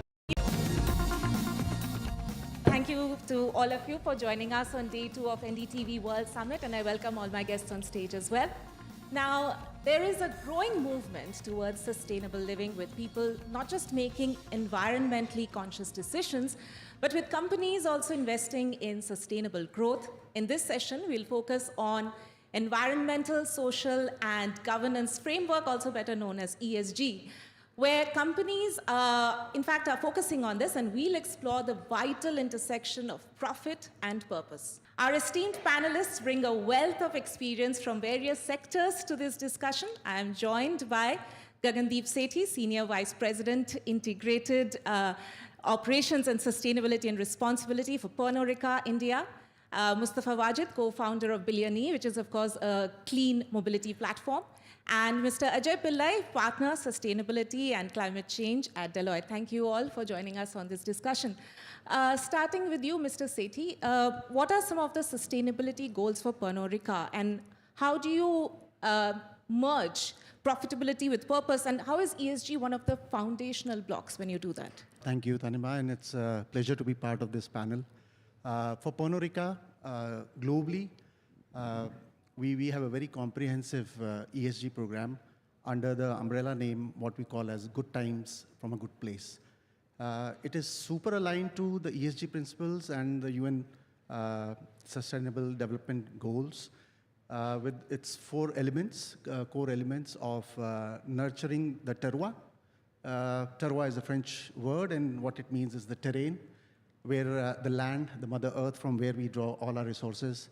And we, being a company in the alcobev sector, it's grain to glass. So the starting point is the grain from the land. So everything that we do while consuming those resources, we have to ensure we restore back the balance of the earth. The second most important element is around circular making, right? So while we produce products which delight our customers and consumers, we do it in a sustainable manner, right? In terms of maintaining the circularity, end-to-end value chain, right from the beginning, that is our backend, which is our suppliers, to the entire processing, which happens in our manufacturing facilities, and then the downstream in terms of the customer and the consumer, right? So that's the second element. The third element is all around valuing people. And that's the social cause, again, aligned to the ESG principles, where diversity and inclusion is a big impetus. And we are fully committed in terms of increasing the inclusion of gender in our workforce as well. And so those are the elements. And what India draws out of those elements is the cascade effect, right? So whether it is carbon neutrality, we are a water-consuming product in terms of managing our water balance and hence our water targets. And also many steps that have been taken, which obviously will be alluded in the session for sure. Right. Mr. Mustafa Wajid, if I can draw you into the conversation now, how is Billion merging ESG into its core business model? Yeah, thank you for that. Ellerigu, namaskara. When you look at the environment issues as well as energy security issues, the 2 big elephants in the room are fossil fuels which are used for generating electricity, and the other one, which is equally large, is fossil fuels that are used for transportation. And at Billion Electric, we are trying to address, and hopefully we'll do a good job of it. We've already started deploying electric trucks and as an electric truck platform for logistics. So by bringing down the carbon emissions in the transportation sector, by the way, half of India's diesel consumption happens on the highways. And that's a very, very important thing to remember. So we are at it, and we believe that decarbonizing the transportation sector at one level is our corporate objective. And at Billion we would like to see how to reduce not just the decarbonization, but also make this transportation more sustainable. Thank you. Mr. Pillai, if I can have your point of view now. Of course, the companies are going to discuss further on how they ensure that they are following ESG principles when in their business models. But what are some of the challenges you have seen firms facing when following ESG, and does it differ across sectors? The key challenges I can put up top three or four challenges that I feel that the companies face. Number one is the quality of data and availability of reliable data to report on ESG. It requires a proper process to be followed at the operational level to have good data which can be reported. So the quality of data is right now very dependent on how tedious you are with the processes that you have in place, and it is doubtful at many places. Number two is the awareness level and expertise within the system for ESG to know that what is exactly expected from them to actually go out and report in ESG. So there are not many senior leadership members who are tuned to or aware of sustainability to the extent that is required. I'm not saying it is like that for everybody, but there are efforts being done for that. So, and third is the intent. As long as you believe that ESG is one more thing to be done, and the intent does not come from the top management that we really believe in ESG, it will always remain, a sidelined effect. So the quality of ESG will always be a challenge. Right. We'll discuss further in terms of regulations and policies as well. But coming back to you, Mr. Sethi, how is Pernod Ricard India innovating its production processes in order to align further with the ESG goals? There are various phases to it or elements to it. The first one is it starts with the design. Innovation to design the product, the service that is for the offering, right? And much work starts there. We've aligned our entire innovation process, the stage gate, in terms the right decisions around ESG happen at the right time, which is stage 0 and 1, and not after or post you've launched the product, right? So that's the starting point. And then obviously many examples of that, right? And many of the industry firsts, right? In terms of you'll have to push the scale there, especially some of the initiatives that we've done right again from the back end. Sustainable sourcing, right? In terms of our product is primarily ethanol, right? And ethanol can be sourced from various sources designed to sustainable value. So degrammage, so primary packaging for us is glass bottles. It's one of the most sustainable, but it is highly intensive from energy standpoint when you manufacture glass. Innovating in terms of reuse. Responsible consumption is obviously reducing the consumption, is also reusing as much you can reuse, right? So one big initiative, again, is around reuse of our bottles, which we call taking it back, the reverse logistics, washing them, bringing them to that impeccable quality, and reusing that. And for consumer, they won't be able to make out whether it is new or reused, right? So it has a huge, so that's also innovation of a sort. Green manufacturing, I mean, we've taken huge strides. One big switch from fossil fuels to biomass in our own facilities. Our group target on scope 1 and 2 reduction, which is carbon emission, which is due to burning of fuels in our own manufacturing facilities. Our group target is around 54% we have to achieve as per our SBT 2030. India is already sitting at 94%. So in many of these targets or objectives, we are leading the group because India is a huge volume, India is a huge consumption pool, and it has a huge impact and bearing on our group performance, right? So hence we are taking the lead in that aspect. Then using technology and innovation in our processes, right? Designing our processes the right way so that we conserve the resources and we avoid wastages in the entire value stream. There we use technology also. So all our lines in our production processes are internet connected, IoT. They are connected, the consumptions are being monitored, then advanced tools of AI are being used to analyze how and where the losses are happening and how they can be prevented, right? Right, I'm glad you mentioned AI as well. In fact, is that something that is being used more of late in terms of aligning your production processes with ESG? Yeah, so the starting point to bring any improvement is to measure what is important. And there is more data, as Mr. Pillai called out. So much of data is getting produced. It is becoming difficult to manage and read through that data, right? So you have to, first you have to connect your lines and your manufacturing operations, get the relevant data, but then there has to be a layer which then screens that data and converts that into information which is based on which some decision can be taken. And that's where AI comes in a big way. Mustafa Wajid, if we, let's talk about carbon market and monetization of ESG. Now the government has said that carbon trading scheme will be effective by 2026. But how soon do you see it maturing in the country? It's an interesting topic. We must remember that the legislation that was required to make this happen was passed only in December 22. It's less than 2 years ago. And this is a very big change. The vision of the government is to try and see how to create a carbon market like you have the stock market. So I think carbon markets, the process is on. Policies are being contemplated and drafted. So yes, I think we are optimistic that we will see it kicking off in 2026. The important thing there is that for the first time, India will open up the possibility of monetizing carbon credits. The reality is that carbon credits will come. It's not in the rear view mirror anymore. It's now ahead. It's looking at us in the face. There will be challenges, but good organizations who can understand this and change and adapt their processes. Like, for example, Gagan's team is doing, I think, a very good job of that. I think these will be the people who will generate these carbon credits. Because don't forget, there will always be a sector which will generate carbon debits. You cannot go away from it. For example, the steel industry, for example, the cement industry, and so on and so forth. So I think we are changing that process, and I'm very optimistic that now that the legislation part is over, now the hard work has started.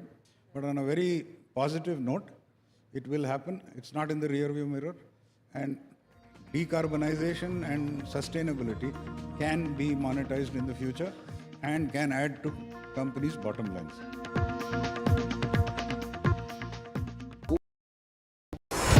NDTV proudly upholds its legacy of trust and credibility. According to the prestigious Reuters Institute's Digital News Report 2024, NDTV is the top-most news platform in the country. Number 1 in both online and offline reach in India. Beating all its competition, NDTV stands for trust. I now request the Honorable Prime Minister to launch NDTV World and address the summit. It was the grand launch of NDTV World by Prime Minister Narendra Modi. NDTV World, as he laid out his vision for the India century at the NDTV World Summit. ऐसी सदी जिसमें भारत के प्रयासों से दुनिया में स्थिरता आए. In the presence of those who are shaping our future. मेरी तरफ से आपको ढेर सारी शुभकामनाएं हैं. NDTV World, your new home for global news is here. NDTV proudly presents NDTV World Summit 2024, the India Century. I now request the Honorable Prime Minister to launch NDTV World and address the summit. Prime Minister Narendra Modi's inaugural session at the NDTV Summit outlined his vision for the India century, driven by aspirational India. हमारा प्रयास होगा भारत की century सिर्फ भारत की नहीं बल्कि पूरी मानवता की जीत की सेंचुरी बने. The summit brought together prominent global leaders, highlighting India's pivotal role on the world stage. Not just Indians trusting India's leadership, but the global South especially trusting India's leadership. Permanent seat on the UN Security Council is something that should be India's right. Canada is concerned, I think there are some very specific issues. I think a lot of people know that. AI is going to be one of the most important drivers. It's a very exciting time for India, Indian cinema as well at a global level. NDTV World Summit was more than just a conversation. It was a confluence of ideas poised to shape our global future.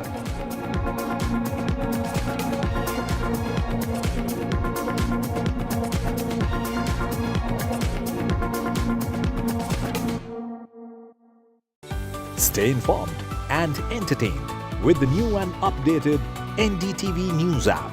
You can watch all our channels live, listen to podcasts, read breaking and exclusive news from around the world and more. Download the NDTV app today and get access to the best journalism and storytelling on your smartphone or tablet. The NDTV app. News that matters to you. Hello and welcome to India Sense, where I speak with global opinion makers. The United States has made a strategic decision over the last 20 years to move closer to India. Our $7 trillion economy seems a perfectly conceivable number. If you want to be a national party, it's that you sort of accept the way the world is rather than want to endlessly hark back to how it was. Modi is promoting the digitization of the economy, which is accelerating growth in the country. I want to thank the American people for the extraordinary honor of being elected your 47th president. Donald triumphs. Mr. Pillai, touching upon what Mr. Wajid was also talking about, regulatory frameworks in the country which exist, and how does that impact ESG, and are you an advocate for more regulations needed for that sector? See, so far there aren't many regulatory frameworks for ESG. Actually, only the BRSR, which is mandated by SEBI, requires the top 1,000 listed by market capital to go out and report for sustainability. So largely, sustainability reporting or ESG reporting is voluntary, and there are too many frameworks to actually look at and report against. But the thing is that if we want to make it more compliant, or if you want people to be more pushing towards reporting, then there is a need for bringing in more people into the folds of reporting, and not just the top 1,000 listed. Even in the top 1,000 listed, many are still not very sure what they have to report. And what we have currently in terms of regulation in India is very limited. But that is not the only thing that is forcing people to report. Many of our companies or manufacturers are in the supply chain for Europe and other countries. And Europe has a well-defined regulatory requirement, and the subsidiaries operating in there, as well as if you have a bigger market, CSRD has come in Europe, and if you have a bigger market in Europe and you fall as large business, then also you will have to report according to their regulations also. So whether we want the regulation or not, we will be required to comply with the global requirements in a global market.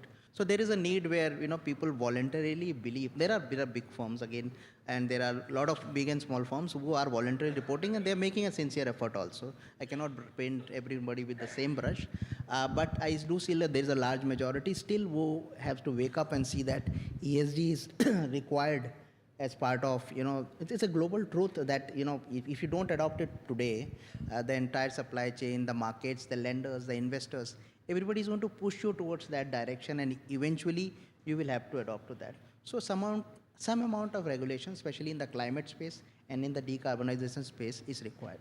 Yeah? Right. And now I want to ask the question which probably, is one of the important challenges that companies face when it comes to following ESG or incorporating ESG in the business models. So in terms of costs or in terms of processes, what are some of the key changes that you've had to make for Pernod Ricard and Billion EE, and what are the hurdles that you've faced so far? I think, first of all, it's more of a notion. It's a mindset. Personal experience has been that, to a large extent, the first few steps that we take in the ESG, it is profit neutral or, in fact, accretive, right? I mean, I'll just allude to some of the examples.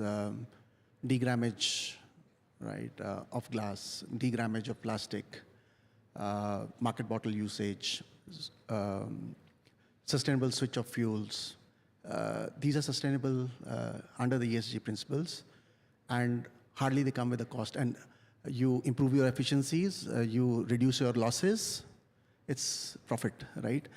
I think till the tipping point comes wherein you've scratched the barrel, and I think there's a lot of opportunity which lies till we have reached that point. Once you reach that point is when that decision has to be taken in terms of the investments. Some part of that challenge can be addressed when you are making fresher and newer investments. When you're talking of capital investments, you're augmenting capacities.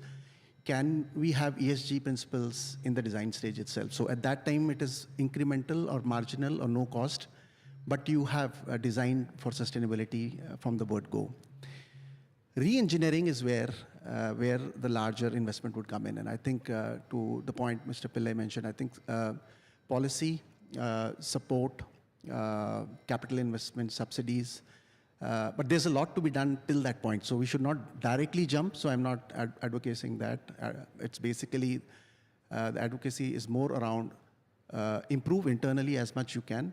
And when the decision point comes, the policy support, regulatory support has to be there from an investment standpoint so that we take the right decisions. Mr. Gadget, the same question to you. What are some of the challenges or hurdles you faced? Yeah, at Billion E, our focus and aim on which we've been making significant progress is to integrate renewable energy, electric mobility, and leveraging AI in the process so that we make the transportation loop completely sustainable.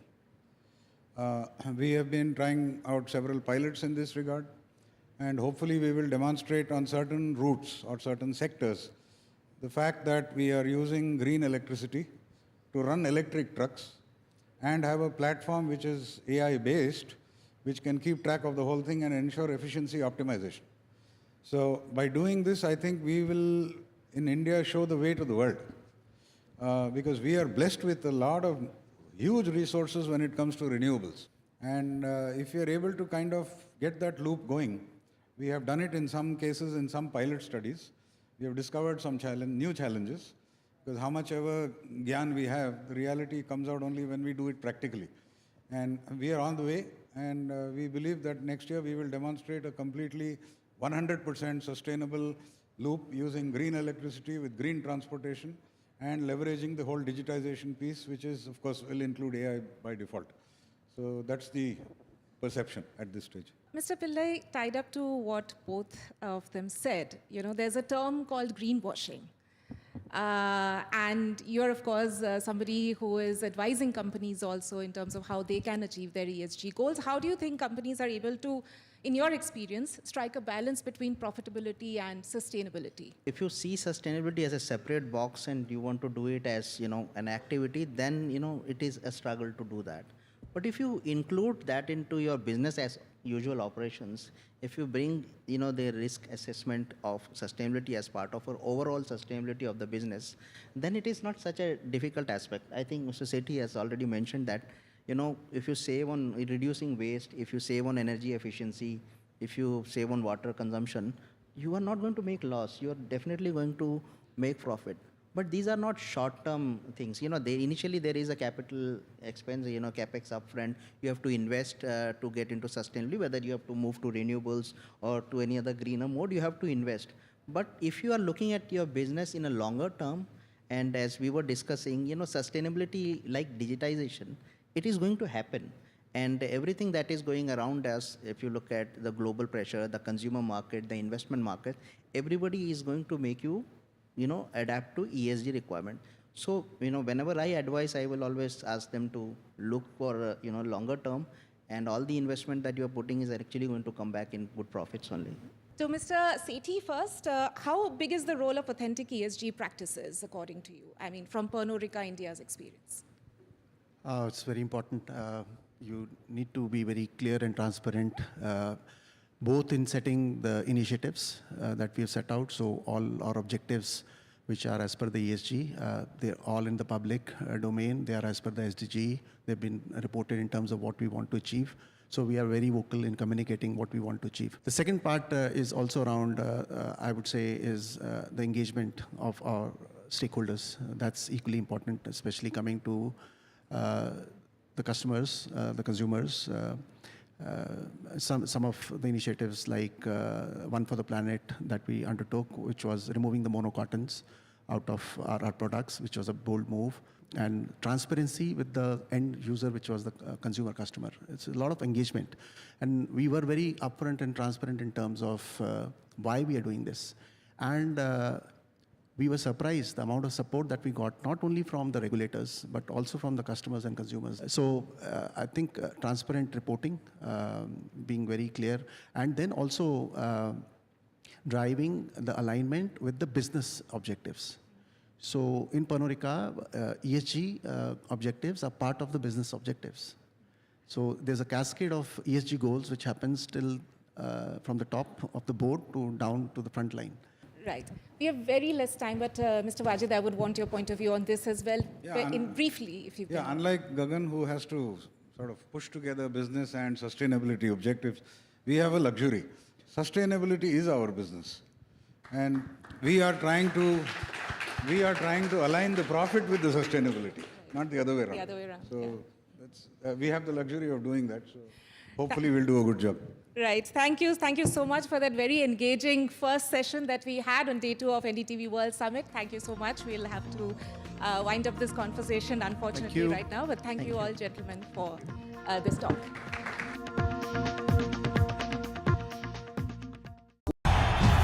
तालियों के साथ हम स्वागत करेंगे आदरणीय मोदी जी का। छत्रपति शिवाजी महाराज की।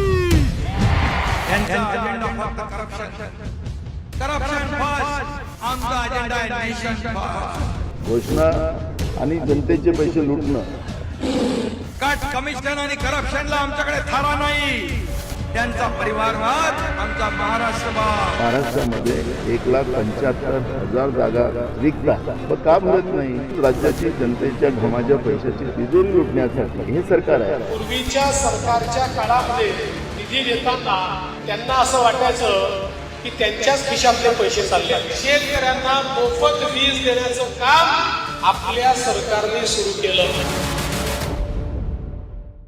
I've been reporting on all issues, big and small, from Andhra Pradesh, Telangana, rest of South India, bringing you all the action, all that you need to know, all that you want to know. The energy of Maximum City is infectious. I bring in that energy in our news coverage from financial capital Mumbai. India's IT capital is always bustling. It's literally a city that never sleeps. And I keep you ahead on all the Bengaluru buzz. Covering from the southernmost part of India over the last 23 years, I bring in-depth and 360-degree coverage from the Dravidian heartland. The land of Mishti is also known for its bitter politics. I have seen much water flow under the Howrah Bridge, covering Bengal in all its vivid colors.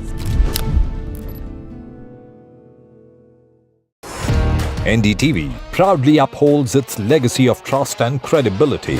According to the prestigious Reuters Institute's Digital News Report 2024, NDTV is the top-most news platform in the country. Number 1 in both online and offline reach in India. Beating all its competition, NDTV stands for trust. I now request the Honorable Prime Minister to launch NDTV World and address the summit. It was the grand launch of NDTV World by Prime Minister Narendra Modi. NDTV World, as he laid out his vision for the India century at the NDTV World Summit. कैसी सदी जिसमें भारत के प्रयासों से दुनिया में स्थिरता आए. In the presence of those who are shaping our future. मेरी तरफ से आपको ढेर सारी शुभकामनाएं हैं. NDTV World, your new home for global news is here. NDTV proudly presents NDTV World Summit 2024, the India Century. I now request the Honorable Prime Minister to launch NDTV World and address the summit. Prime Minister Narendra Modi's inaugural session at the NDTV Summit outlined his vision for the India century, driven by aspirational India. हमारा प्रयास होगा भारत की century सिर्फ भारत की नहीं बल्कि पूरी मानवता की जीत की सेंचुरी बने. The summit brought together prominent global leaders, highlighting India's pivotal role on the world stage. Not just Indians trusting India's leadership, but the global South especially trusting India's leadership. Permanent seat on the UN Security Council is something that should be India's right. Canada is concerned, I think there are some very specific issues. I think a lot of people know that. AI is going to be one of the most important, drivers. It's a very exciting time for India, Indian cinema as well at a global level. NDTV World Summit was more than just a conversation. It was a confluence of ideas poised to shape our global future.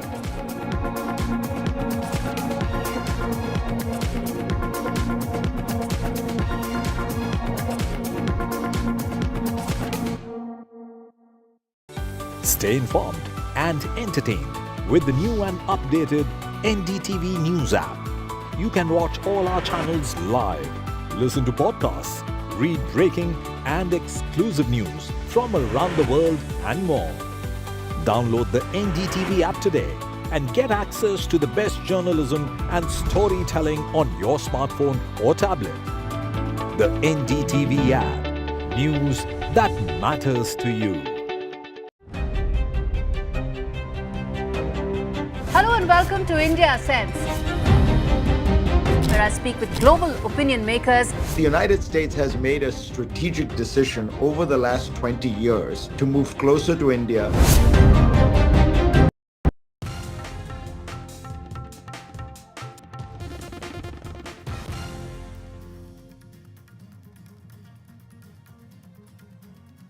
Home Minister Amit Shah releases BJP's manifesto for the Maharashtra Assembly elections, announces loan waivers for farmers, stipend for students and women. BJP promises to make Maharashtra an AI hub and $1 trillion economy.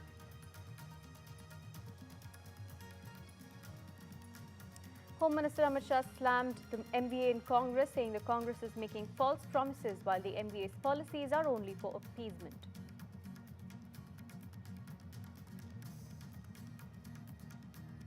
Congress Chief Kharge launches the MBA's manifesto for the upcoming elections, focus on farmers and women empowerment.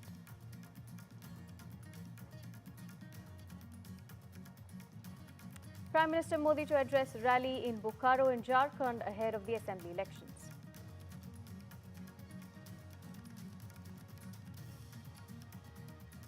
Three encounters have broken out in Jammu and Kashmir in the last 24 hours. One terrorist has been killed in Sopore, while two security personnel, including a JCO, have been injured in Kishtwar.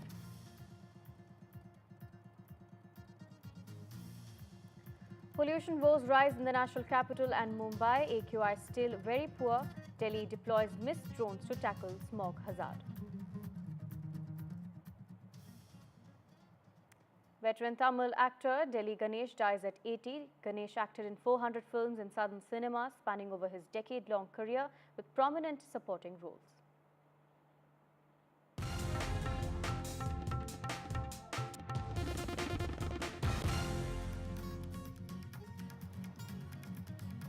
Home Minister Amit Shah released the manifesto for the Mahayuti, for the BJP in fact, and he described it as a vision document and outlined several initiatives including support for farmers, Ladki Behna Yojana and healthcare, as well as employment opportunities for the youth. The BJP says that it aims to make Maharashtra a hub for AI and fintech, as well as Nagpur and Nashik as well as Pune will be made aerospace hubs. Now, the BJP says that it is trying to make the state a $1 trillion economy. Home Minister Amit Shah also announced that the BJP will bring about a strict law to combat forced conversions. Listen in. आमचे पहिले 10 मुद्दे हे जो आम्ही महायुतीचा 10 कलमी कार्यक्रम म्हणून घोषित केला तेच 10 मुद्दे आमचे असणार आहेत, ज्याच्यामध्ये लाडक्या बहिणींना पुढच्या काळामध्ये 1500च्या ऐवजी 2100 रुपये देण्याचा आमचा संकल्प आहे. शेतकऱ्यांची कर्जमाफी करण्याचा आमचा संकल्प आहे, कारण शेतकऱ्यांना आम्ही ऑलरेडी मोफत वीज दिलेली आहे. अभी जिस संकल्प पत्र का विमोचन हुआ वो संकल्प पत्र ये महाराष्ट्र की महान भूमिका, सारी जनता के आकांक्षाओं का प्रतिबिंब है. महाराष्ट्र एक प्रकार से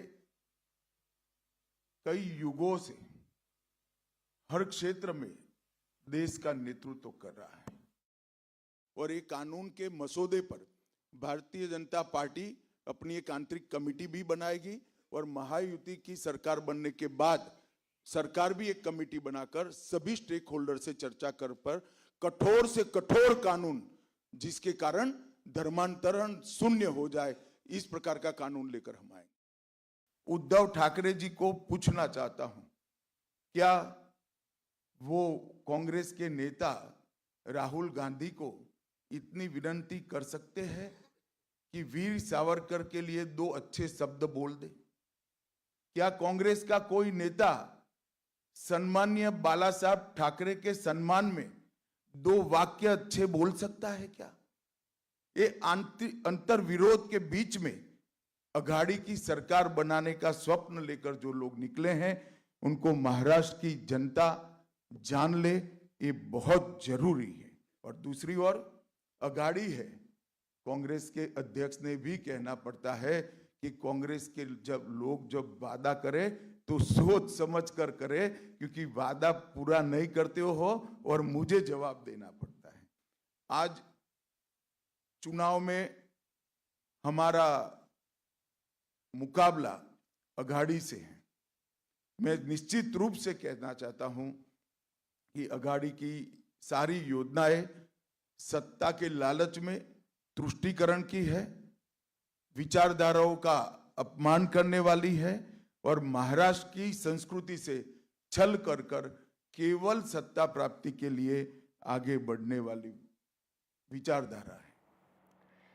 Now, Congress Chief Kharge has released the manifesto for Mahavikas Aghadi in Maharashtra as well. And remember, the Congress chief has also slammed Prime Minister Modi. Earlier, Prime Minister had made several statements against the Congress, saying that the Congress was aiming to divide society. Now, Kharge has hit back, saying that they will increase quota about beyond 50%, and that Prime Minister Modi is trying to instigate unrest, is what the Congress is saying. At this point, I'm joined by Chitra Batam, Congress spokesperson. Thank you for joining us, ma'am. At this point, what exactly are the key promises that the Congress as well as the MVA is making in Maharashtra? And to bring it to your notice, Amit Shah as well as the Prime Minister have been saying time and time again that the Congress is trying to divide society and that they're trying to reduce quota for SC and ST communities. Hi, Aarti, can you hear me? Yes, ma'am, I can go ahead. Yeah. So, Aarti, I'd like to start by saying that the manifesto that the BJP party today released earlier in the morning, it was not the Mahayuti's manifesto, it was definitely just the BJP's manifesto. So, one can really understand the kind of unity that is prevalent in Mahayuti itself, okay, while the Home Minister points fingers at others. I'd also like to tell you that the manifesto that they released today is complete eye-washed and is an exact replica of the manifesto that they had released in the last elections of 2019. It is exactly the same. The points remain the same, that they will have a water grid for Marathwada. They will have, give 1 crore jobs in 5 years to the youth, and so on and so forth. And we all know that how much they have worked on these respective promises, and they have completely fallen flat, and which is why they had to repeat the same manifesto again.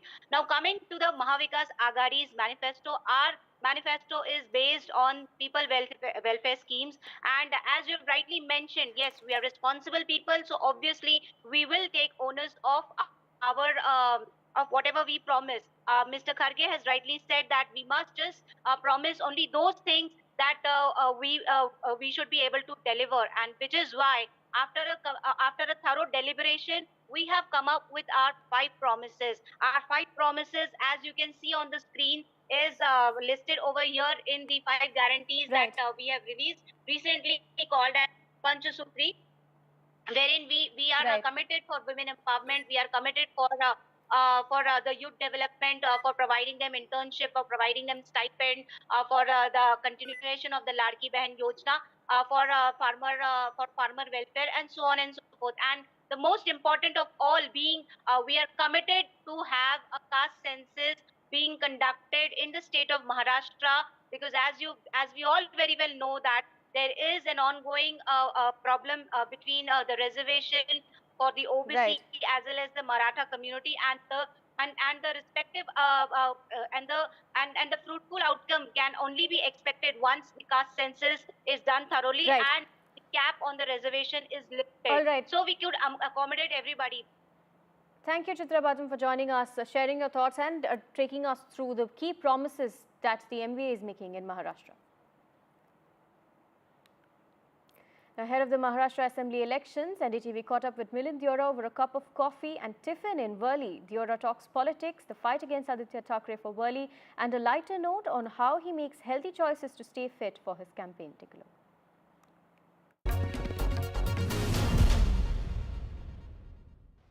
Hello everyone, welcome to the special election edition on NDTV. I'm Radhika Ramaswamy. I'm joined by seasoned politician Milind Deora.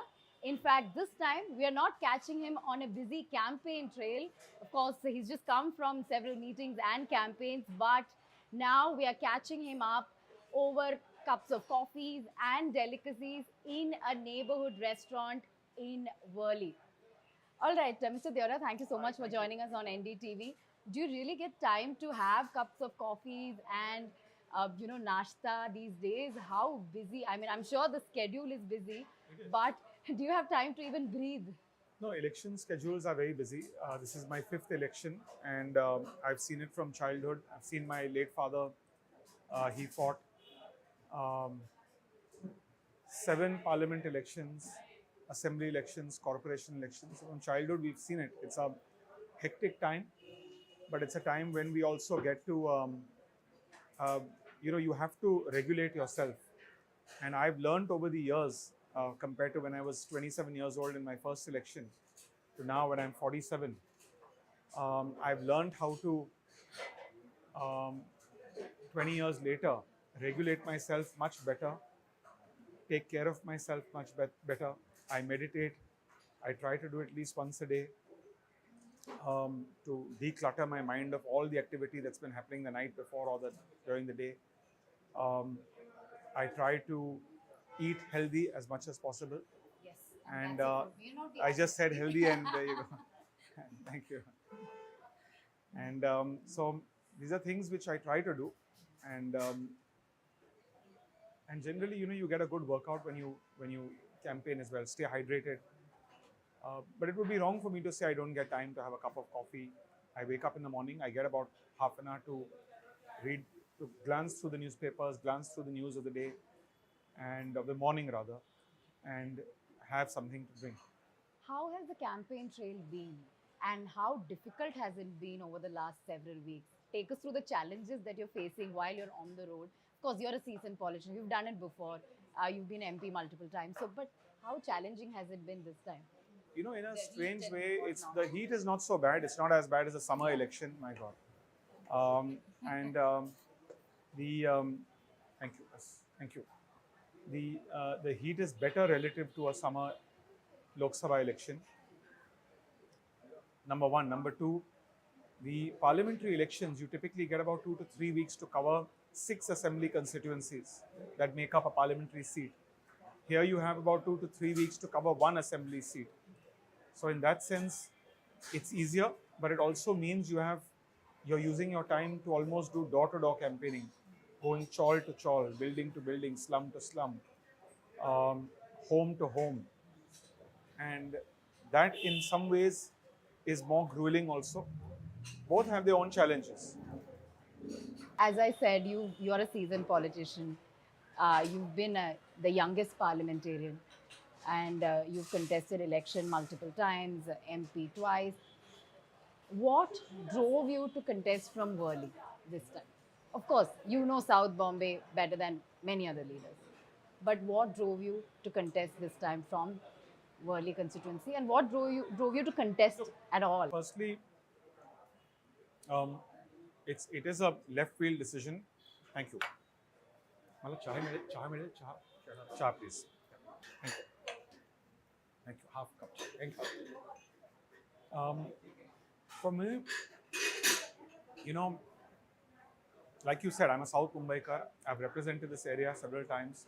I know this area. I'm born here. I live here. I work here. This is my Janma Bhumi and my Karma Bhumi.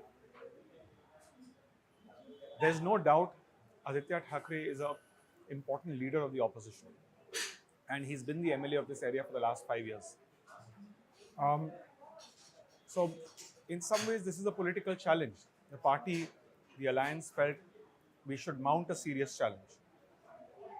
And there were many discussions that we had. We have a lot of good local workers here. And in Worli is a very different constituency in that it's A, very cosmopolitan. B, there is a strong emotion of Worlikar. There are a lot of people who consider themselves local Worlikars. You won't find that in Malabar Hill, where there's a local aspiration and they want local people. Worli, thank you, has had one of the longest serving MLAs in Maharashtra, Dattaji Nalavade, who was a local. After that, it had Sachin Ahir from the NCP. It had Sunil Shinde from the Shiv Sena. also locals. Aditya was really the first outsider MLA from this area. And there was, in some ways, we wanted to mount a challenge. We wanted to raise the stakes. We did think about giving this ticket to a local Worli Karyakarta who's on the ground, accessible to them, unlike, let's say, Aditya. But the decision was finally taken that, these things spin both ways. If we gave it to a local person, what could have happened is the narrative would have been, oh, you've given him a cakewalk. You've given it to an unknown person. And then all kinds of speculation and conspiracy theories would have floated around. You know Aditya Thackeray very well. I mean, you've been his friend, you've been his colleague, you know him for many, many years. So do you find it a little weird that you're contesting against him? I know this is not personal. He's a friend. He's someone I've known for a long time. There's no doubt. I've seen him since he was a young man. And I remember when he was a young boy, when he was a student and he came to Delhi once, and I was a member of parliament. He came home and he had written a book on poetry. So there's nothing personal about it. But he's campaigned for me very aggressively in 2014 and 2019. It's not that I took it the wrong way. And so he shouldn't either, number one. If he takes it personally, that's his problem, not mine. I'd like to think he is more mature than that.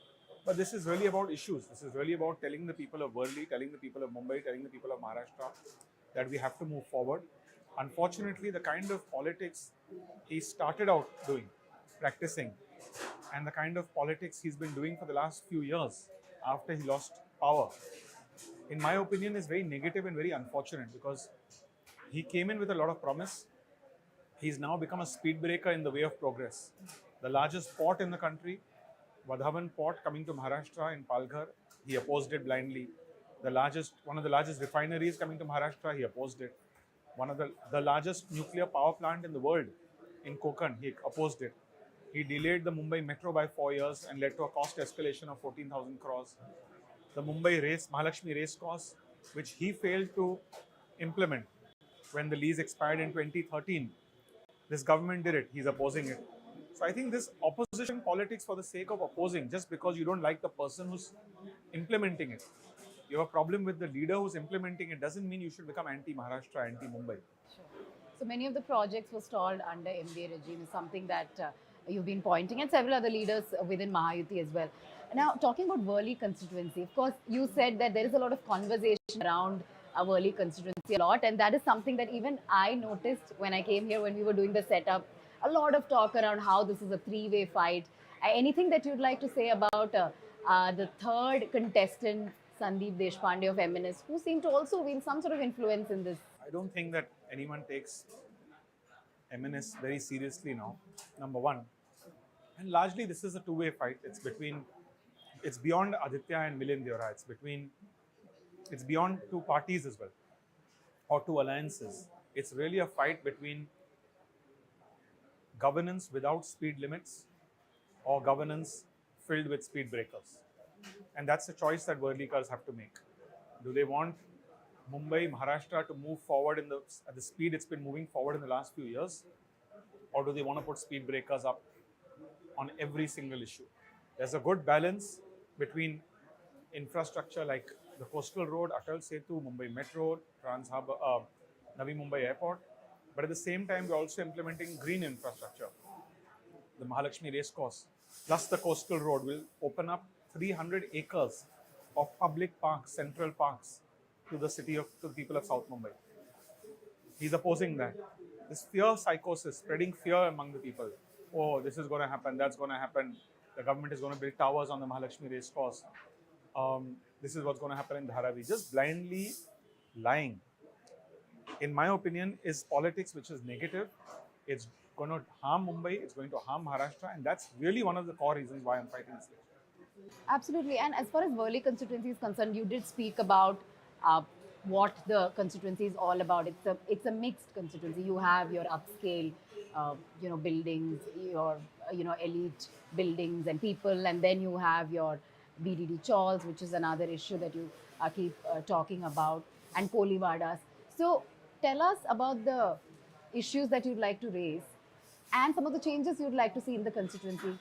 Well, there are many issues. So there are many local. Look, to be honest, in every constituency in Mumbai now, especially in parts of South Mumbai, where you have old chawls. This was originally a larger area called Giran Gaon, which meant the village where the Girini Kamgars, the mill workers who worked in textile mills, housing for the laborers, when Mumbai was a textile hub of India. And chawls were built for them during the British era, for them to live there, and then they would come to the mills to work. Today, those chawls are being redeveloped. Those mills have been redeveloped. You see skyscrapers, you see towers, you see commercial buildings, you see retail spaces. This area and the city is completely changing. How do you take everyone along? How do you ensure that you're not just building a constituency for the super rich, but you're also building a constituency for the lower middle class, for those who want affordable housing? Otherwise, what will happen is people are being forced to leave Mumbai and live in Dombivli, live in Ambarnath, go to places outside where land is cheaper, housing is cheaper. We need to bring them back. We need to ensure that this area is an area for every community, for all economic strata. And that's important for all of us. Today, when in a restaurant, the restaurant owner may be living in a tower, but the people working in the restaurant live in these chawls, they live in these slums. So they need to live side by side, work side by side. So that's the vision which I have personally for every constituency in Mumbai, I would say, but certainly in South Mumbai and Worli, which is how do you resolve these issues, how do you resolve these housing issues that affect the people of BDD chawl. Then, of course, there are common area issues which impact all of the city in every assembly constituency: traffic, water, roads. These are areas we all need to throw our weight behind, ensure that there's better infrastructure. And so, but as I said, to rise above Worli, if we are not taking Mumbai and Maharashtra forward at the speed we've been progressing in the last 2.5 years, then everyone will suffer. Certainly. So development plank is something high on agenda as far as Mahayuti is concerned. It's the only thing on the agenda. Absolutely. And it's where I think that Aditya, who came with great promise, not just failed to deliver, but I would say. Prime Minister Modi is addressing a rally in Bokaro, Jharkhand. Take a look.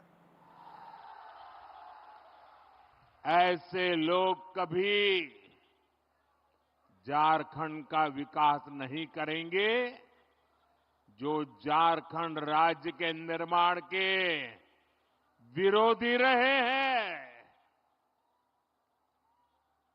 और इसलिए उधर वो नौजवान एक तस्वीर लेके आया है, जरा उसके पीछे अपना अता पता लिख देना। ये मेरी टीम आपसे तस्वीर ले लेगी। आपने बड़े प्यार से स्केच किया लग रहा है मुझे। मैं आपको अता पता लिख दीजिए, जरूर चिट्ठी भेजूंगा। जरा वहां सिक्योरिटी के लोग वो तस्वीर लेके मेरे पास पहुंचा दीजिए।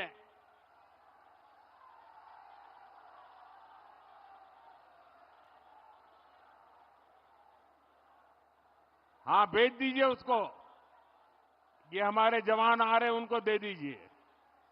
मैं आपका बहुत आभारी हूं, आप इतने प्यार से ये तस्वीर बना के लाए हैं। आपका बहुत बहुत धन्यवाद।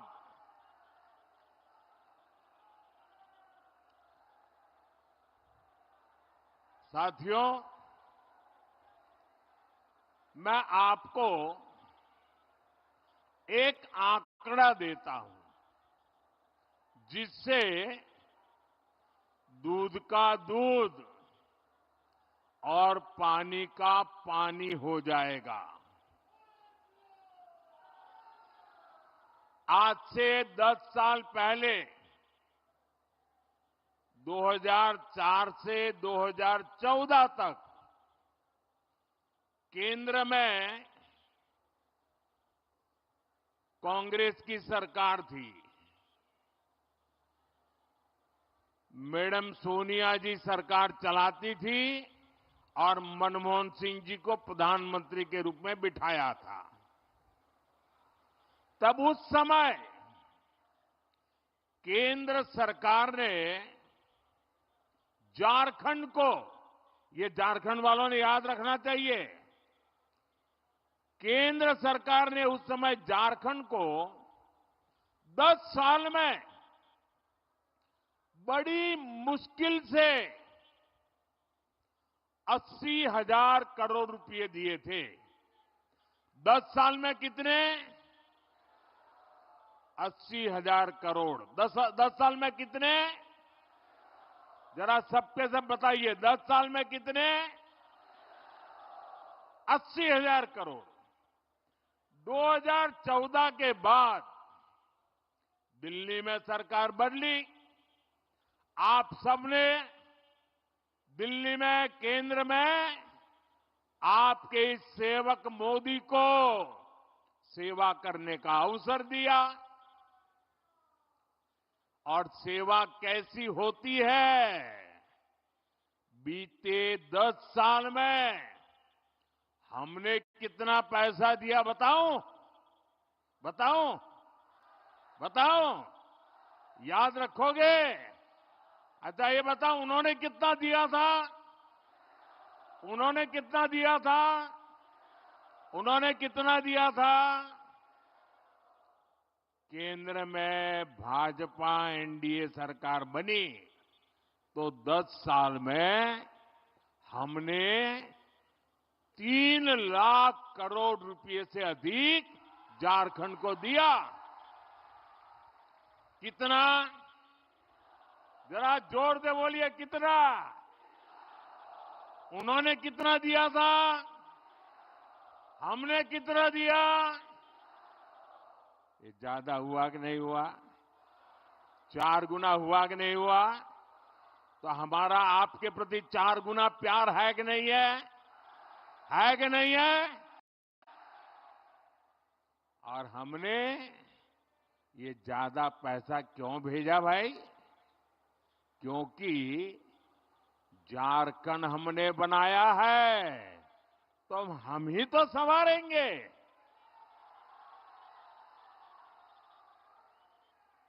भाजपा चाहती थी कि गरीब को पक्का घर मिले, शहरों गांवों में अच्छे रास्ते बने, बिजली मिले, पानी मिले, इलाज के लिए सुविधा हो, पढ़ाई के लिए सुविधा हो, सिंचाई के लिए पानी मिले, बुढ़ापे में दवाई मिले। लेकिन जेएमएम सरकार में पिछले 5 साल में हुआ क्या भाई? आपके हक की ये सुविधाएं जेएमएम कांग्रेस के लोगों ने लूट ली। लूट लिया कि नहीं लूट लिया? लूटा कि नहीं लूटा? आप मुट्ठी भर बालू के लिए तरस रहे हैं और इनके नेता बालू की तस्करी करके करोड़ों करोड़ों रुपए कमा रहे हैं। इनके पास से नोटों के पहाड़ निकल रहे हैं। इतने नोट निकल रहे हैं कि गिनते गिनते मशीनें भी थक जाती है। ये नोटों के ढेर आपने देखे हैं कि नहीं देखे हैं? ये नोटों के पहाड़ आपने देखे हैं कि नहीं देखे हैं? ये नोटें कहां से आई भाई? ये आपकी है कि नहीं है? ये पैसे आपका हक का है कि नहीं है? ये आपकी जेब से लूटा गया कि नहीं लूटा गया? मैं आपको विश्वास दिलाता हूं, झारखंड में भाजपा एनडीए सरकार बनाने का जब आपने निर्णय कर ही लिया है, मैं जहां जहां गया हूं ऐसा ही जन सैलाब देखा है। हवा का रुख साफ है और मैं आपको वादा करता हूं, सरकार बनने के बाद इन भ्रष्टाचारियों को कड़ी से कड़ी सजा मिले, इसलिए अदालत में हम पूरी लड़ाई लड़ेंगे।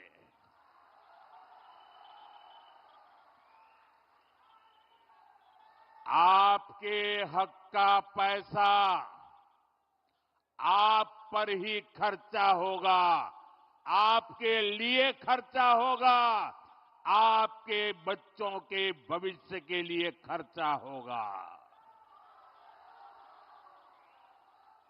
साथियों, केंद्र सरकार का बहुत सारा पैसा ऐसा होता है जो बिना सरकार के दखल के राज्यों में खर्च होता है। पहले तो उसमें से भी एक कटकी बटकी चलती थी और मैंने देखा कि चारों तरफ लूट करने वाले बैठे हैं, तो मैंने क्या किया, टेक्नोलॉजी का उपयोग किया।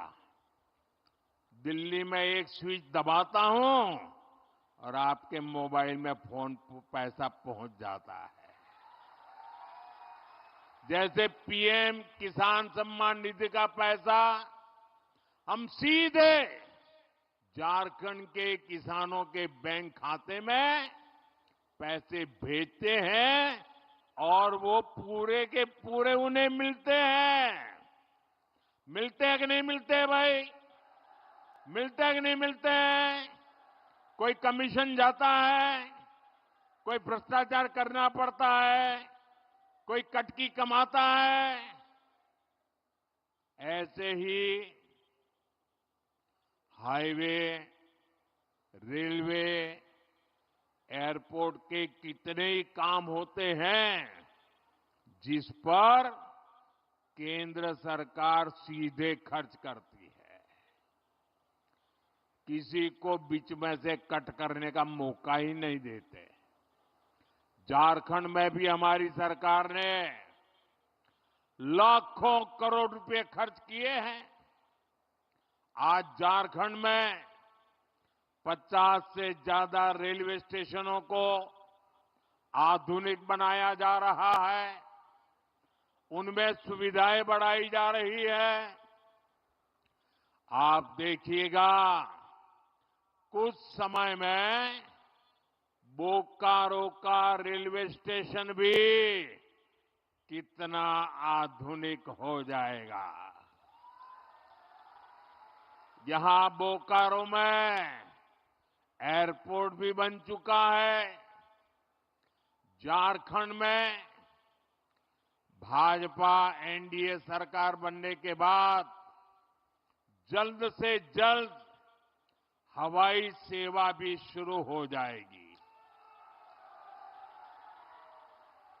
और मेरा तो सपना है, जो हवाई चप्पल पहनता है ना, वो हवाई जहाज में जाएगा।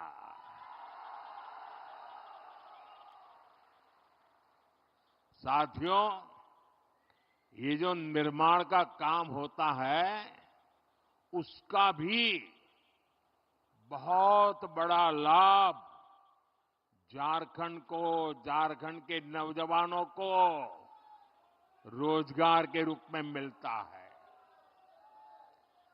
कुछ भी बनाए तो सीमेंट लगता है, स्टील लगता है, बिजली के लिए कोयला लगता है।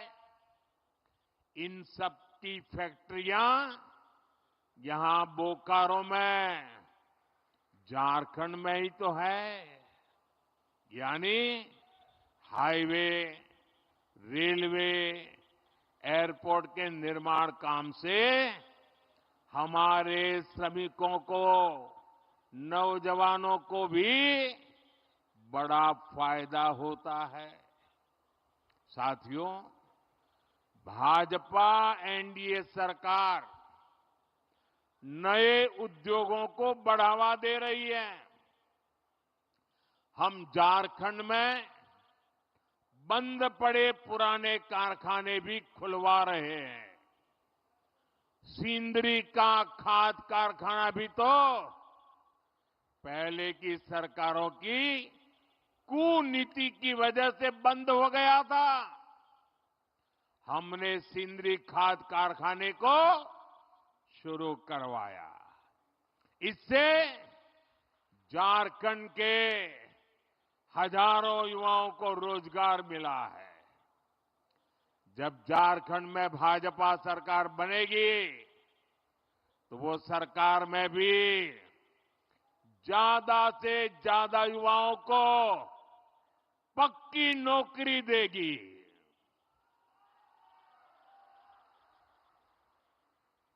साथियों, आपका कोई जानकार परिचित व्यक्ति अगर हरियाणा में काम करने गया हो तो जरा फोन करके उसको पूछ लेना। वहां अभी अभी चुनाव हुआ, लोगों ने भारी बहुमत से तीसरी बार भाजपा को सेवा करने का मौका दे दिया और वहां सरकार बनते ही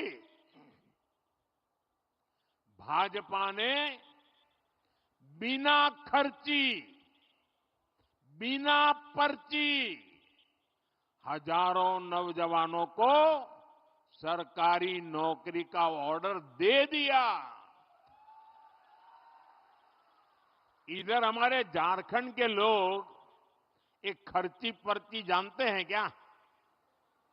हरियाणा में खर्ची पर्ची का मतलब ये होता है, जब तक नोटों का बंडल नहीं देते, खर्ची नहीं करते, नौकरी नहीं मिलती। और पर्ची का मतलब है, जब तक कोई बड़ा नेता पर्ची लिख करके नहीं देता, आपकी दाल गलती नहीं है। हमने एक खर्ची और पर्ची दोनों को दफना दिया है। हम झारखंड में भी यही करेंगे मेरे नौजवानों। और झारखंड में हमारा एक और लक्ष्य होगा। यहां जेएमएम कांग्रेस ने जो पेपर लीक माफिया और भर्ती माफिया पैदा कर दिया है, पेपर लीक माफिया, उन सब पर प्रहार किया जाएगा।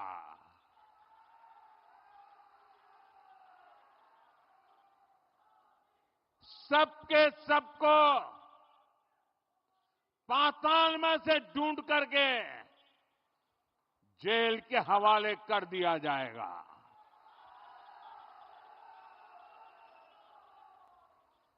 जिन्होंने झारखंड के नौजवानों के भविष्य के साथ खिलवाड़ किया है, जिन्होंने झारखंड के भविष्य के हमारे होनहार युवाओं का भविष्य मिट्टी में मिला दिया है, उनके सारे मंसूबे ये मोदी चकनाचूर करके रहेगा।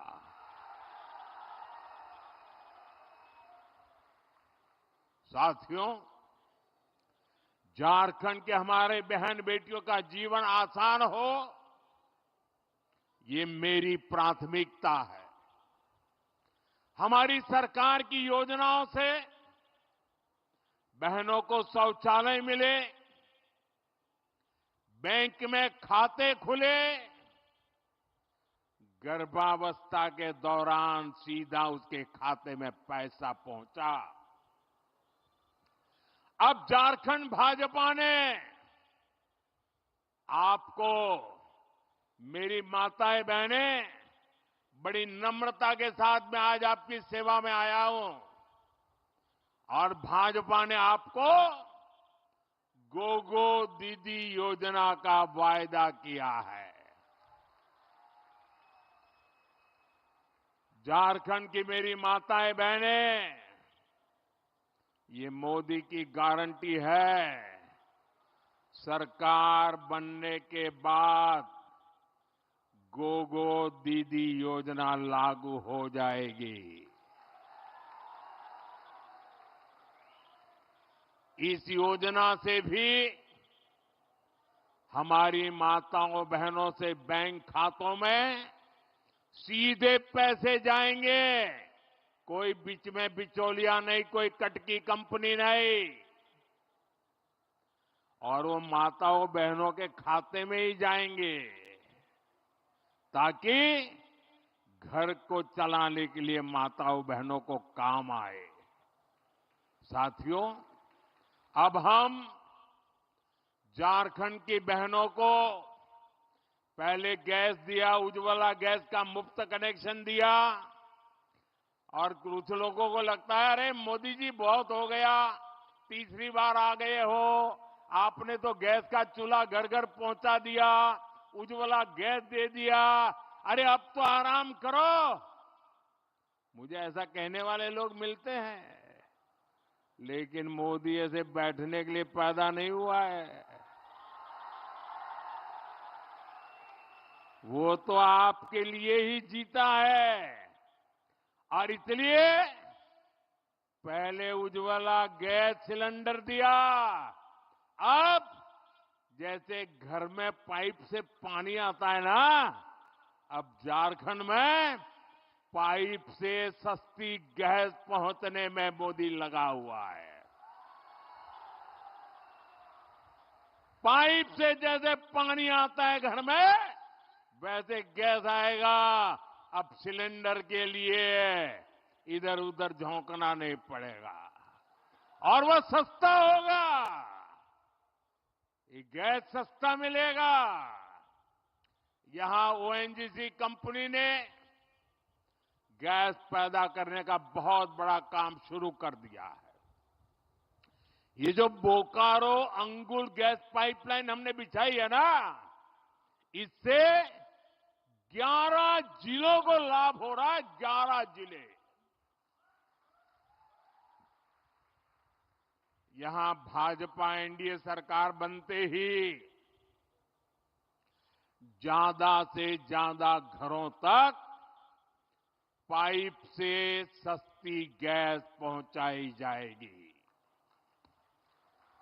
साथियों, हम झारखंड के हर परिवार का बिजली बिल जीरो करने के लिए भी काम कर रहे हैं। अब आपका बिजली का बिल कितना? बिजली का बिल कितना? बिजली का बिल कितना? जीरो। और कैसे करेंगे? खजाना लूटा करके नहीं, नौजवानों के भविष्य को बर्बाद करके नहीं करेंगे। हम पीएम सूर्यघर मुफ्त बिजली योजना अब देश भर में शुरू हो चुकी है।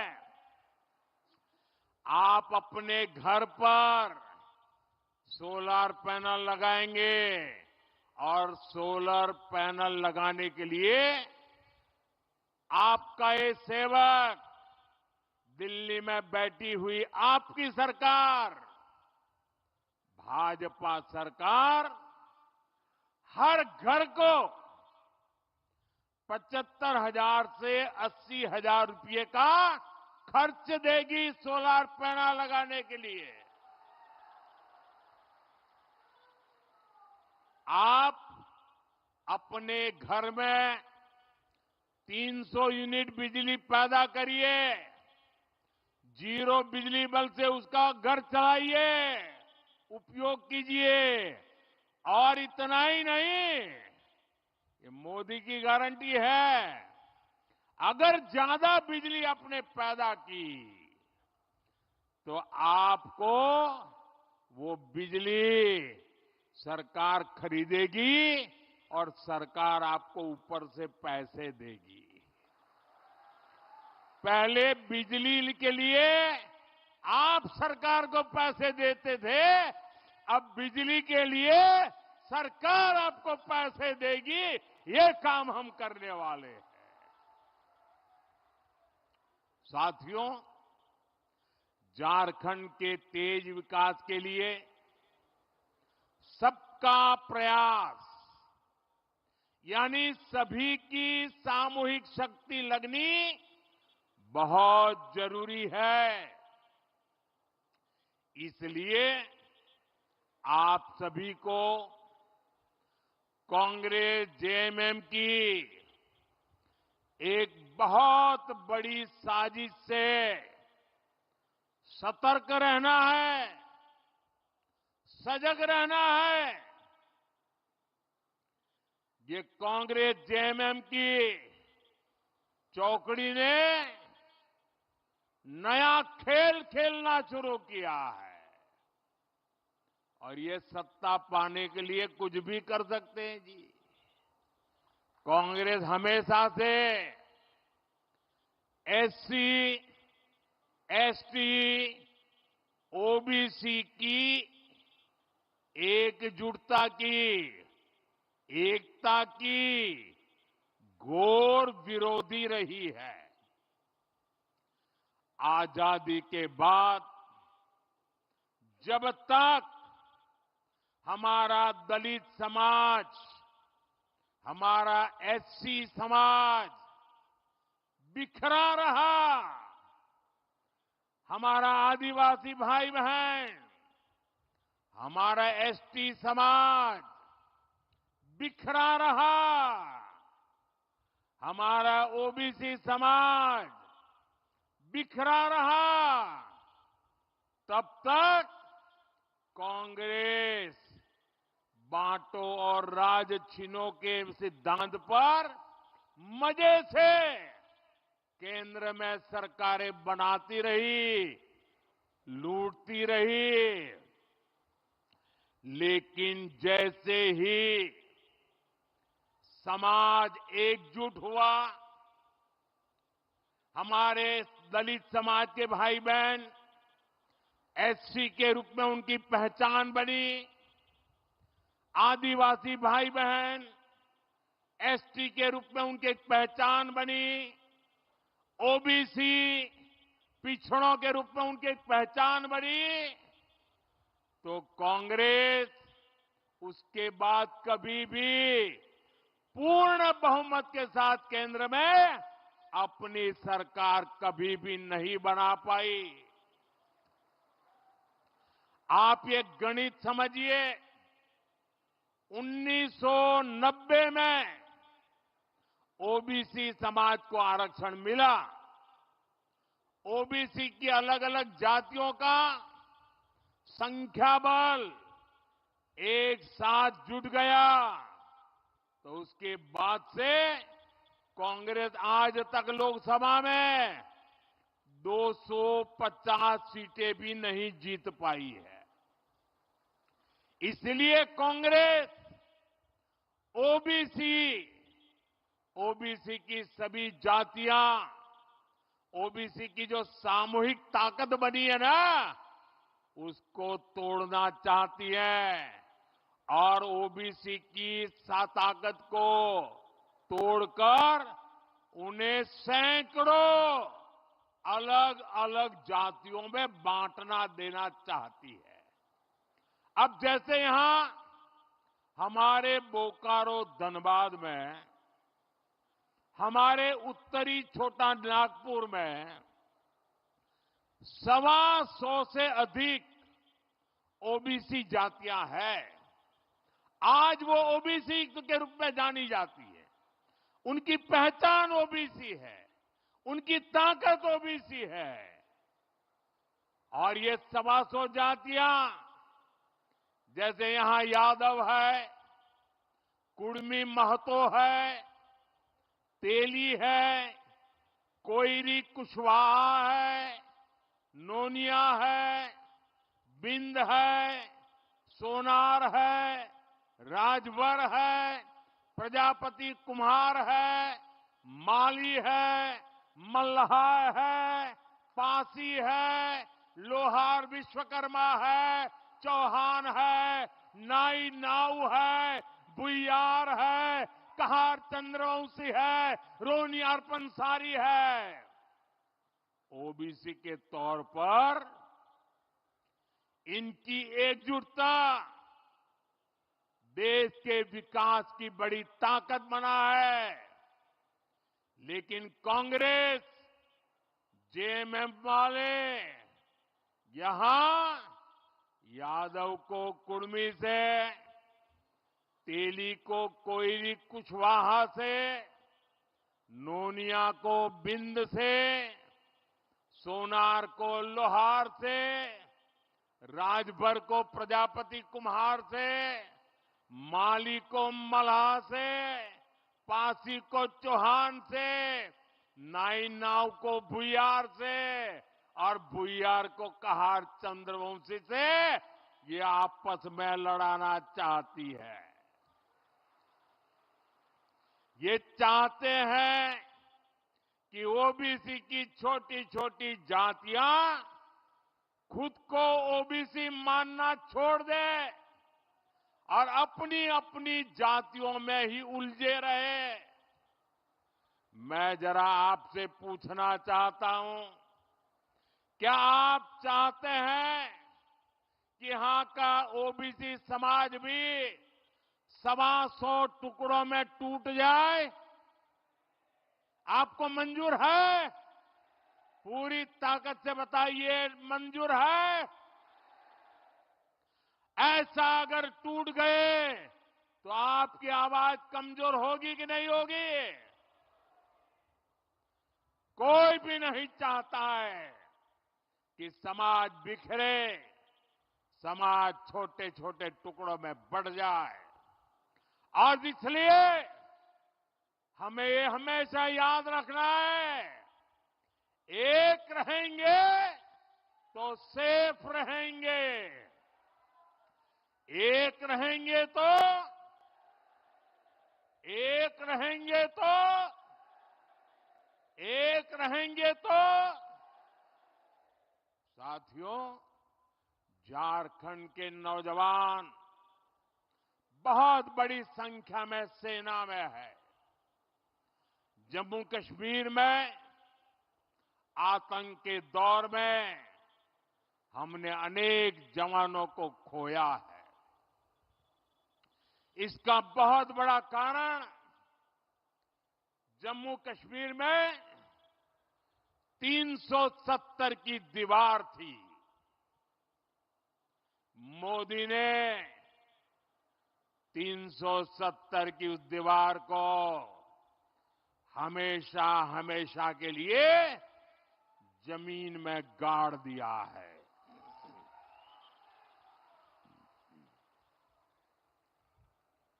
लेकिन कांग्रेस और उनके साथियों को ये पसंद नहीं आया है। अब आपको पता नहीं होगा,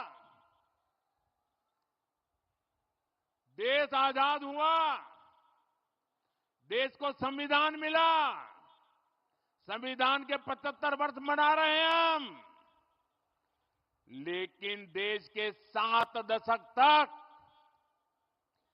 जम्मू कश्मीर में बाबा साहब आंबेडकर का संविधान लागू नहीं होता था। वहां आदिवासियों को आरक्षण नहीं मिलता था, वहां दलितों को आरक्षण नहीं मिलता था। 7 दशक तक